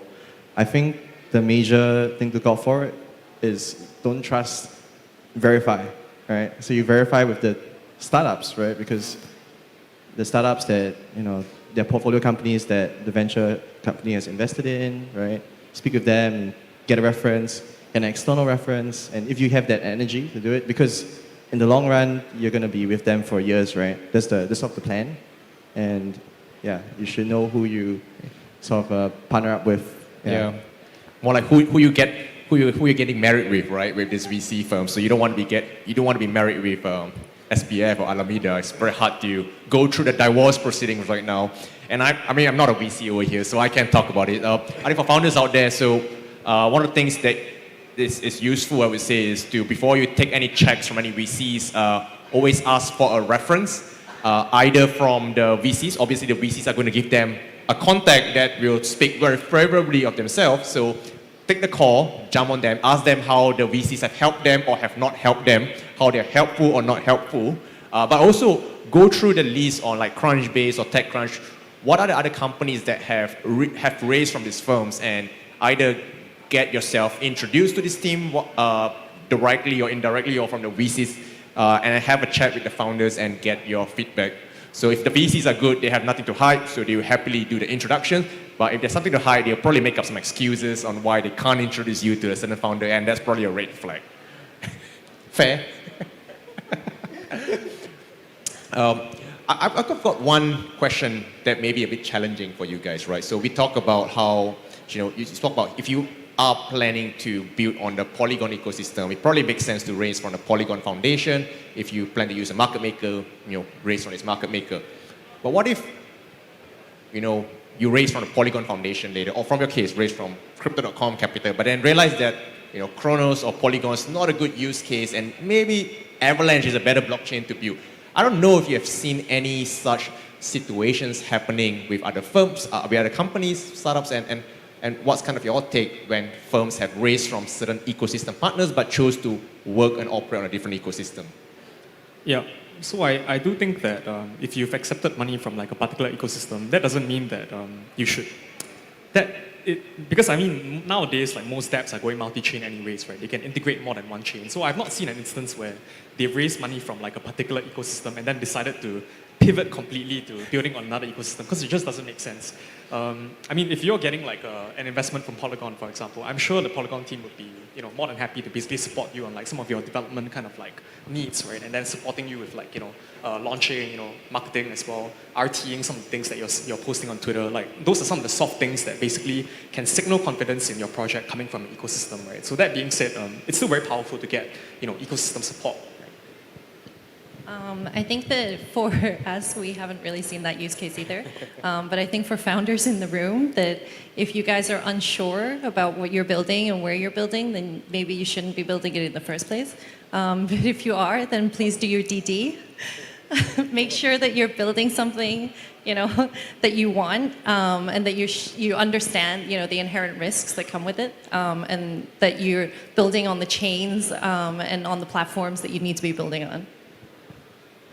Yeah, so I'm a bit more contrarian. Like, I think, power to the founder, if they decide that they want to move their business, and there's a good strategic reason for it. It's not because like, all right, I wanted to spy, Polygon or Chronos, right? So, they have a reason for it. I think you can always work it out, right? And there isn't like an obligation. There could be, right? So I think, in practice, term sheets can be really flexible. Right, so it could stipulate, like, for example, tranches of funding and the like, right? But that's going a bit too complex or too detailed. The point I'm trying to make is that in the end, there's still alignment from an investment perspective. And for example, for a returns-driven fund, just because it's not building on Chronos doesn't mean that it can't be a successful business. It's just that the incentive for them to help, and I always think in incentives, right, might not be as strong. Yeah. So we probably have about 5 minutes or so to go, and then I'm going to ask one question about the outlook for next year. So a couple of things you mentioned today. A couple of things changed. So like this year, we've seen the crypto market went down. So what used to be a founders-led market, founders get to dictate term sheet, raise at high valuations. Obviously, I think that has flipped to the advantage of VCs these days. Interest rate used to be 0 or negative in some countries. Interest rates are now at a high, are growing. So obviously, for things have changed. Curious to hear from your take. What's your outlook for next year? Do you see fundraising slowing down significantly? Or do you think that there's just so much money sloshing around in VCs' pockets right now? There's just so much dry powder waiting to be deployed and just waiting. It's just a case of waiting for the right place, right time, right team to come on place, and then the fundraising machine is going to go crazy again. Yeah. So I think this year what you saw was like your Luna into your Three Arrows, into your Alameda and FTX, right? So it's been a very tough year, not just for retail investors, but also for institutional adopters of like crypto, right? So that being said, when you think about what the thesis for crypto is, right, it's basically adoption, right? So you have like retail adoption where people are no longer interested in really looking into crypto investments at the moment, plus also like institutional players being a bit less aggressive in terms of their push into coming into crypto. And as you rightly pointed out, there's a very aggressive, like a very hawkish, like Fed environment right now, rates environment, right? And all these things will kind of contribute to my view that I think next year it's going to be slightly slower. I think not just for fundraising, but also just the economy in general, right? So we'll see, right? I think it's going to be a slower few months. More layoffs coming, not across the industry, across the Web3 industry. But by the next cycle, all of us will be OGs, right? So. I think that, yeah, this is definitely going to be a slow couple of months. I think everybody needs to be sure that your treasuries and that your companies have enough run rate to last until at least next year. Any good projects out there, though, we have funds that are still funding projects. And so please, reach out if you guys are a project that is fundraising right now. But I think that in terms of the check sizes and also the speed of execution for these, there's going to be a lot more in terms of due diligence that is done. There's going to be a lot more discovery that's going to be done. And in terms of the speed, I think before you were able to fundraise, a couple of $100 million in like a week or two. Now you're looking at, maybe 9 months in order to get a fundraise complete. So I think just to round out and add to what you're sharing, right? I think the additional time to due diligence and research the companies allows you, both sides, to build more conviction about each other, right? And so I think one consequence of that additional conviction is the willingness to invest far more into individual companies. So we're seeing this dynamic play out even in more recent rounds, right? Where one or two venture firms might have a really strong conviction and they're very willing to take 80% or 85% of the round, whereas like the dynamics in the past was more like 20, co-leading rounds together, right? And so now there's a lot more, I guess, thesis-driven investing. And when you find a good match, it's really a good match, Yeah, it's no longer swiping right, it's about getting match made. Yeah. Yeah, I guess we'll probably see less party rounds, more convictions from VCs, a lot longer, slower process to fundraise, harder for founders to raise money. But yeah, I think it will be a challenging year. So if you guys are fundraising, find your right fit and talk to the investors, relevant investors. All right, I guess that's all the time that we have for today. I just want to say thank you very much, Ben, JD, and Ryan for spending your time to talk to us today. Thank you very much, guys. Thank you so much, Bobby, Ben, JD, and Ryan for that interesting panel. Now, with the sheer interest in gaming and entrepreneurship in the Philippines, we may want to know exactly what is required to take a concept from an idea to a playable demo. Right now, we have Joey Alarilia of Playfix right here with us, a longtime journalist here in Manila who will lead the panel with Prakash Solosunjan of Engine Starter, James Afante of Afante Studios, and Janze de Guzman of Playground Zero. Thank you very much. Good afternoon, everyone. Is everyone still awake? Yeah. So Playfix is a startup which provides a blockchain platform built on Polygon that makes it easier for developers to create Web3 games and NFTs.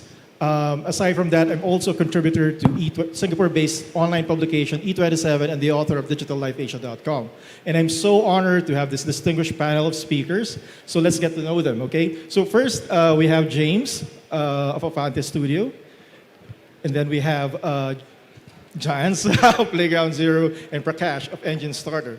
So I love superheroes. I don't know about you guys, but I'm really fascinated by origin stories. So I wanted to start this discussion by asking, what's your Web3 origin story? What attracted you to Web3 and convinced you to build your own Web3 company? Let's start with James. Yeah, so basically, just to give a little bit background about me, I was a hardcore gamer back then. Oh, wow. I was a person who even cut classes just to play games. So I don't know if there's some similar guys out there. So yeah, I really love games, and the only problem from Web2 games is we work hard, we play hard, We play for long hours. Like if we can only play 24 hours a day, we would do so.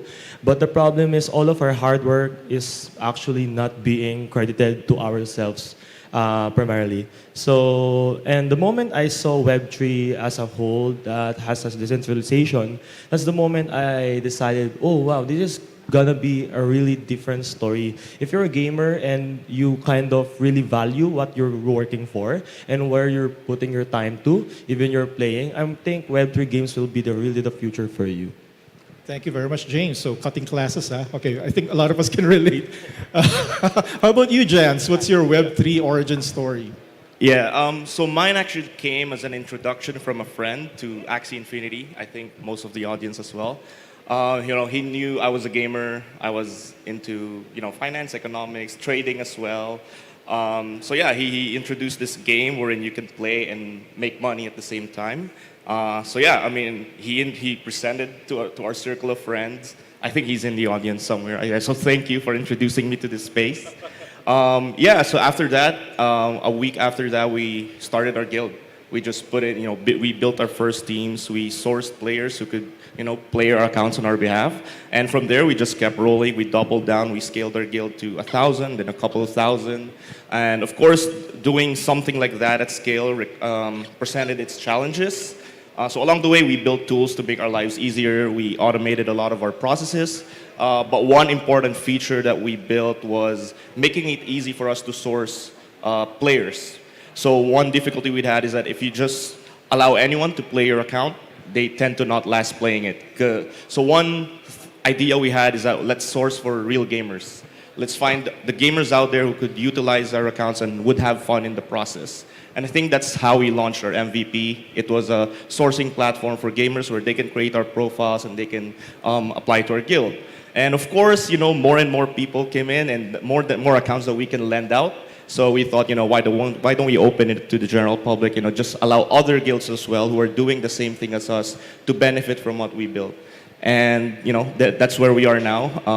Things have evolved, but, there are still many roles that you can play in GameFi, and that's our main interest in Playground Zero. It's to offer opportunities for people who are interested in entering or participating in GameFi and Web3. It's really great, Jans, opening it up to more people, more opportunities. It's more that we can use for. Yeah. How about you, Prakash? So, Joey, I started my career in Web 1.0. I was building websites. We charged a fee, made some money. And then came Web 2.0, where we were building communities online. And that's where I made my first small pot of gold. I built a company, sold that to WPP. But the big frustration really is that we're creating so much good content, but we don't really own it, right? We're just trading time for money. Exactly. And that's really where Web 3.0 came in, where we can, read, we can write, and we can also own the content that we're creating, and that's really what excites me. With Engine Starter, we're a launchpad. We've invested in 70 projects in the last 1 year. Small ticket sizes, 25K to 100K. But this allows us to actually work with a lot of early stage companies, see their progress, and also kind of lend the support that we've had. All the mistakes that we've made, we kind of compress that into a playbook, and now we kind of help these founders, actually help them achieve success. And then whatever challenges that they have, we come in, like a paratrooper, and we come in there to solve all that. Thank you very much, Prakash. Now, one of the things I always say is that in Web 2, brands got away with just saying, community was just like a paid lip service to it, right? But in Web 3, it's quite different. Community is vastly more important. So I just wanted to ask, how difficult was it for you guys to adjust, to this change? What role does community play now in Web 3 and for your company? In Web 3, right, the community is brutal, right? I mean, if you make a mistake, they'll come after you. But if you're honest and you come there and share with them it was an honest mistake and forgive us, they will actually listen and rally around with you. But the key thing with Web 3 is there's still no loyalty. The projects, people jump from project to project very, very quickly. And it's up to us now to kind of build that both online as well as offline, since we're now living in a post-pandemic world. And that's one key thing that we see. Over to you, bro. Yeah, thanks, Prakash. Yeah, the importance of community, right? And something we've seen in our own guild. We started out with just players playing accounts, right? But over the course of weeks and months, we actually found people becoming more interested in taking on different roles. In fact, at some point, they just didn't want to play. They just want to manage the community, be more involved. So we saw the emergence of other roles like community managers, coaches, play testers, or even researchers. And that's kind of how we've repositioned our platform, right? Is that this vision that in order, the next generation of games will be very focused on the community. And it's not just a community of people playing together. It's a community that build together as well, who figure out the economy by themselves, who kind of have a say in how things will be driven forward. So I think that's a very interesting narrative because the metaverse, which is very Web3, will require a lot of builders, and you need people to be more involved in order to build this wonderful place. Thank you very much. Yeah, for James? me, realistically speaking, there's fewer builders right now compared to last year. And for us, there's a lot of people also asking us like, oh, why are you still building? It's already in the bear market. Why are you still building? Can you still gain profit from these things? Well, realistically, what we have really do from the past is we really let other projects perform first, so that we can really understand and treat them as our prototype. In that way, we can really make sure that we're very conservative on what we implement on our project, and we have more time to really polish our white paper. So, and I also believe that consistency is key, and it will develop trust always to your community. So we will be here. I think the way to manage your community is just be here, don't go out, don't quit, be relevant always, bear or bull build, and probably when the time comes, when you succeeded, it's not a question anymore that you have, why did you have succeeded? So yeah, that's how we develop our community. We have grown our community with actually no marketing yet. So yeah. Thank you very much. And I perfectly agree. I would always tell people, the best time to be bullish is during a bear market. Because that's the time when, the ones who are only after get-rich-quick schemes, the rug pulls, all that, they disappear. Crypto Twitter is so silent nowadays, right? So it's only the builders who are around. So I guess as a final question before, are we good on time? We still have time? We're so conscious that it's only 20 minutes. Anyway, sorry. But just let us know if we're overextending. I'm just curious, because as founders, I'm sure you've had sleepless nights, what were the biggest challenges that you faced when you were setting up your companies? And how do you protect your mental health? I mean, that's really a really important issue, especially if you're a founder. You feel that the company, the fate of the company is on your shoulders. So how do you deal with that? Let's start with Prakash. I guess the biggest problem that we still face is scams, right? Each time I see someone losing money, it hurts us because when they leave, they bring 10 friends with them. The platform is still very raw. The tools that we use for fundraising is still, Telegram, where anybody can be anybody. So there are a lot of Prakash running around on Telegram and asking people for money, which I don't, right? But the reality is, we still need to evolve. And until people have a safe way of sending money and making sure that it's the right place, there's still a lot of work to be done. And I think that's one key thing that keeps me awake at night. I guess from our side, so aside from the operational challenges we experience scaling a guild, getting started is definitely still a challenge for people. If you get started in space, especially in building something, you have to know the right people. This space is still very new, and those people that you meet early on will be critical to your success. So I think still finding your way through, it's the industry is not that mature yet, or not as mature as Web 2.0. It's still difficult, and that's one of the things that we want to solve for our stakeholders, both gamers, guilds, game studios, or even investors. We want to build a place where people can easily find each other or find whatever resources they need to get started and to just stay in the space. Or if you're just interested, you're just curious what Web3 or GameFi is about, we want to be the place you can rely on, and we want to build trust, credibility in our platform, because I think the space in general has had a reputation or not a good reputation for that. So we want to help solve that stigma that, crypto and GameFi is a place where you need to be very careful. But, our hope is that we can help address that situation.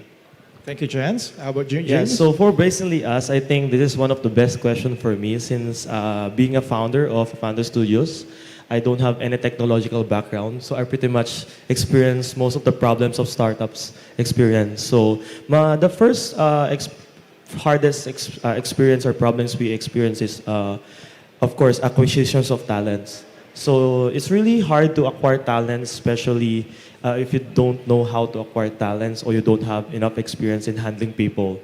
Second is, of course, leading the team. Number two is, of course, understanding the corporate ways on how things work.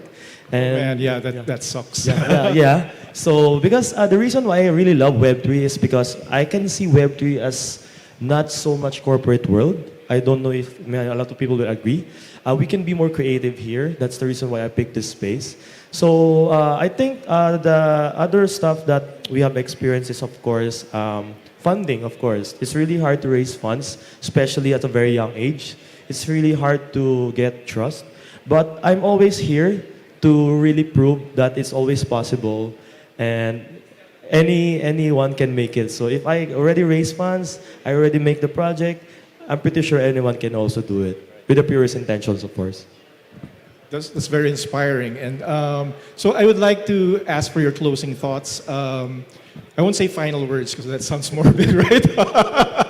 So closing thoughts, what message would you like to share? And invite them to check out your website. Let's start with Jans. Yeah, final words. We hope to still be here next year, right? This is a great start. We will survive crypto winter. Yeah, this shows how vibrant the space still is. There's still builders, in the space, and we'll keep on building. So about our platform, again, we're all about opportunities. I think even back when we started, that's the opportunity we saw for ourselves even. So we are very rooted in that. So if whether you're a gamer, a guild, a game studio, or even an investor, do check out our platform or connect with us. You'll see a lot of our team members here at the event or pass by our booth. We'd love to talk to you. We'd love to hear how we can help you, whether to connect or to meet other people in the space.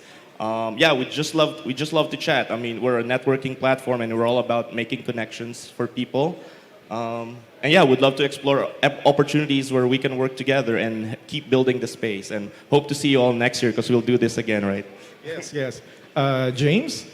Yeah, I just want to say that Web3 is a real thing. So to those people that think Web3 is like a fluff thing, I'm going to tell you, if you only could see what I could see, it's really amazing. And it will really drastically change how we live in the future. And it will really help your lives, your business. So my suggestion is really adopt early. Even you don't know how, if you have the vision, just go for it. You will understand later on. So yeah. Thank you very much. And Prakash? Yeah, so we're very, very early in Web3. If you think you missed the boat, you haven't. Web3 is going to change the way that we live, work, and play. And I really feel that this is where we need to think about solutions. They're going to solve today's problems, right? As long as we are always in a problem-solving mode, we will find a way. If you're a founder and you're raising money for your game or an entertainment project, come by and reach out to me or speak to my team. We'd love to find a way to support you and also advise and also invest. And if you want to be a part of our community, we've just launched our Philippines community, and we'd love to be a part of this. At the end of the day, Web3 is all about the community. We always collaborate with a whole lot of partners, and it's about how we all can come together and we will beat this bear market together. Thank you. Thank you. And just to share my own, well, not final words, I just wanted to say that joining Playfix helped me find my ikigai. And that ikigai is championing crypto for creators, blockchain for good, and Web3 for a better world. And I hope you all find your ikigai too. Mabuhay ang Web3. Thank you very much. All right, so thank you so much, Joey, Prakash, James, and Janzi. Now, I know that we've learned a lot from those series of discussions, but for now, I'm sure that you guys wanted to take a break, so let's do that. Let's take a 20-minute break, and please be back at around 3:30 p.m. Okay? And for those who wanted to post their photos, their videos, or who wanted to tweet about today's event, don't forget our hashtag for this event. That's hashtag PHWeb3 Festival. Once again, that's hashtag PHWeb3 Festival. So see you guys in a short while.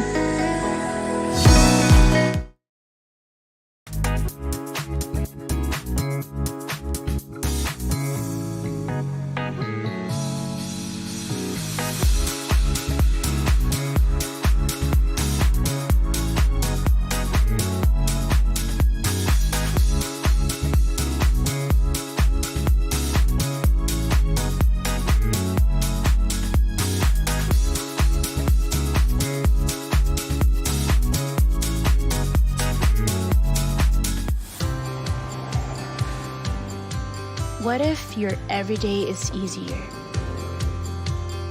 What if your tasks are faster? What if you never have to chase due dates ever? What if your life is safer? What if your dreams are higher? What if kaya mo na? GCash gives you secure payments, real-time money transfers, accessible financial services, exclusive deals, and a full suite of business solutions para kaya mo na sumabay sa takbo ng buhay. Kaya mo na to stay connected. Kaya mo na magbayad anytime, anywhere. Kaya mo na mag-buy and sell. Kaya mo na to get exclusive deals. Kaya mo na magpera padala. Kaya mo na gawing safe ang future. Kaya mo na abutin ang pangarap. Kaya mo na makatulong, magbigay ng pag-asa. Kaya mo, GCash mo.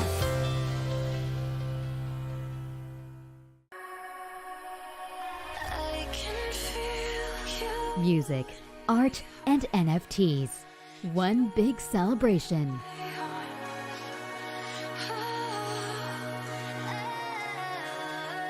Over 10,000 G-goers. A recap of the best moments.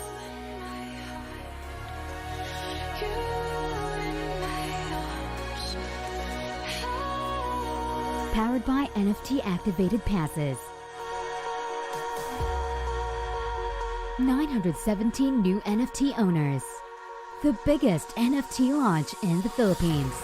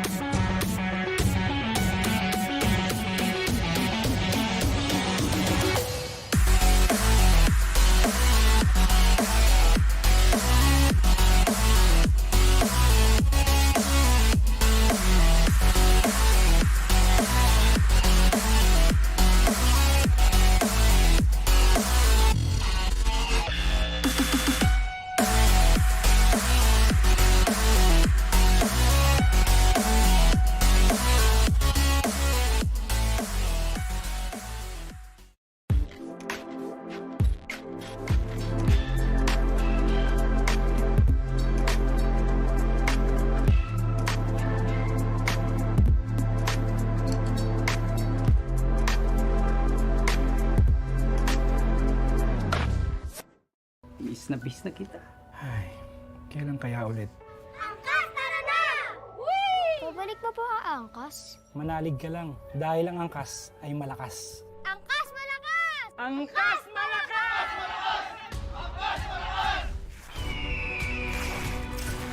Angkas malakas!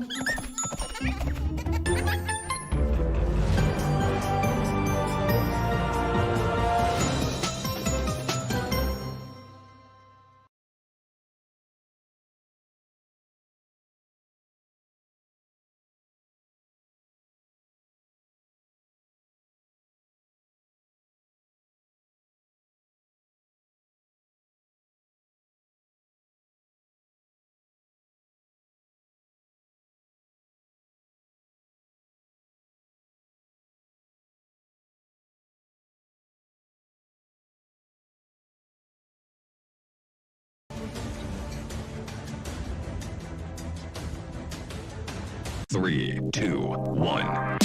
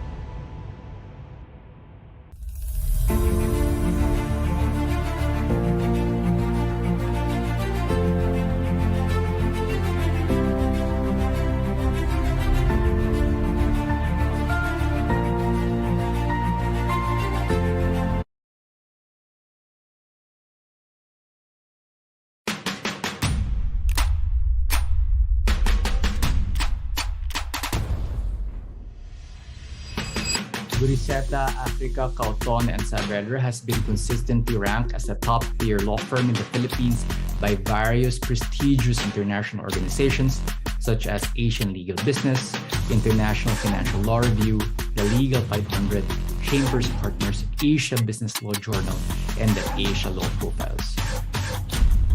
Our firm, Guriseta, Africa, Cauton, and Saavedra, was awarded the Technology, Media, and Telecommunications Law Firm of the Year for 2019, 2020, and 2021, and also the Innovative Technologies Law Firm of the Year for 2019 and 2021 by Asian Legal Business during the Philippine Law Awards. We were also voted as the Best FinTech Law Firm in the Philippines for 2019, 2020, and 2021 during the annual awards of UK-based Wealth and Finance International. We were likewise voted as Technology, Media, and Telecommunications Law Firm of the Year for 2019, 2020, and 2021 by Vantage Asia or Asia Business Law Journal. With pioneering expertise on the law on digital assets, fintech, blockchain, virtual currencies, e-commerce, data privacy, and artificial intelligence, we are legal counsel to the biggest and most impactful technology and online companies in the world. We have been ranked #1 in the Philippines in the tech or fintech space.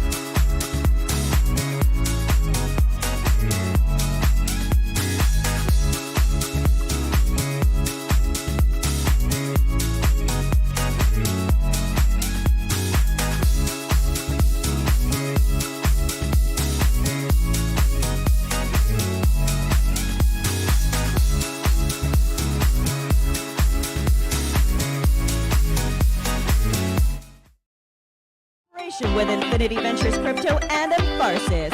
We hope you had a rejuvenating break as we are now going to proceed with our last few segments. And with that, may we please call on our next keynote speaker for this afternoon. Joining us remotely, we have Nasir Yassin of NAS Company to talk about why Web3 needs communities. Hey everyone, it's so good to be able to speak to you. Unfortunately, I'm doing this on Zoom. I was just in the Philippines, 4 days ago, and I was so excited to be there in person, but I had an emergency flight to Israel. That's where I'm talking to you from. First of all, I'm a big fan of Web3 Philippines. I'm a big fan of everything you guys are doing.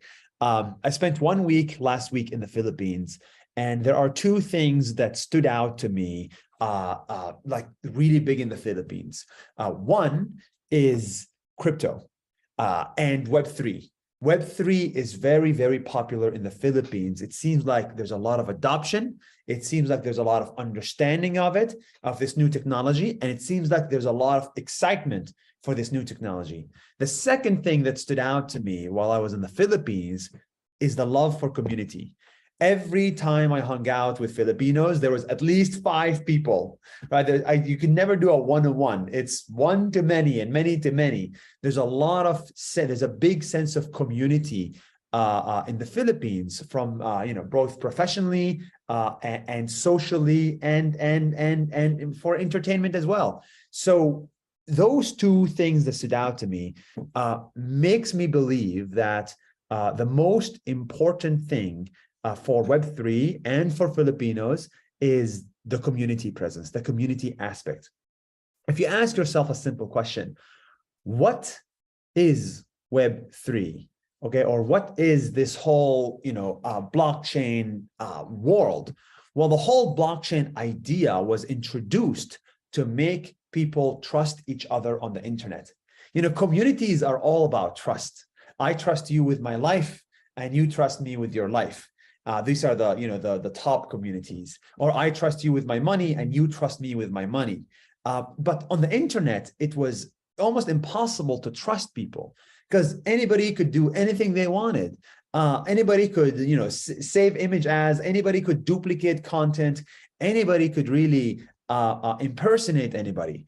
And then blockchain was introduced to say, well, actually, you cannot duplicate this token or this NFT. You have to have the original. And that became much more trustworthy. And when there is trust, there is community. And when there's community, there is progress. And so, the fundamentals of Web3 were designed for community. That's why you cannot build a Web3 project or a Web3 game without having a strong community. You cannot have an NFT collection without having a strong community. It's in the foundation of everything blockchain and Web3 stands for. And so this is why I'm so personally excited about the community aspect of Web3. Personally speaking, I don't care about tokens. I don't care about blockchains. I don't care about crypto. I don't care about NFTs. What I care about is finally the ability to build community and allow people to own part of that community on the internet. That's what's exciting about it. So right now, a lot of the communities are built using Discord. It's like, that's why Discord blew up over the last year. Everything is built using Discord, and it's good. It's a great chat app for many people. But sometimes that's not enough. That's why I decided NAS Daily to focus entirely on helping creators and Web3 people build communities. And we're building the software and the infrastructure for community building. Everything we're building sits on top of Discord that allows a community to thrive, accept payments, host events, upload courses and content, and meet each other and get to know each other. And so this is why I'm so excited about the work we're doing with YGG. We created this Web3 Metaversity using NAS.io and YGG. And on the Web3 Metaversity, we're building an educational community. People join, they get to know each other every week. They meet, and they upskill themselves on what Web3 means. And the question is, why did we do it as a community and not as a course? Well, because people learn from each other. And so in the Web3 Metaversity, everybody is learning with everybody. It's your classmate that matters, not the teacher. The teacher actually doesn't matter. It's the classmate. And so when I put you around 5 different classmates that all have the same interests as you will become them, and you will learn with them, and you will be just as motivated as them. You are the average of the 5 people around you. That's why community is really important. It's important for playing games, sure. It's important for trading tokens, sure. But it's also important for education and changing your life. And so if you really want to upskill in this field, you have to join. You have to get the 5 people around you to be the right 5 people. There's also a flip side to community, right? If you have the wrong community, your life will be much worse. If you are around a community of people that are not motivated, that don't care about Web3, you will not care about Web3. But so the wrong community can destroy you, and the right community can make you the best thing ever. This is why you have to think twice, not just about what online community you use and whether you're part of Web3 Metaversity or not. You have to think twice about, whether your community of friends in real life is the right community or not. And that's a much more difficult question to ask. And that's a question that you have to ask yourself, and no one is going to answer it for you. So I believe so much in the power of community that, ever since I was 15, I wanted to change my entire community and join a new community. So I went to the internet. I started playing video games. I did not connect with a community in my village. I connected with the community online. And that decision was the best decision I ever did in my life. So I want to end this with asking you to rethink about the community you're part of, and make sure to join a Web3 community with like-minded individuals. And if you're ever starting anything in Web3 or any project or any product, you have to start it with community first, product second. Community first, product second.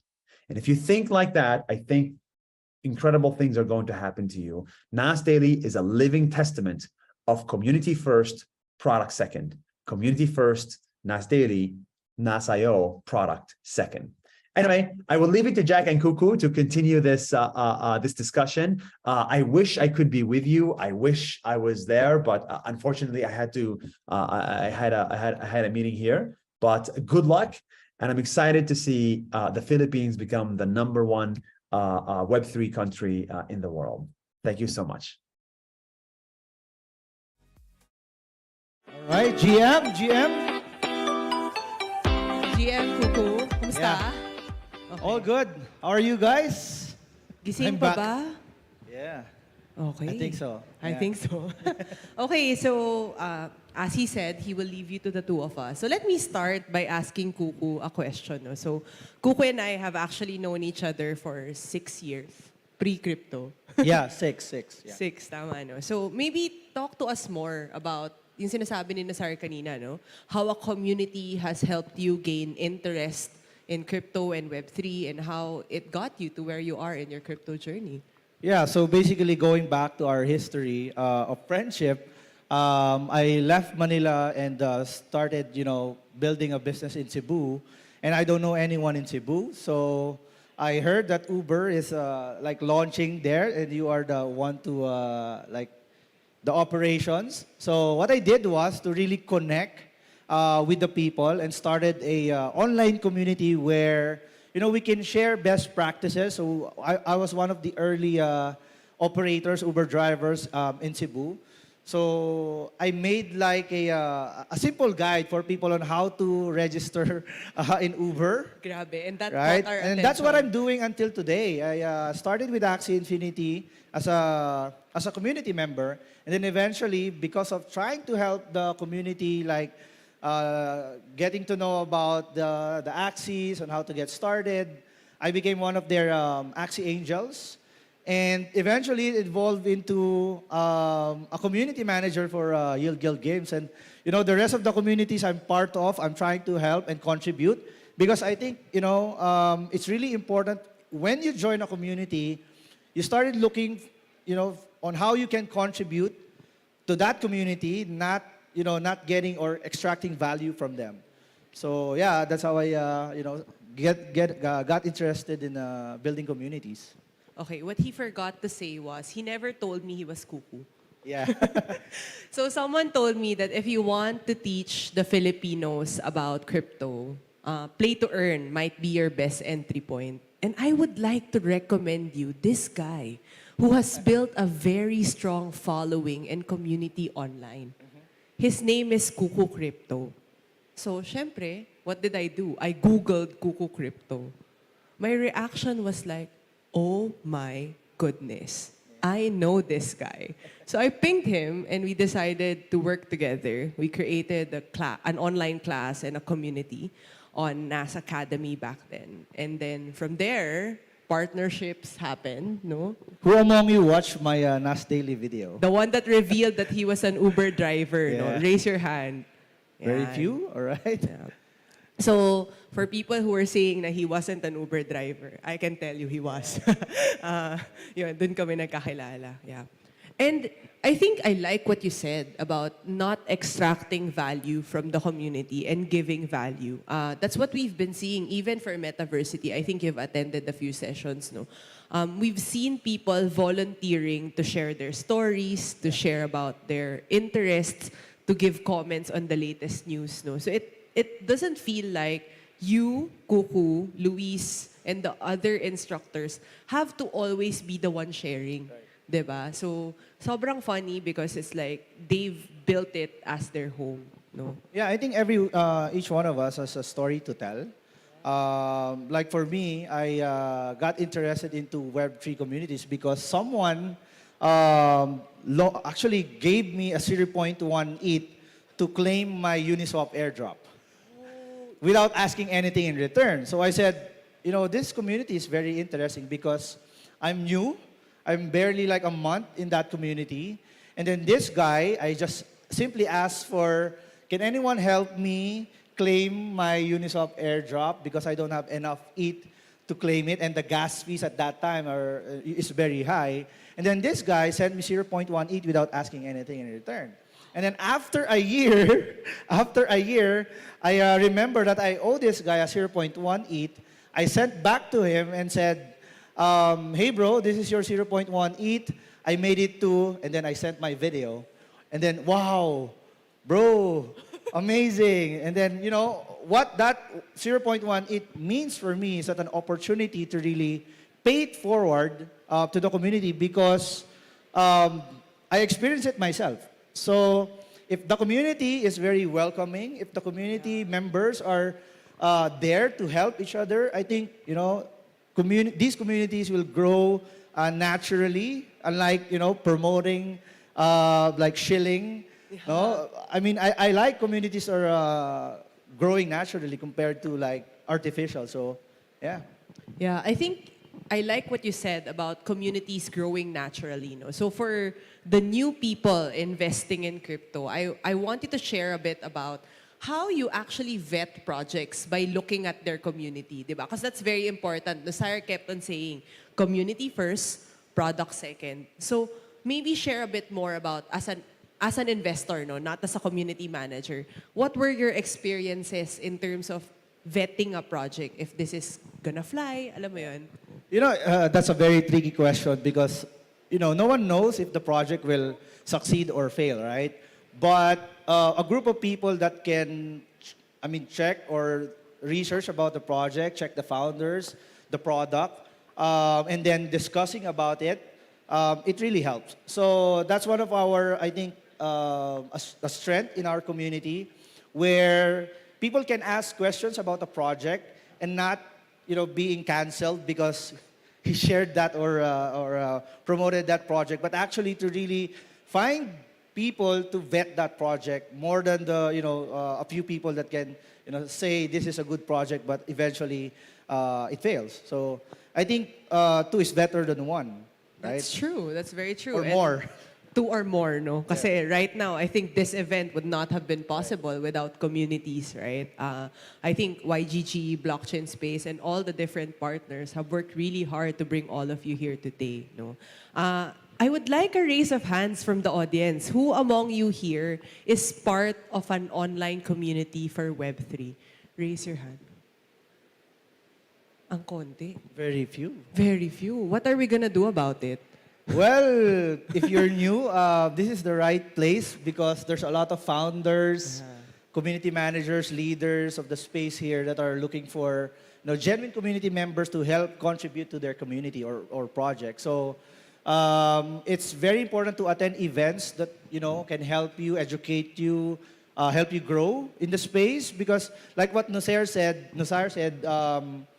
communities can make or break you. Yeah, that's true. Right? So you really have to join the right community that can help you not just learn, but actually experience, the feels, being part of building a community. Yeah. So if you have no community yet, no? So Kuku has his own community. Yes. And we're also working together for Metaversity. If you go to the YGG booth, if you haven't signed up, only during the festival, we're Yes. giving it out for free. Diba? Normally, you would have to pay, nakalimutan ko na magkano. Yeah, gas fees. Yeah. Gas fees to mint or in fiat, no? But for this week, you can go in the booth, talk to someone there, sign up for Metaversity, and join the fun every week. Yeah, what I like about Metaversity is that, the people that, for example, Nasar has a reach, he has 20 million followers. So it's a good 55 exposure. kasi. Sorry? 55 kasi. 55 million. 55 million. It's a good opportunity for, Web3 natives to really introduce the communities, Web3 communities or projects to these people. Because, Nasar understand, what's going on, especially with social media. And it's a good bridge for people who wants to jump into Web3. And Metaversity gives you like a good education on basic stuff like wallet, security, games, NFT projects, NFT minting. Everything about crypto and blockchain, you can actually learn in Metaversity. Yeah, actually, the favorite part of a lot of students is that after they watch the video, there's a Discord chat. So, everyone's asking You're not just questions. watching a recorded video or whatever. Correct. You're actually conversing, talking to your classmates Yeah. about the lesson. So that's what I like about the Metaversity. And I like this new segment that they've been doing, yung reacting to the latest crypto news with the community members. So what happens is that the community shares the news and then whoever the professor is, plus a special guest from the community, will react and give their opinion. No? So together, it's not your rabbit holing in news. Together, you're verifying the news, you're reacting to it, and you're forming your opinion on what's happening in the landscape. So you're always going to be in the know. No? Yeah, to double down on what I said a while ago, so I made a course for Axie Infinity in NAS Academy. And all I thought was, Jack, I think, we will have less enrollees because most of my videos are already available on YouTube. That's true. It's free. Yeah. But to our surprise, number one enrollees are coming from US, India, and Latin America. And I said, this is an opportunity for me as a content creator as well and a community builder to really expand that reach, not just in the Philippines, but actually into other parts of the world. Yeah, that's crazy because even if they were not all Filipinos, they were not all Americans or Indians or people from LATAM, everyone was collaborating. Everyone was talking about stuff. And actually yung beauty of the class was we removed the barrier for entry. Kasi at that time, it was the older version of Axie, no? And then we were giving out scholarships, we were giving out rentals so that they can try it and they learn. And the objective of the class wasn't to encourage them to play the game. It was for them to open their eyes to what exactly is crypto. What exactly is play to earn? Sabi ko nga kahapon, di ba? Onboarding the next million in ways that are more familiar with them. Right? Contrast to reading a white paper. Right. You join the community, you watch content, and you have fun. Yeah, just log in with your social login. It's easy, and then you can learn about Web3 and blockchain. Yeah, so actually, I think we're almost out of time. So thank you, everyone. Thank you. Maraming salamat. We leave you with one message, which is join a community today, okay? Go to the booth, look for whatever communities out there, and see you Yeah, there. if you need help for like introduction, let me know. Reach out to me, and then I'll go to introduce him. you to He some knows people. everyone. Right. Thank you, guys. thank you, guys. All right. So thank you so much to Jack Lim, Cuckoo, and of course, Nazire. I'm sure most of you guys are actually subscribed to Nas Daily, right? Who are subscribed in here? Okay, so the way they do their content, it's just so creative, entertaining, and informative at the same time. And that's amazing. Actually, I know a lot of brands and people who got really inspired and got into content creation because of him. So thank you for that. And speaking of, here is another amazing content creator here in the Philippines. To panel and discuss about the latest and the hottest gaming titles of 2023.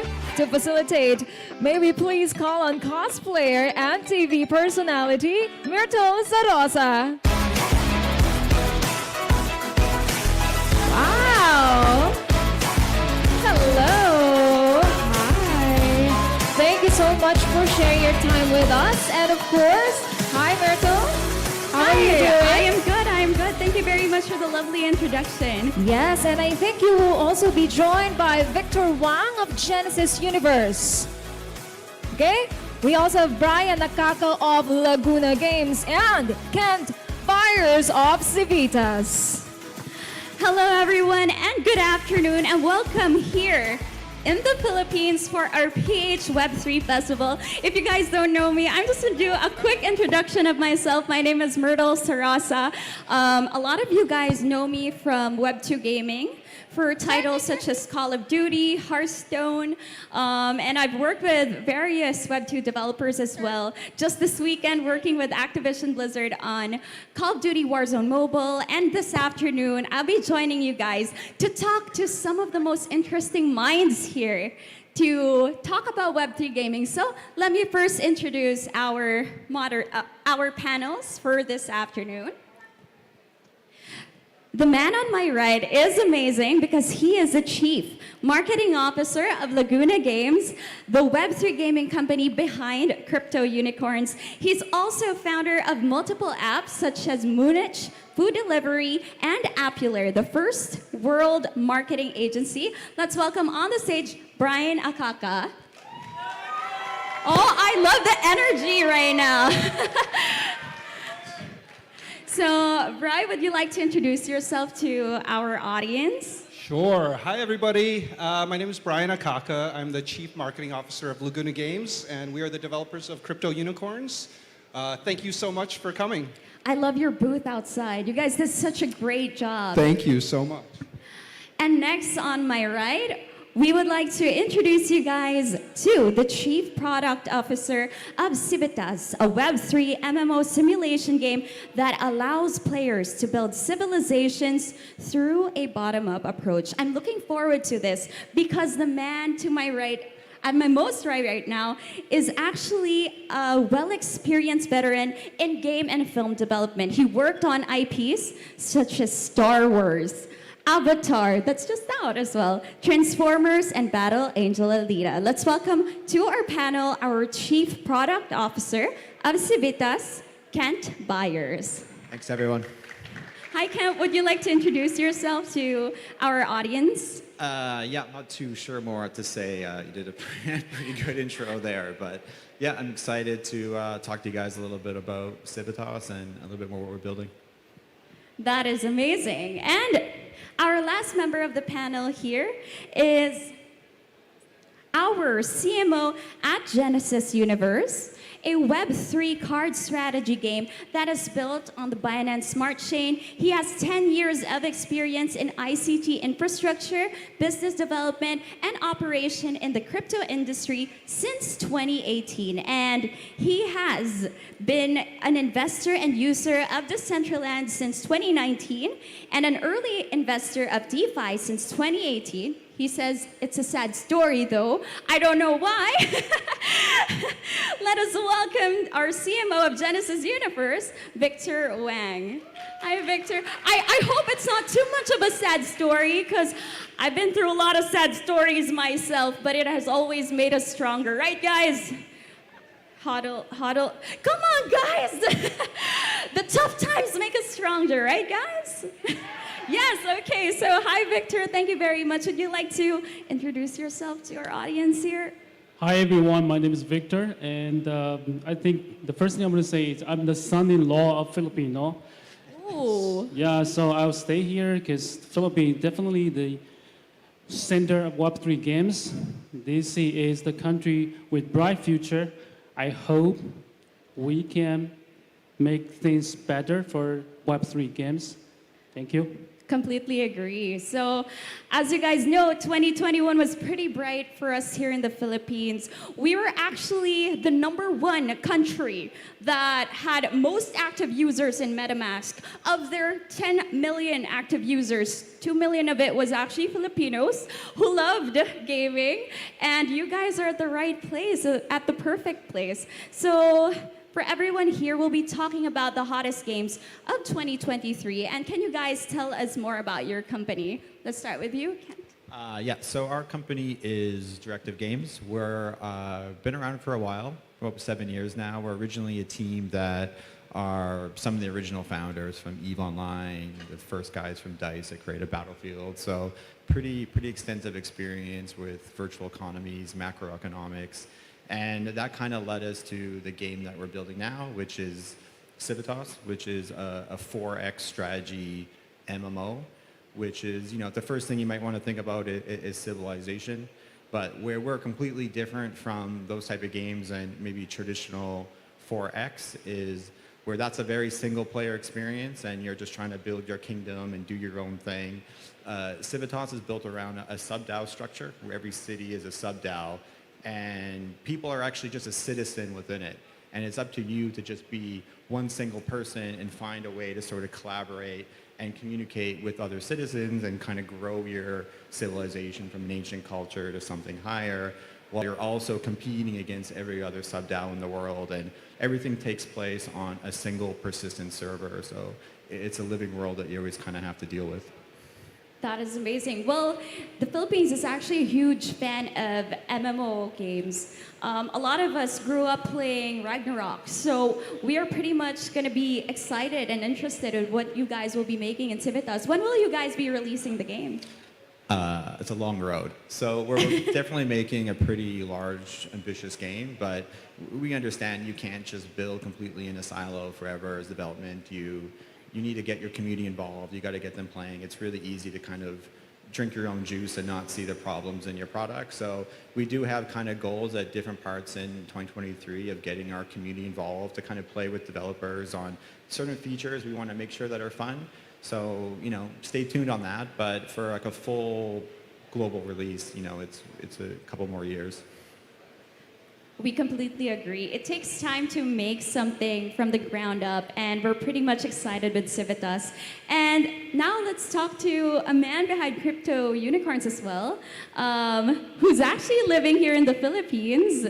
I was thinking Laguna Games is like a Filipino company, just because we know that Laguna is here in the Philippines, but apparently you're just saying It is a US-based company, and right now Crypto Unicorns is pretty famous here actually. I see Cuckoo Crypto promoting it as well.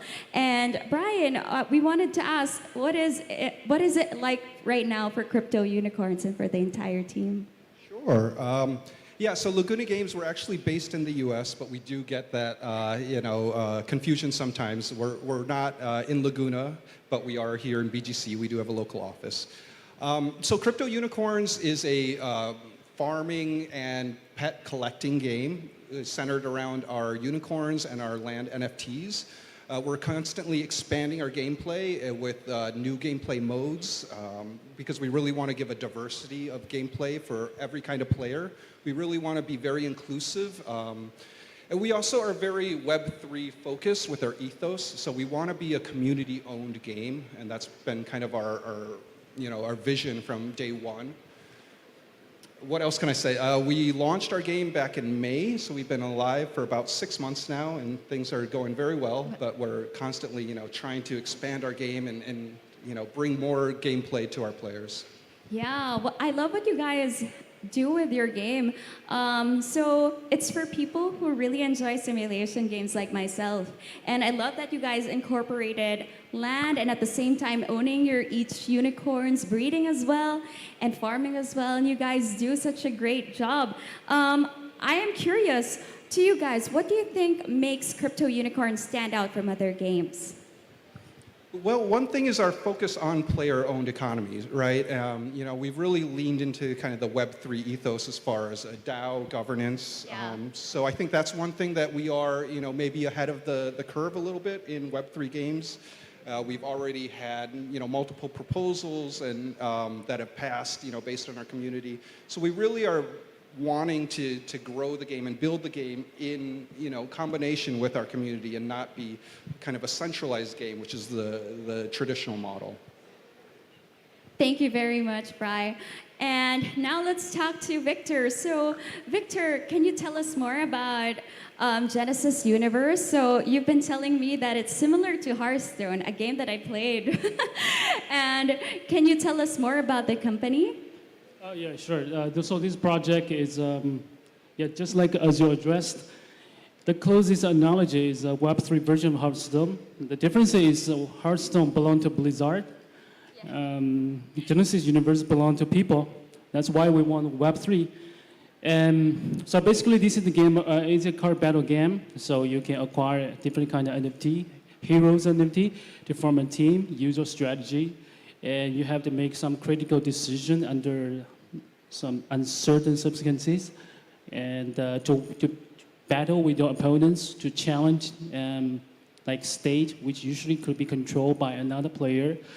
And also, players can mint NFT, trade NFT, rent NFT, and of course, DeFi, a typical DeFi tool is integrated into the system. But so basically, gamers, players, and DeFi guys, and investors, they can interact with each other in the same platform without going to third-party places. So we've been developing this project for almost a year, and we are gonna launch in February if the product guy is telling the truth. Usually March, April, I don't know. That's pretty close. Yeah. So we really, away. at this age, we really focus on community, building the community. Last week, Binance launched our one of NFT, which is called Meadow, and it's actually kind of for the early supporters. It's an identity, kind of like the NFT you have for YGG. It's an identity. Say, I am YGG people. Yeah. So we focus on community right this moment. Eventually, it's all about community. Yeah. Completely agree. That is why we're here, because we really believe that in Web3, the players are the owners of the game. And since we are talking about what we are anticipating for 2023, I would like to ask you guys, what have you guys been building? This time has been the building stage for a lot of amazing games. And we wanted to ask, what's something you are working on now that you guys are excited for next year? Yeah, I think the biggest thing for us is, and for people in our community who've been following us, and if you kind of came by our booth, you can see a bunch of like our chosen characters and our amazing cosplayers that are kind of walking around. And this was really kind of our first introduction with the community, and it was really kind of important for us to kind of establish, like, we're doing the hard work first. We weren't kind of promising a JPEG with like something 2 years later. We really kind of wanted to show you, hey, this is the quality. We're doing all the work first, and then you can make that decision later if you're interested in it. But everything we've kind of done has been on purpose. It's part of our own narrative and our anchoring point. So now we've kind of established like what is the game lore, what is the art direction, what is the quality, what does this mean? And now the next phase that we're getting into is just showing gameplay. So as we start moving into like what you're actually going to be doing in the game on your land and how you're interacting with other sub-DAOs, everything you kind of see with gameplay now, the characters that you see lets you kind of go understand that leap and that immersion to go, oh, okay, I get it now. I'm that character and I'm doing these actions within the game. So everything we're doing is kind of always building up to the next phase or the next milestone that's really important to us on establishing what we're making. So 2023 is going to be a huge year for us to really show people the game itself inside and what we're making. And that's going to be critical. Even though the road is long, this is really kind of a big step for us. I love that. Your company is actually a developer of multiple amazing titles in the past as well. And it's really interesting that you guys are hopping into the Web3 space and here to make a difference. Yeah, I think like we got into Web3, and I think every company here, every team has their journey or their story. And I think for us, what kind of really impressed us was actually the community everybody talks about. And you see these kind of feverish crowds like on Discord and everything else on a game. But one thing that we did see is every project talks about community, like it's a big part of their project, but their product has nothing to do with community. There isn't actually game mechanics or features that actually has community as part of it. And I think we've all here are gamers at some level or played something. And I think we can all know a game that we played, that we stayed on it for years just because of the friends we had in it, the relationships we made in the game. And a big part of that inspiration for us was that Web3 energy, but making a game where community and people is actually a core mechanic, not just a side product. I love that. It should be a game first before being a play-to-earn game. All right, how about you, Bri? I know that you guys are already out now, and there's a lot of people lining up in the Crypto Unicorns booth. Can you tell us more about what you guys have been preparing for 2023? Yeah, I mean, we've been out for about 6 months now, but our game was maybe alpha when we released in May. So, we spent the past 6 months slowly building, and, we're very excited about what we have coming up in the new year. We have a lot of different things going on, I should say. We have mobile games that are being developed currently with separate developers, including Altitude Games. We also have multiple new gameplays, including jousting, that should be coming up in the next, I should say, 2 months, which will completely change kind of our normal gameplay from a farming game to more of a PvP action-based game. So we're really trying to create a wide variety of gameplay and really make it as open to as many players as possible. Thank you, Bri. And how about you, Victor? What are you guys looking forward to for next year? For next year, we anticipated to have a, kind of like a relief rally. But it doesn't matter, no matter what happens or not, we will continue building the project. So now we're still at the first phase of the project is like a gamify. We identified the problem of gamify. Actually, most people do. We just trying to explore the possibility to solve the problem of the tokenomics. So in my humble opinion, the problem of gamify is we need people who want to create value for it, and there should be a good mechanics to distribute value created by people. So what we're doing now is, at this moment, we're trying to make it like sort of easy for people to contribute to project to make value, no matter they're a DeFi guy, play to earn guy, or influencer, social media, and we want to make sure that people have multiple ways of income instead of just play to earn the token, sell the token, which caused the problem we have today. So next phase of project will evolve into metaverse, and kind of like you can form your league in the community, in the game, and you can fight another league, loot another league, compete with another league, trade with another league. And in the long term, we want to make something like it's just not just a platform, a play to earn or metaverse. We want to make it like a platform where people can easily like contribute and create a value into it, and it can really reach the people who are interested in the value. So let's make it simple. I think in the future project is going to be something like a platform, gamified platform where people make things that make sense, and which is, I think, the reason why gamify should be sustainable. Thank you. Thank you very much. And as we wrap up this panel, and as you guys are here in the Philippines, we actually wanted to ask, what do you think is the reception of Filipinos to your games? And did you guys enjoy being a part of the Web3 Festival? Pretty amazing, to be honest. I was actually pretty shocked. Like, I've actually been in Asia about 15 years now, 16 years. And surprisingly, this is my first time coming through the Philippines. And I was actually just amazed by the kindness and like reception. And there was a lot of people from our Discord community who came here just to see us and meet us. Some of them I see in the front row. And I'm just, it's a warming feeling to meet people who kind of support you and they care about what you're building. And it's absolutely genuine. And I think that's maybe the main thing I take from the Filipino community. They're 100% genuine in what they say and how they feel and how they treat people. And yeah, it's my first time here, but now it's definitely not my last. Yeah. Thank you very much, Ken. How about you, Bri? You're here in the Philippines. What is your reception to the Filipino Web3 gaming community? Well, I mean, this is the center of the metaverse, I think, to be honest, here in the Philippines. So, you know, I feel very fortunate to be here in the Philippines and very excited, you know, that we have such a warm, you know, player base that is here as well. I've had the opportunity to meet a lot of our community at this conference, so that's been an amazing experience.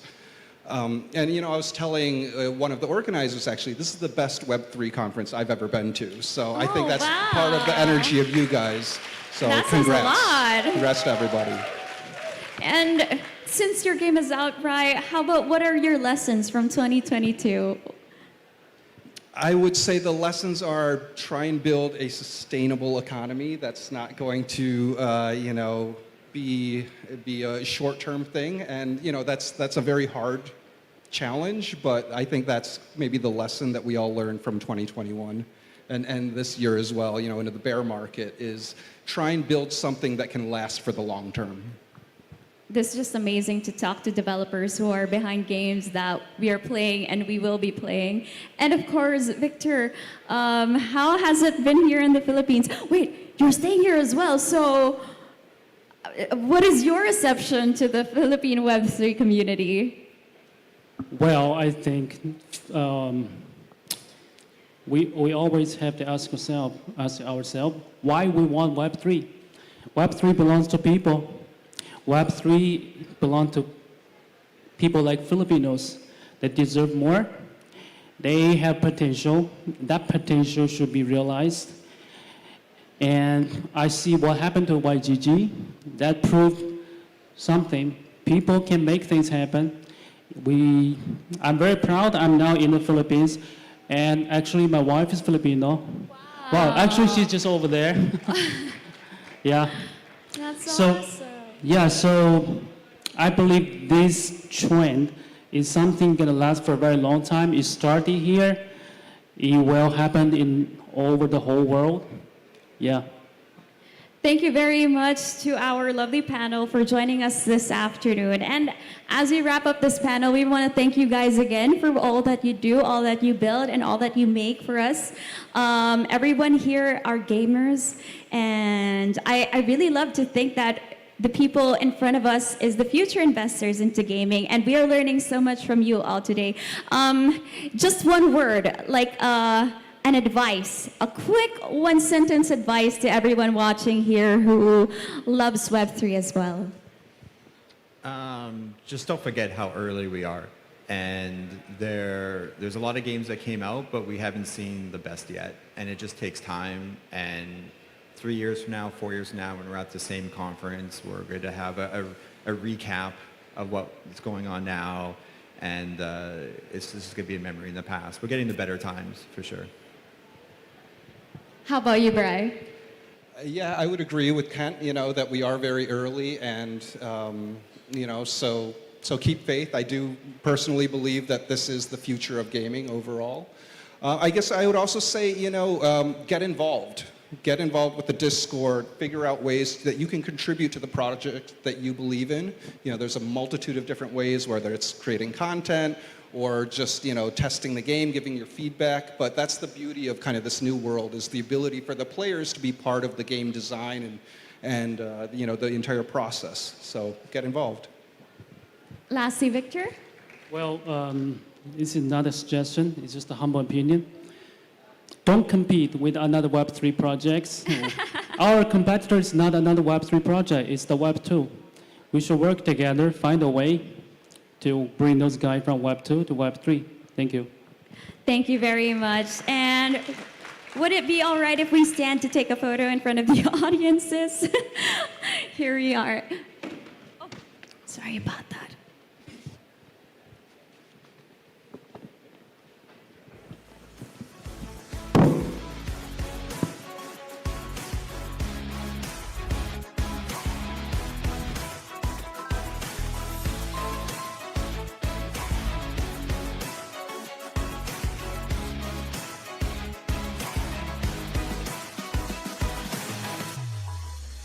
Thank you very much to our lovely panel. And now, guys, we'll be moving on to the next panel here. Yes, and thank you so much once again to Victor, Brian, and Kent. Of course, Myrtle. How are you so far? Are you having fun? Yeah, of course. All right, that's great. We love your energy. We love having you here. That's why we'd love to hear from you on another panel discussion. This time to talk about the trends to watch out for in 2023. And this time you will be joined by Ryan Wang of Big Time Studios. We have Mary Ma of Mix Marvel. And Junie Koo of AO Labs.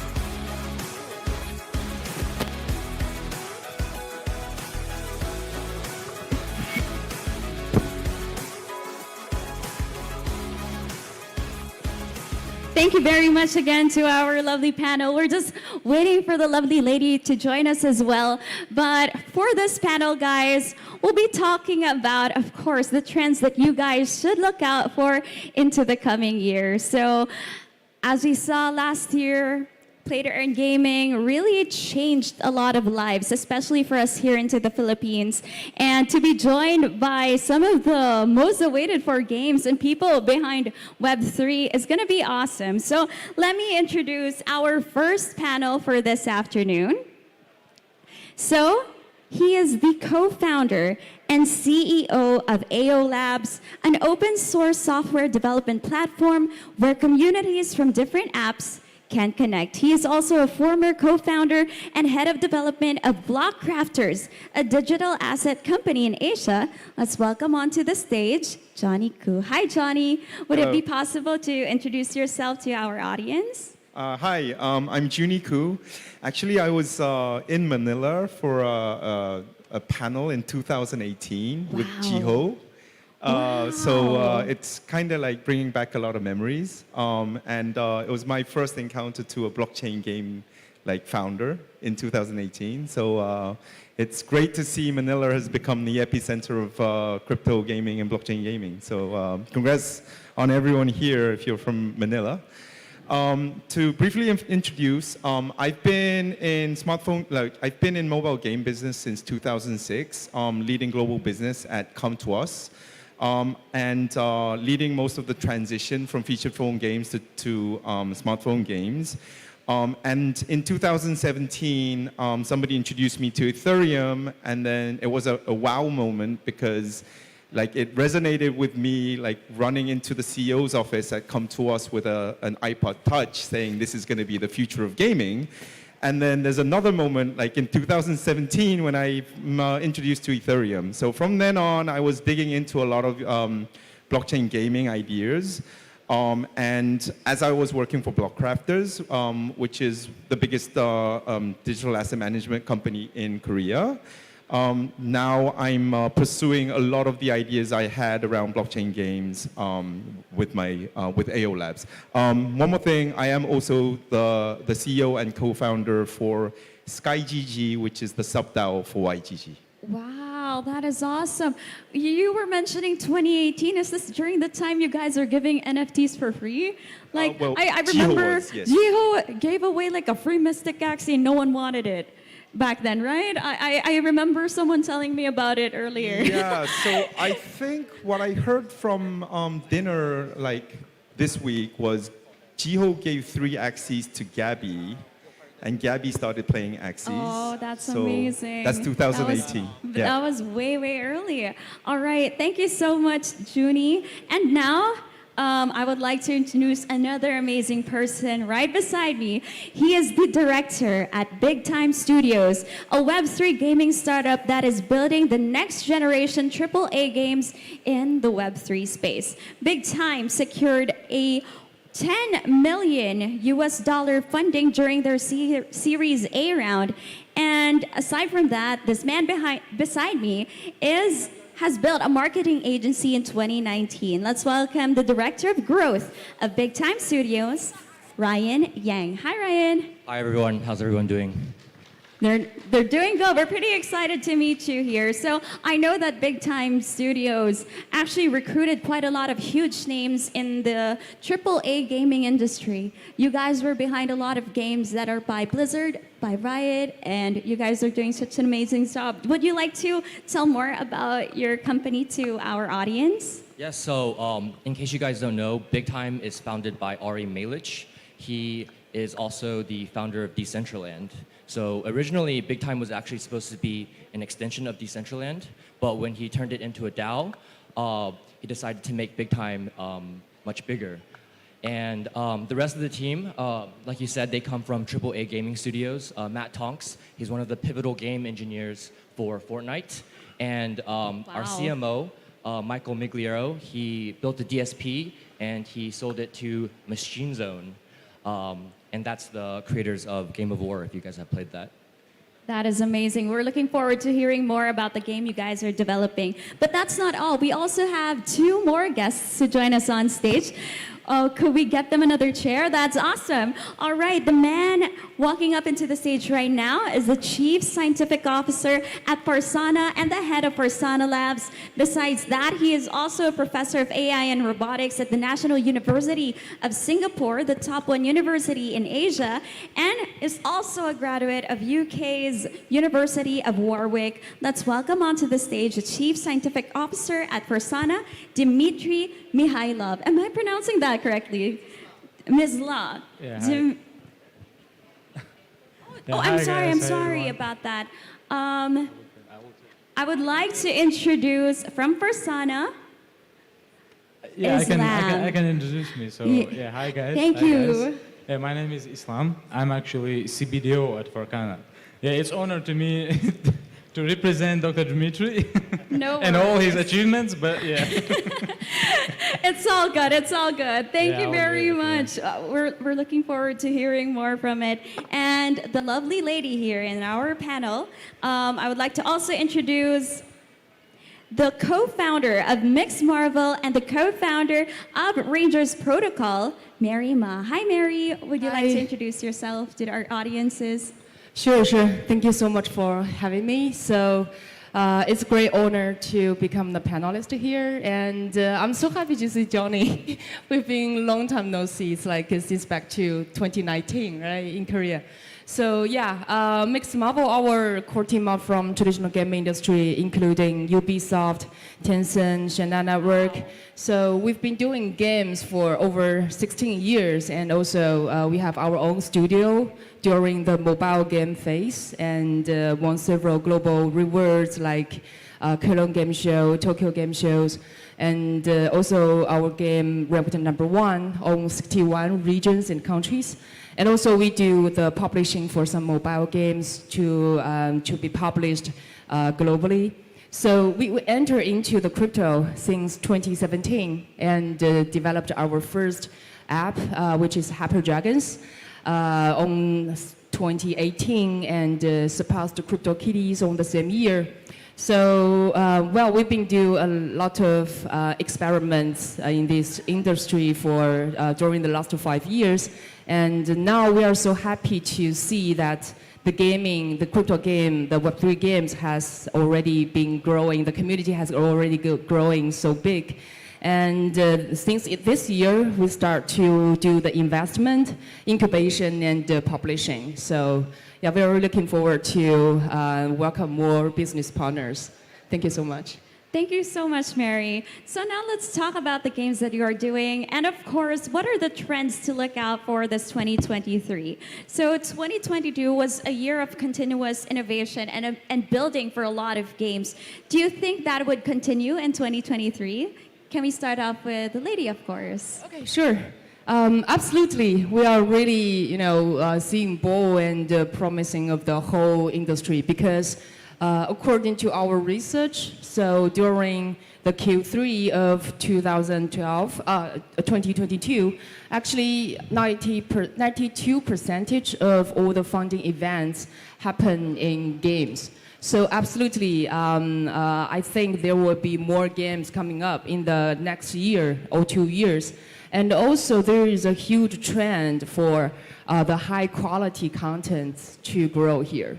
So yeah, we see, both, especially in Asia, we see a lot of giants like Tencent in China, NetEase in China, and also we made in Korea, Netmarble, and NCSoft, all these big companies, they all feel extremely interesting in the Web3 games. So absolutely, I think even though users are complaining about the boring gameplays, the short life cycles of the Web3 games, but we absolutely believe that it will change dramatically during the next 1 to 2 years. A lot of great games they're gonna launch. Yeah, I'm amazed by how many Korean companies have been bringing AAA quality games into the platform. How about you, Islam? What are you looking forward to, and what are the trends you are seeing this 2023? Yeah, I totally agree with the lady. So the thing is, Web3 market is struggling at the moment, yeah, as we know. But we about the games, first of all. Mhm. And as you say now, a lot of companies, including our, building like AAA quality games. So this type of games is all about enjoy and like first of all about game. But gamers didn't have a market, right? They have a good quality games. So I think for sure we will keep building. Definitely. I mean, we saw how it has changed quite quickly months ago. It started with like very easy flash games in the Web3, but now we're seeing so many AAA quality games. And speaking of Junie, you actually worked with Come To Us, and you've worked on quite a lot of mobile games. What are you guys bringing into in terms of quality here into the trends in Web3? So I think going back to my experience at Come To Us and like maneuvering the teams, the production team into smartphone gaming, I don't know how many of you have played like Doodle Jump or Flappy Birds back in 2009 and 11, right? Because those games made a few $100 million to $1 billion back then, right? And I think the current game flows that are coming out are more towards those kind of games, like trying to adapt to what a smartphone kind of does and like using the gyro sensors and the features of the phone. And I think a lot of the game studios that are coming out, and these are large AAA game studios as well, they're kind of maneuvering towards that mentality. So there's going to be a big trend of these AAA games coming out for sure. But there's a different wave that I'm expecting to see probably next year and the next year is like some of the indie developers or even the small studios that are thinking about what is native crypto games. What is something that is different because it's a blockchain game and because it has all the different building blocks that a Web3 platform should have. And a really well game, a game that is designing all these elements into a game probably will do much better, much better than most of these AAA games. That's how I'm kind of seeing. I love that. How about you, Ryan? Since you guys are an entire team with cohesive experiences from multiple known developers from Web2 games, what are you guys bringing here into the Web3? So the difference between Web2 and Web3 is that whenever you launch a game, you start the marketing from the beginning. Rather, in Web2, kind of like there's a lot of production and game development, and only when it's completely polished does the marketing begin. And that's like one of the biggest differences where when you engage a community from the beginning, the community has skin in the game, they want to be a part of the growth of the game, and that's actually what makes Web3 gaming very lucrative. And when you kind of look at the history of gaming, you know, like 50 years ago, everyone paid to play games, whether it was like off of a Game Boy console or going to the arcade and paying a couple dollars. And then in 2010, something very special happened where games became free. So if you used to pay for games and then games became free, the most logical step is that in the future of gaming, which I believe will start in 2023, there will definitely be different ways to monetize off of games. I love that. Now we would like to talk about the technologies into the future here in 2023. Will interoperability eventually be given more importance than decentralization in Web3? What do you think about that, Mary? Yeah, it's a very interesting topic. But to be honest, I think it's not.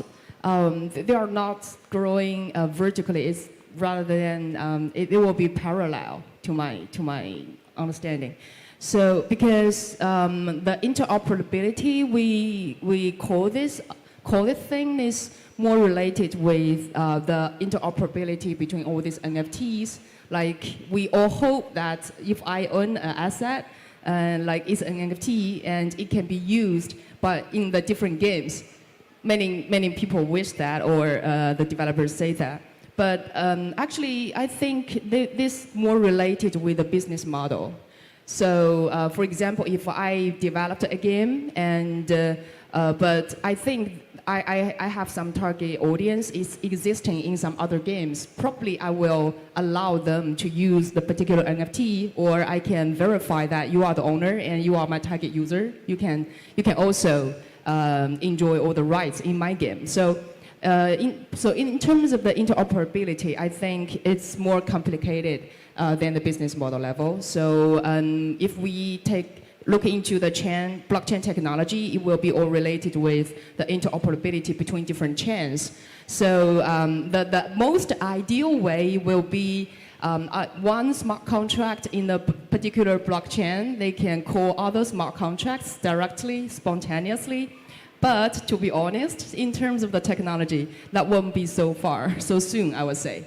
But among the EVM compatible family, probably they will be can realize this faster. But if it's different infrastructure, that will be really difficult to do so. So I think maybe in the next 5 years, like with more experiments and innovation, probably we can do this way. So the user can enjoy a more unified experience between different chains, different games. But now I think that there are still so many gaps to be filling. And in terms of decentralization, I think that's the spirit of Web3. That's what we need to consist with, and that's how we are ensuring the true ownership of all these assets, and we can keep different innovation can be happening here. Yeah, so that's what I think. How about you, Islam? Yeah, answering the question about technologies that we've seen will be in the trends in 2023. From our side, I will be talking about our strong side. So we implementing AI-based technologies to the game. So yeah, we believe that artificial intelligence-based technologies will be a future of the Web3, and it has to be important part of all the market. So what we're actually doing is implementing that technologies to give players more entertainment in-game. For example, like, yeah, I didn't have to introduce our technology. So we have, for example, Helmet, which is exchanging information about your emotions with the teammates in the game. So whenever like players playing the game, they have an aura on the characters, and the aura color is changing depending on their emotions. So I believe like that kind of technologies will add like more value to our market, and it will be like significant. This is what I think about that. Wow, I've never heard of a game that changes based on emotions. That's quite interesting. And how about you, Junie? So when it comes to interoperability, our thesis is that it's not about the assets from the game, but it's more about, okay, identifying what can be interoperable. So some of the layers in blockchain, I guess, that can be interoperable is, for instance, a user's identity. So like in Web 2, everyone belonged to Facebook. Or if you're playing a Web 2 game, you have your identity there, which is gridlocked to an account. For a Web 3 game, you own that account. Your wallet contains most of the assets of that game, and you're free to take that away from the game anytime you want because you have full ownership. So what's interoperable is the account you have and all the assets and all the stamps that you have collected within that wallet. And that piece is probably the only thing that is interoperable, because if I say my asset is interoperable with another game that I have nothing to do with, it is impossible for that game to take that asset in and suddenly develop a game around that economy. It is close to impossible to do that and say, guys, my asset will be meaningful in another game which I don't really control at all. So, I mean, I'm sure there are a lot of these layers that everyone needs to do their research and look into. But I think it'll start from identifying what is interoperable and what is not. How about you, Ryan? What do you think about this? So whenever we think about interoperability, it's actually very synonymous with a versatility. Like, what is the use case of this asset? And so interoperability is actually something we've been thinking very deeply about at Big Time Studios for the last year. And what we've done is we've created an asset, so you can kind of think about it as like an empty piece of land, real estate, effectively. And we call that asset space. And as we were kind of developing our economy, we realized that different types of players play the games for different reasons. You know, some just want to kick back and have a good night with their friends. Others want to collect the rarest items, and then while others just want to collect the token. So a lot of players are playing the game for different reasons, and how can you make that idea interoperable for them? And so what we've done is with one asset, you can do many different things. So you can build on top of it, which in that form, it's an interoperability, right? So maybe one player, they care about, hey, I have a lot of low-level skins, and I want to craft them to the highest level one. And so that's one type of interoperability. The next one would be, maybe I only care about the token. Well, great, have a time warden and build a time warden, and as you play, you have the token through that method. So that's kind of how we think about interoperability. And then in regards to decentralization, I think that is a incredibly important idea in the Web3 space. And how it works is that, like, if you have one person that owns all the assets, effectively, when you have an open economy, they've monopolized it. And that's not what you want. In an open economy, you want things to be fair and you want things to be transparent. So the more decentralized your assets are, the higher probability that you'll be able to find the true market value. And our last question, as developers, do you guys think that cross-chain platforms can change the entire landscape and outlook of Web3 developers? Yeah, absolutely. A cross-chain platform is very important for the whole industry because I think everybody is talking about the liquidity, the lack of liquidity of the NFTs. But I think in terms of the technology, a cross-chain platform is important because we can be able to trade all these different assets on the same platform.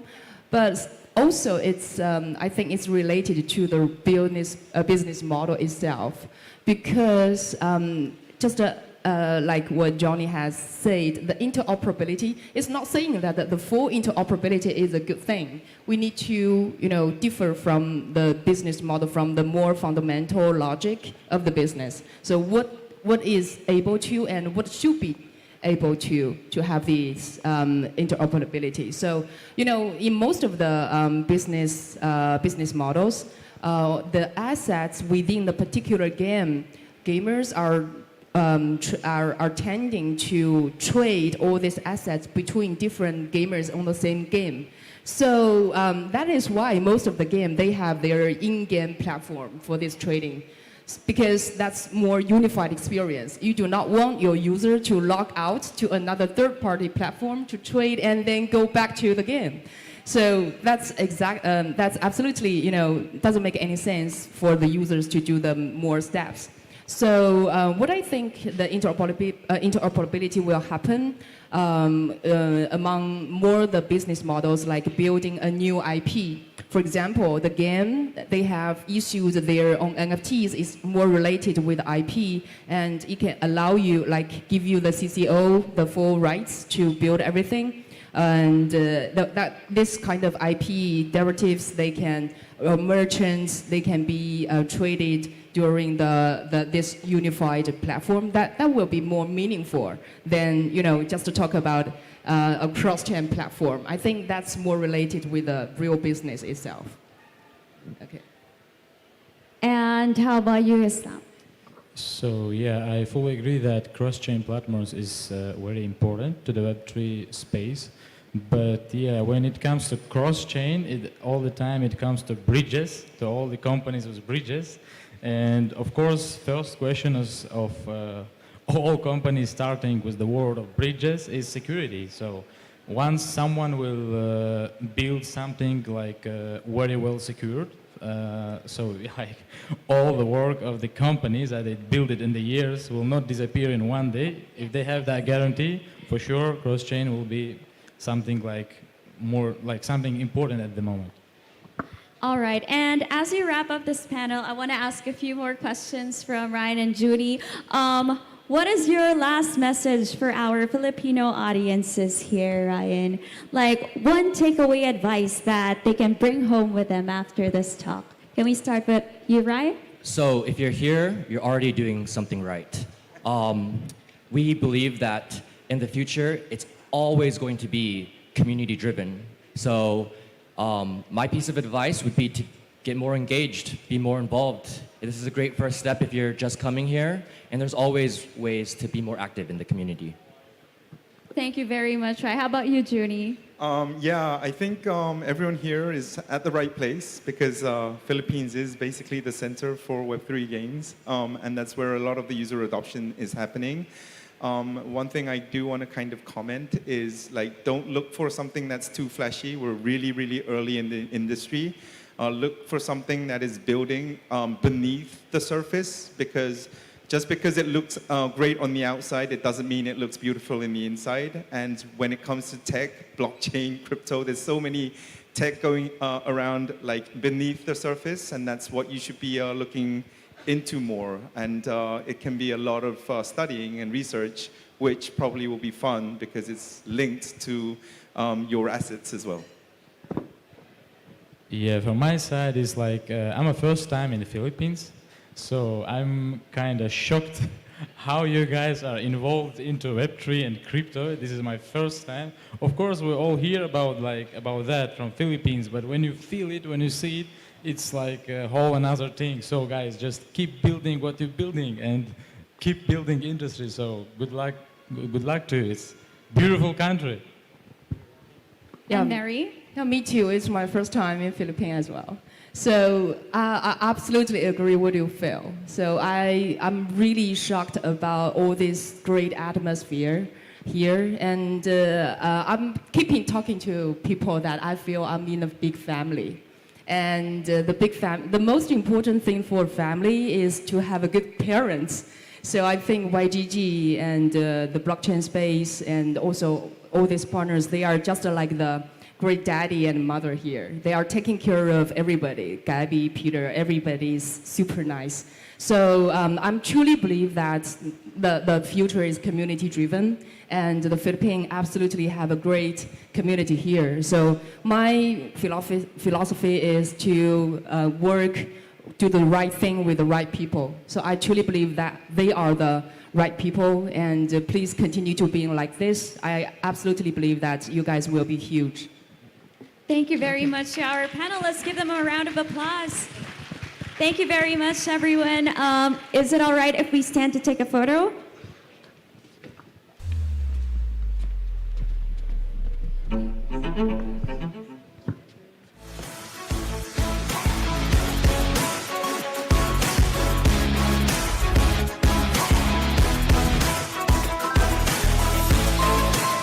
And again, let us thank our very special guests who flew all the way here to the Philippines to give us that amazing talk.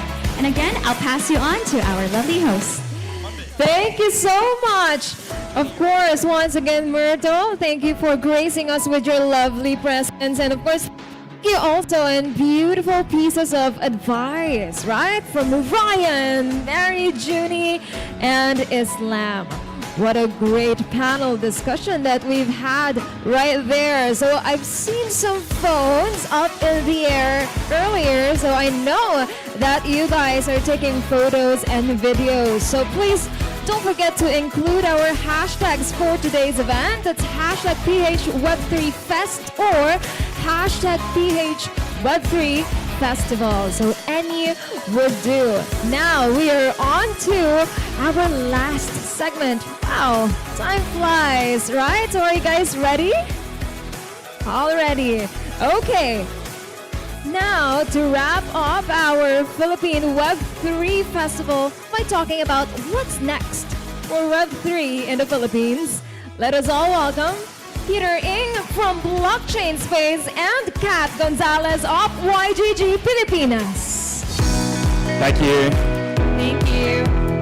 How's everyone feeling? You guys good? Low energy levels. All right, let's get seated. So today we're talking about what's next for Web3 in the Philippines. But I wanted to start with kind of a look back at the origin story of blockchain space, because I think a lot of people don't know the beginnings of blockchain space and what it meant for the community, the crypto PH community back then. So do you want to take us through that? Yeah, I'll talk about the story of Kat being in our basement in a co-working space. So actually, blockchain space started as a physical space, right? So we were building offline communities in Makati, in Manila, back in 2018. Right, and the kind of crowds we were drawing in were about 20 to 50 people. Probably the largest ones would be like 100 people if we managed to get about 4 or 5 different partners in there. These days, that's evolved, right? So especially with COVID, with the pandemic hitting, no one was able to go out. And there was a very, very quick transition, right, of all these crypto communities going from offline to suddenly online. And then suddenly we saw this emergence of a lot of Discord servers, popping up. I'm sure a lot of people here are sitting in a Discord server, and if you're not, you probably should do. And that's basically what Blockchain Space does now, right? So we work with these online communities, a lot of them in Discord servers, right? And basically providing software and tooling for them. And did you want to talk about the first event that you had with Jiho?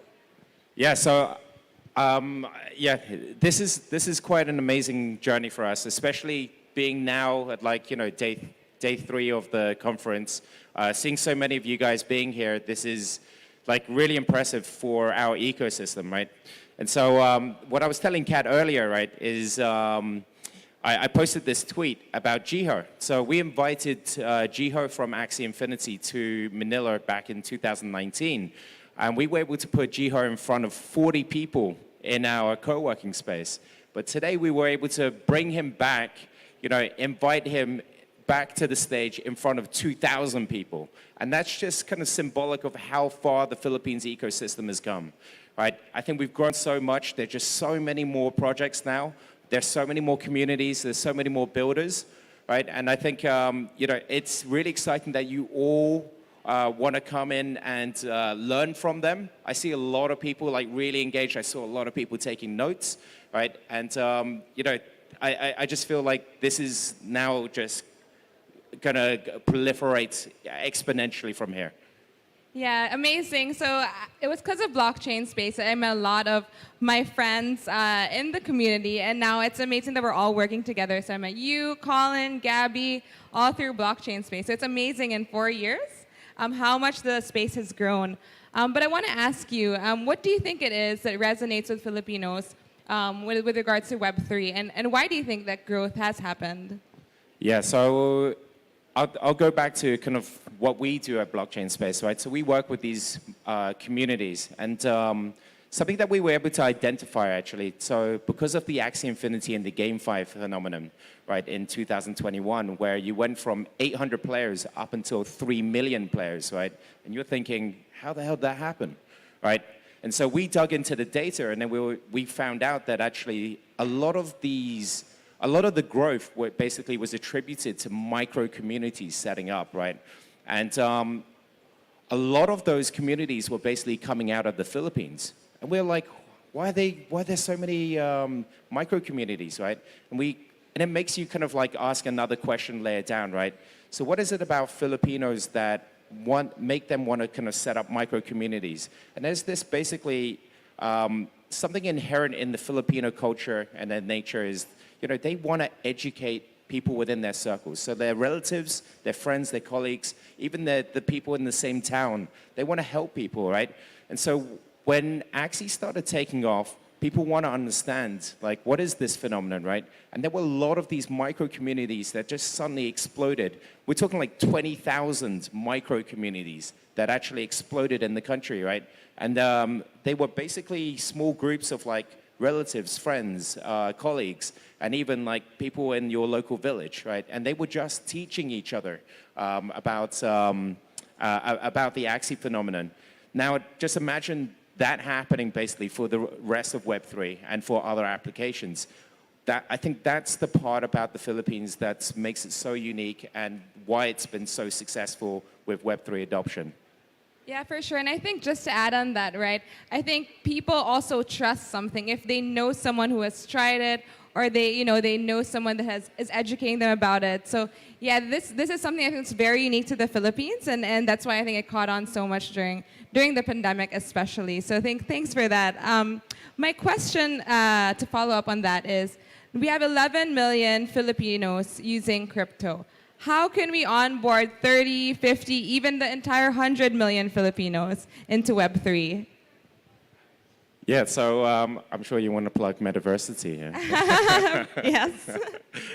So it always comes down to education, right? We're so nascent in this space. I know everyone keeps saying that for years and years and years, and we even said that in 2018, right? But this technology is really still very technical, right?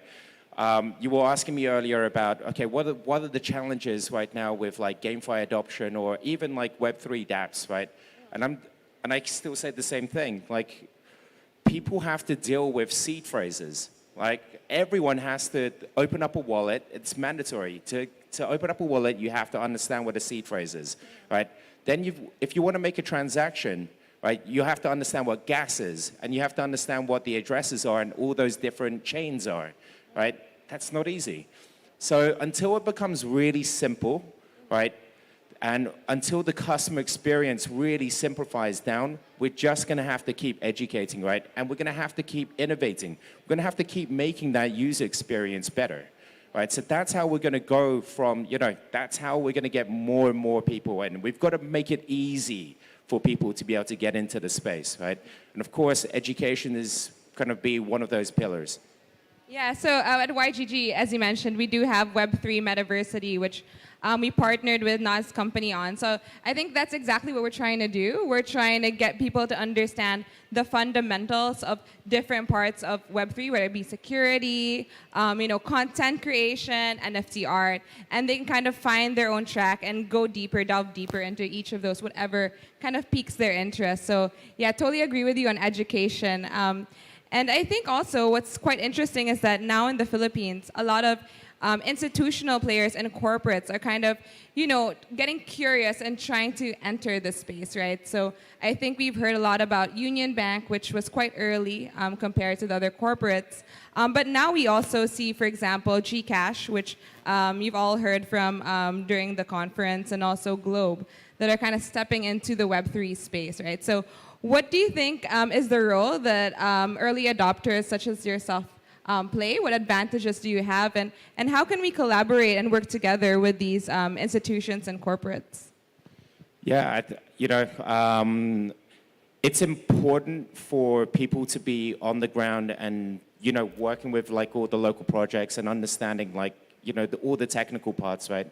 So I think, blockchain space, YGG, we're very, very early in this space. We're very embedded in the ecosystem. And it's our duty then to speak to the larger institutions, the bigger corporations, and to help them to understand, how to work with this technology. Right? Actually, enterprise adoption has been discussed in this country for quite a number of years, but it never really took off, right? I mean, you would have thought about have a look at insurance, for instance, right? You can have smart contracts for insurance. You could have IoT devices that say okay, if crops in a certain district don't get enough water, then that this insurance contract's going to get triggered, right? It probably should make a lot of sense, right? But it never took off, right? So I also think that there's not all applications are going to be worthwhile to explore. There's a lot of things that already work.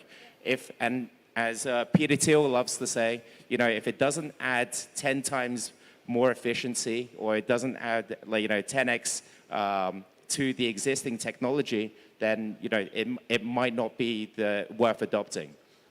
Yeah. So do you think from the corporate or institutional side, do you see that they're kind of trying to understand where they fit in, or are they trying out different types of use cases as like a proof of concept? Like what's happening now in that space here in the Philippines? Yeah, so I think it's really important to have, the larger players and, especially people that are regulated with, let's say, licenses,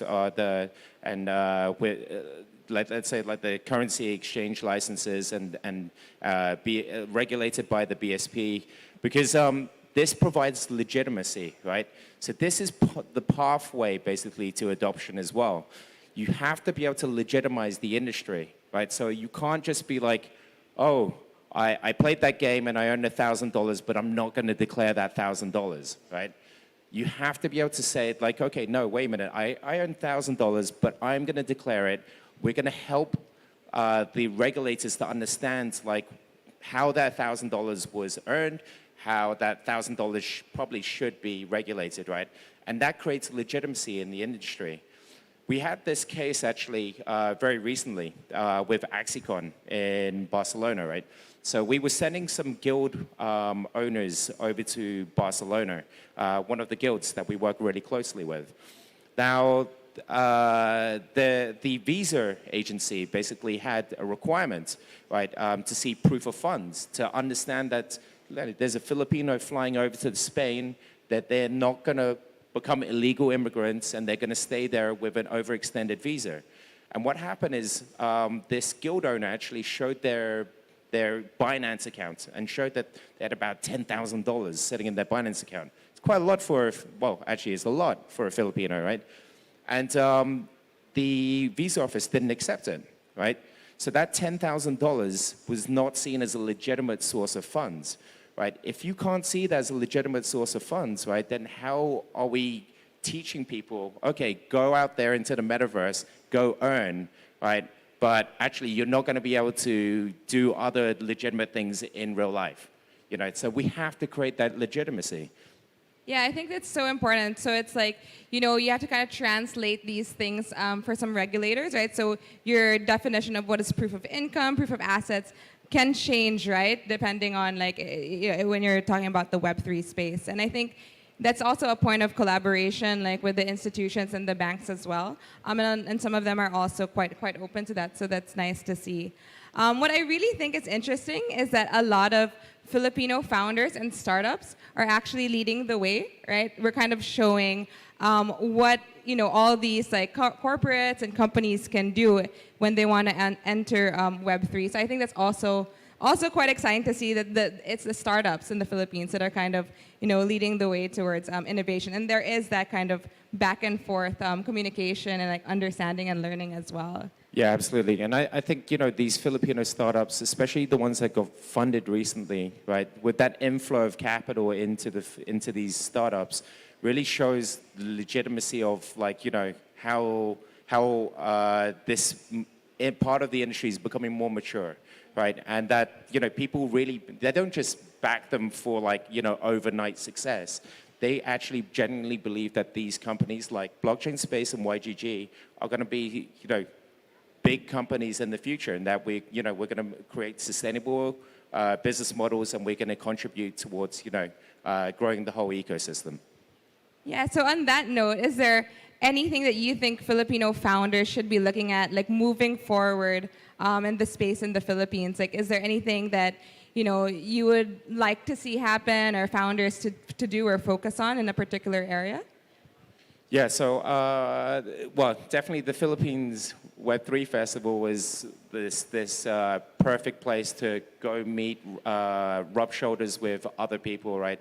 I think that there needs to be more of this community interaction, right? Also go meet people from outside of the country. So, I mean, like, that's great that we have international people coming here so you can understand what they are looking at, what they're interested in this space and in the country.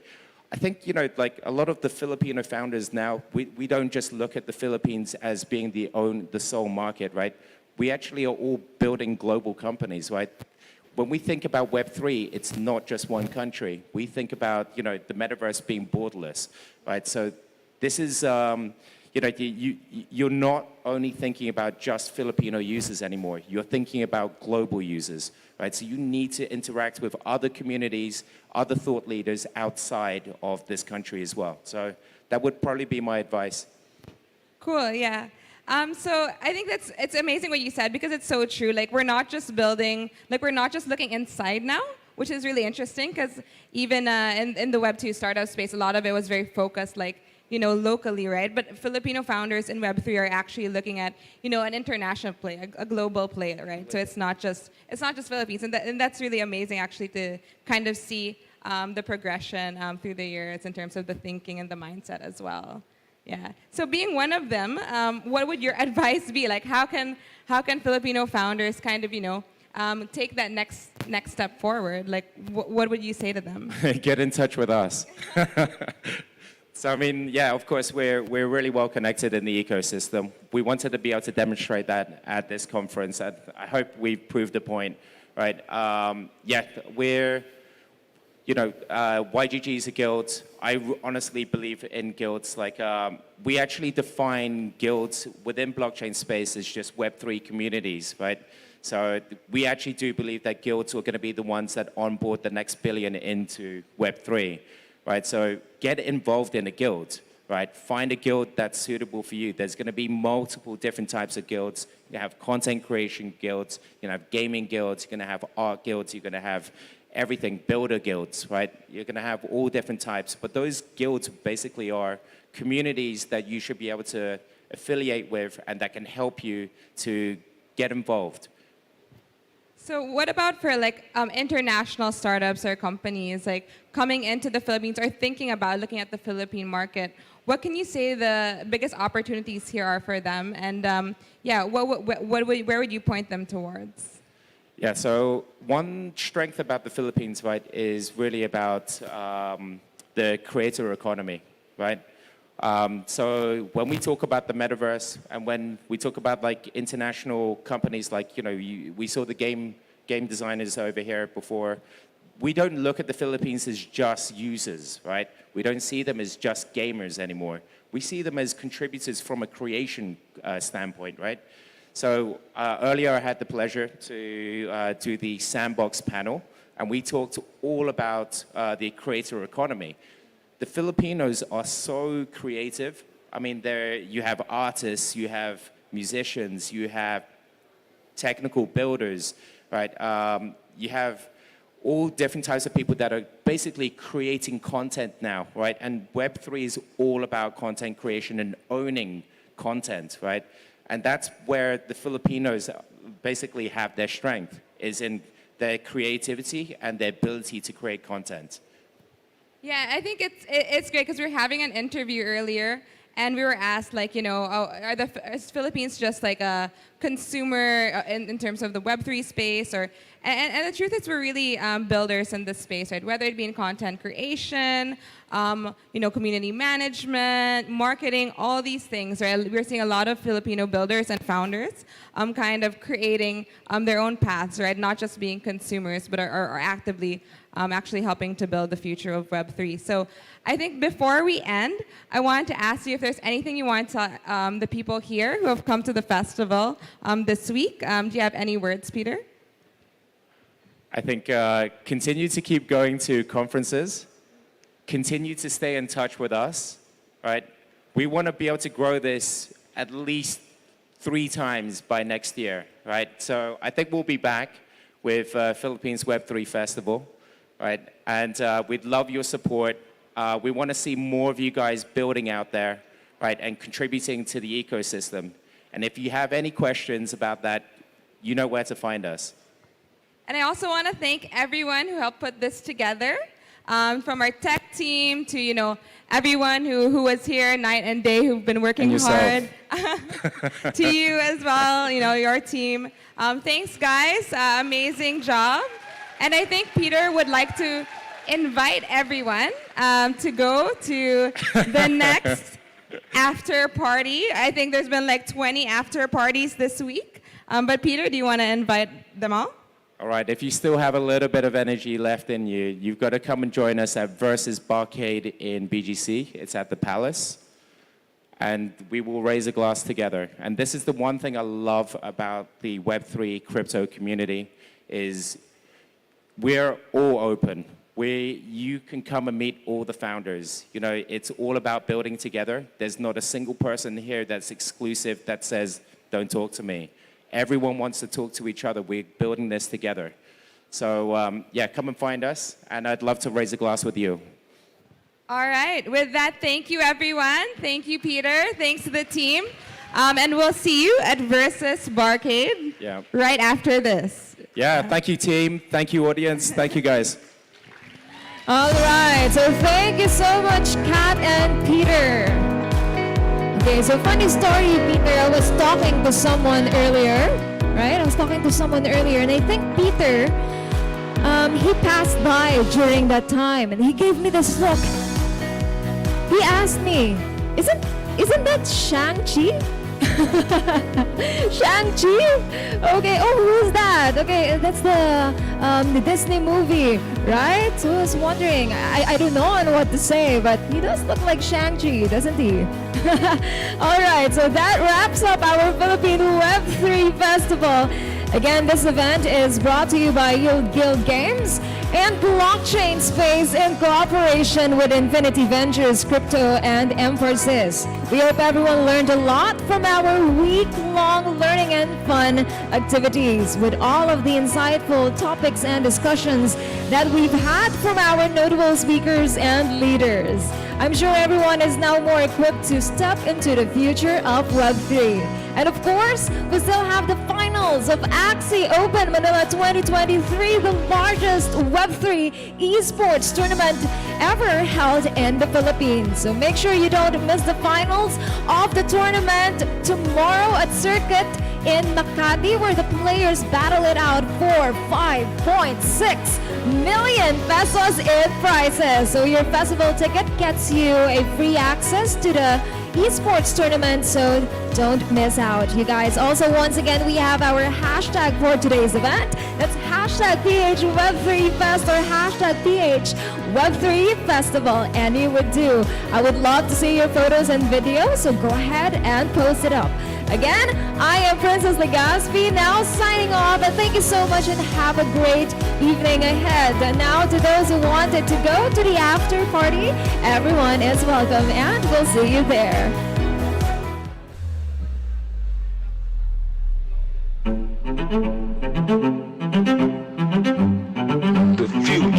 The Philippine Web3 Fest 2022 is brought to you by Yield Guild Games and Blockchain Space in cooperation with Infinity Ventures Crypto and Emphasis and the following partners.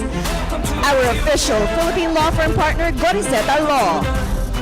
OKC, Farcana, Binary X, Civitas, Mod House, BNB Chain, Plane Mining, Mixed Marble and Metacene, MetaClash, Crypto Unicorns, Avante Studios, Playground Zero.io, Genesis Universe, and our super app partner, Medicare, and our official blockchain partner, Xpla.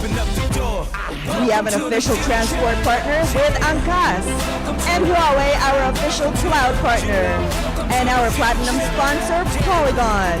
We'd also like to thank our official Web3 partner, Binance, and our co-presenters, official wallet partner, Gcash, official telco and connectivity partner, Globe, games and NFT discovery platform, Metaverse Go. Once again, this is the Philippine Web3 Festival. You are now ready to step into the future of Web3.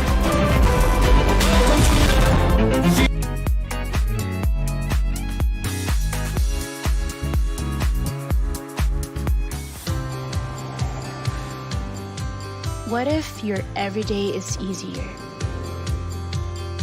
What if your tasks are faster? What if you never have to chase due dates ever?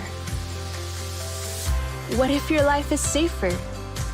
What if your dreams are higher? What if kaya mo na? Gcash gives you secure payments, real-time money transfers, accessible financial services, exclusive deals, and a full suite of business solutions para kaya mo na sumabay sa takbo ng buhay. Kaya mo na to stay connected. Kaya mo na magbayad anytime, anywhere. Kaya mo na magbuy and sell. Kaya mo na to get exclusive deals. Kaya mo na magpera padala. Kaya mo na gawing safe ang future. Kaya mo na abutin ang pangarap. Kaya mo na makatulong, magbigay ng pag-asa. Kaya mo, Gcash mo.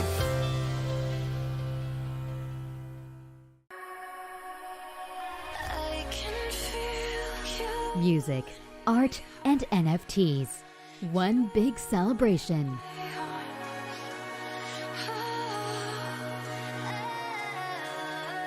Over 10,000 G-goers.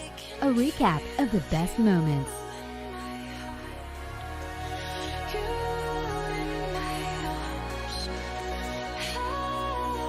Powered by NFT activated passes. 917 new NFT owners. The biggest NFT launch in the Philippines.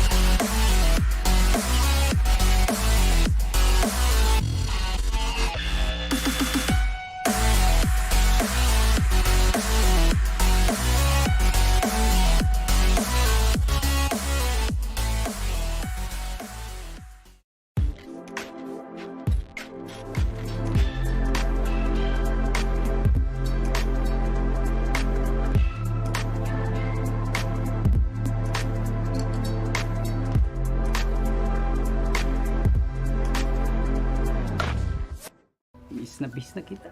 Ay, kailan kaya ulit? Angkas, tara na! Whee! Babalik pa po ang angkas? Manalig ka lang, dahil ang angkas ay malakas. Angkas, malakas! Angkas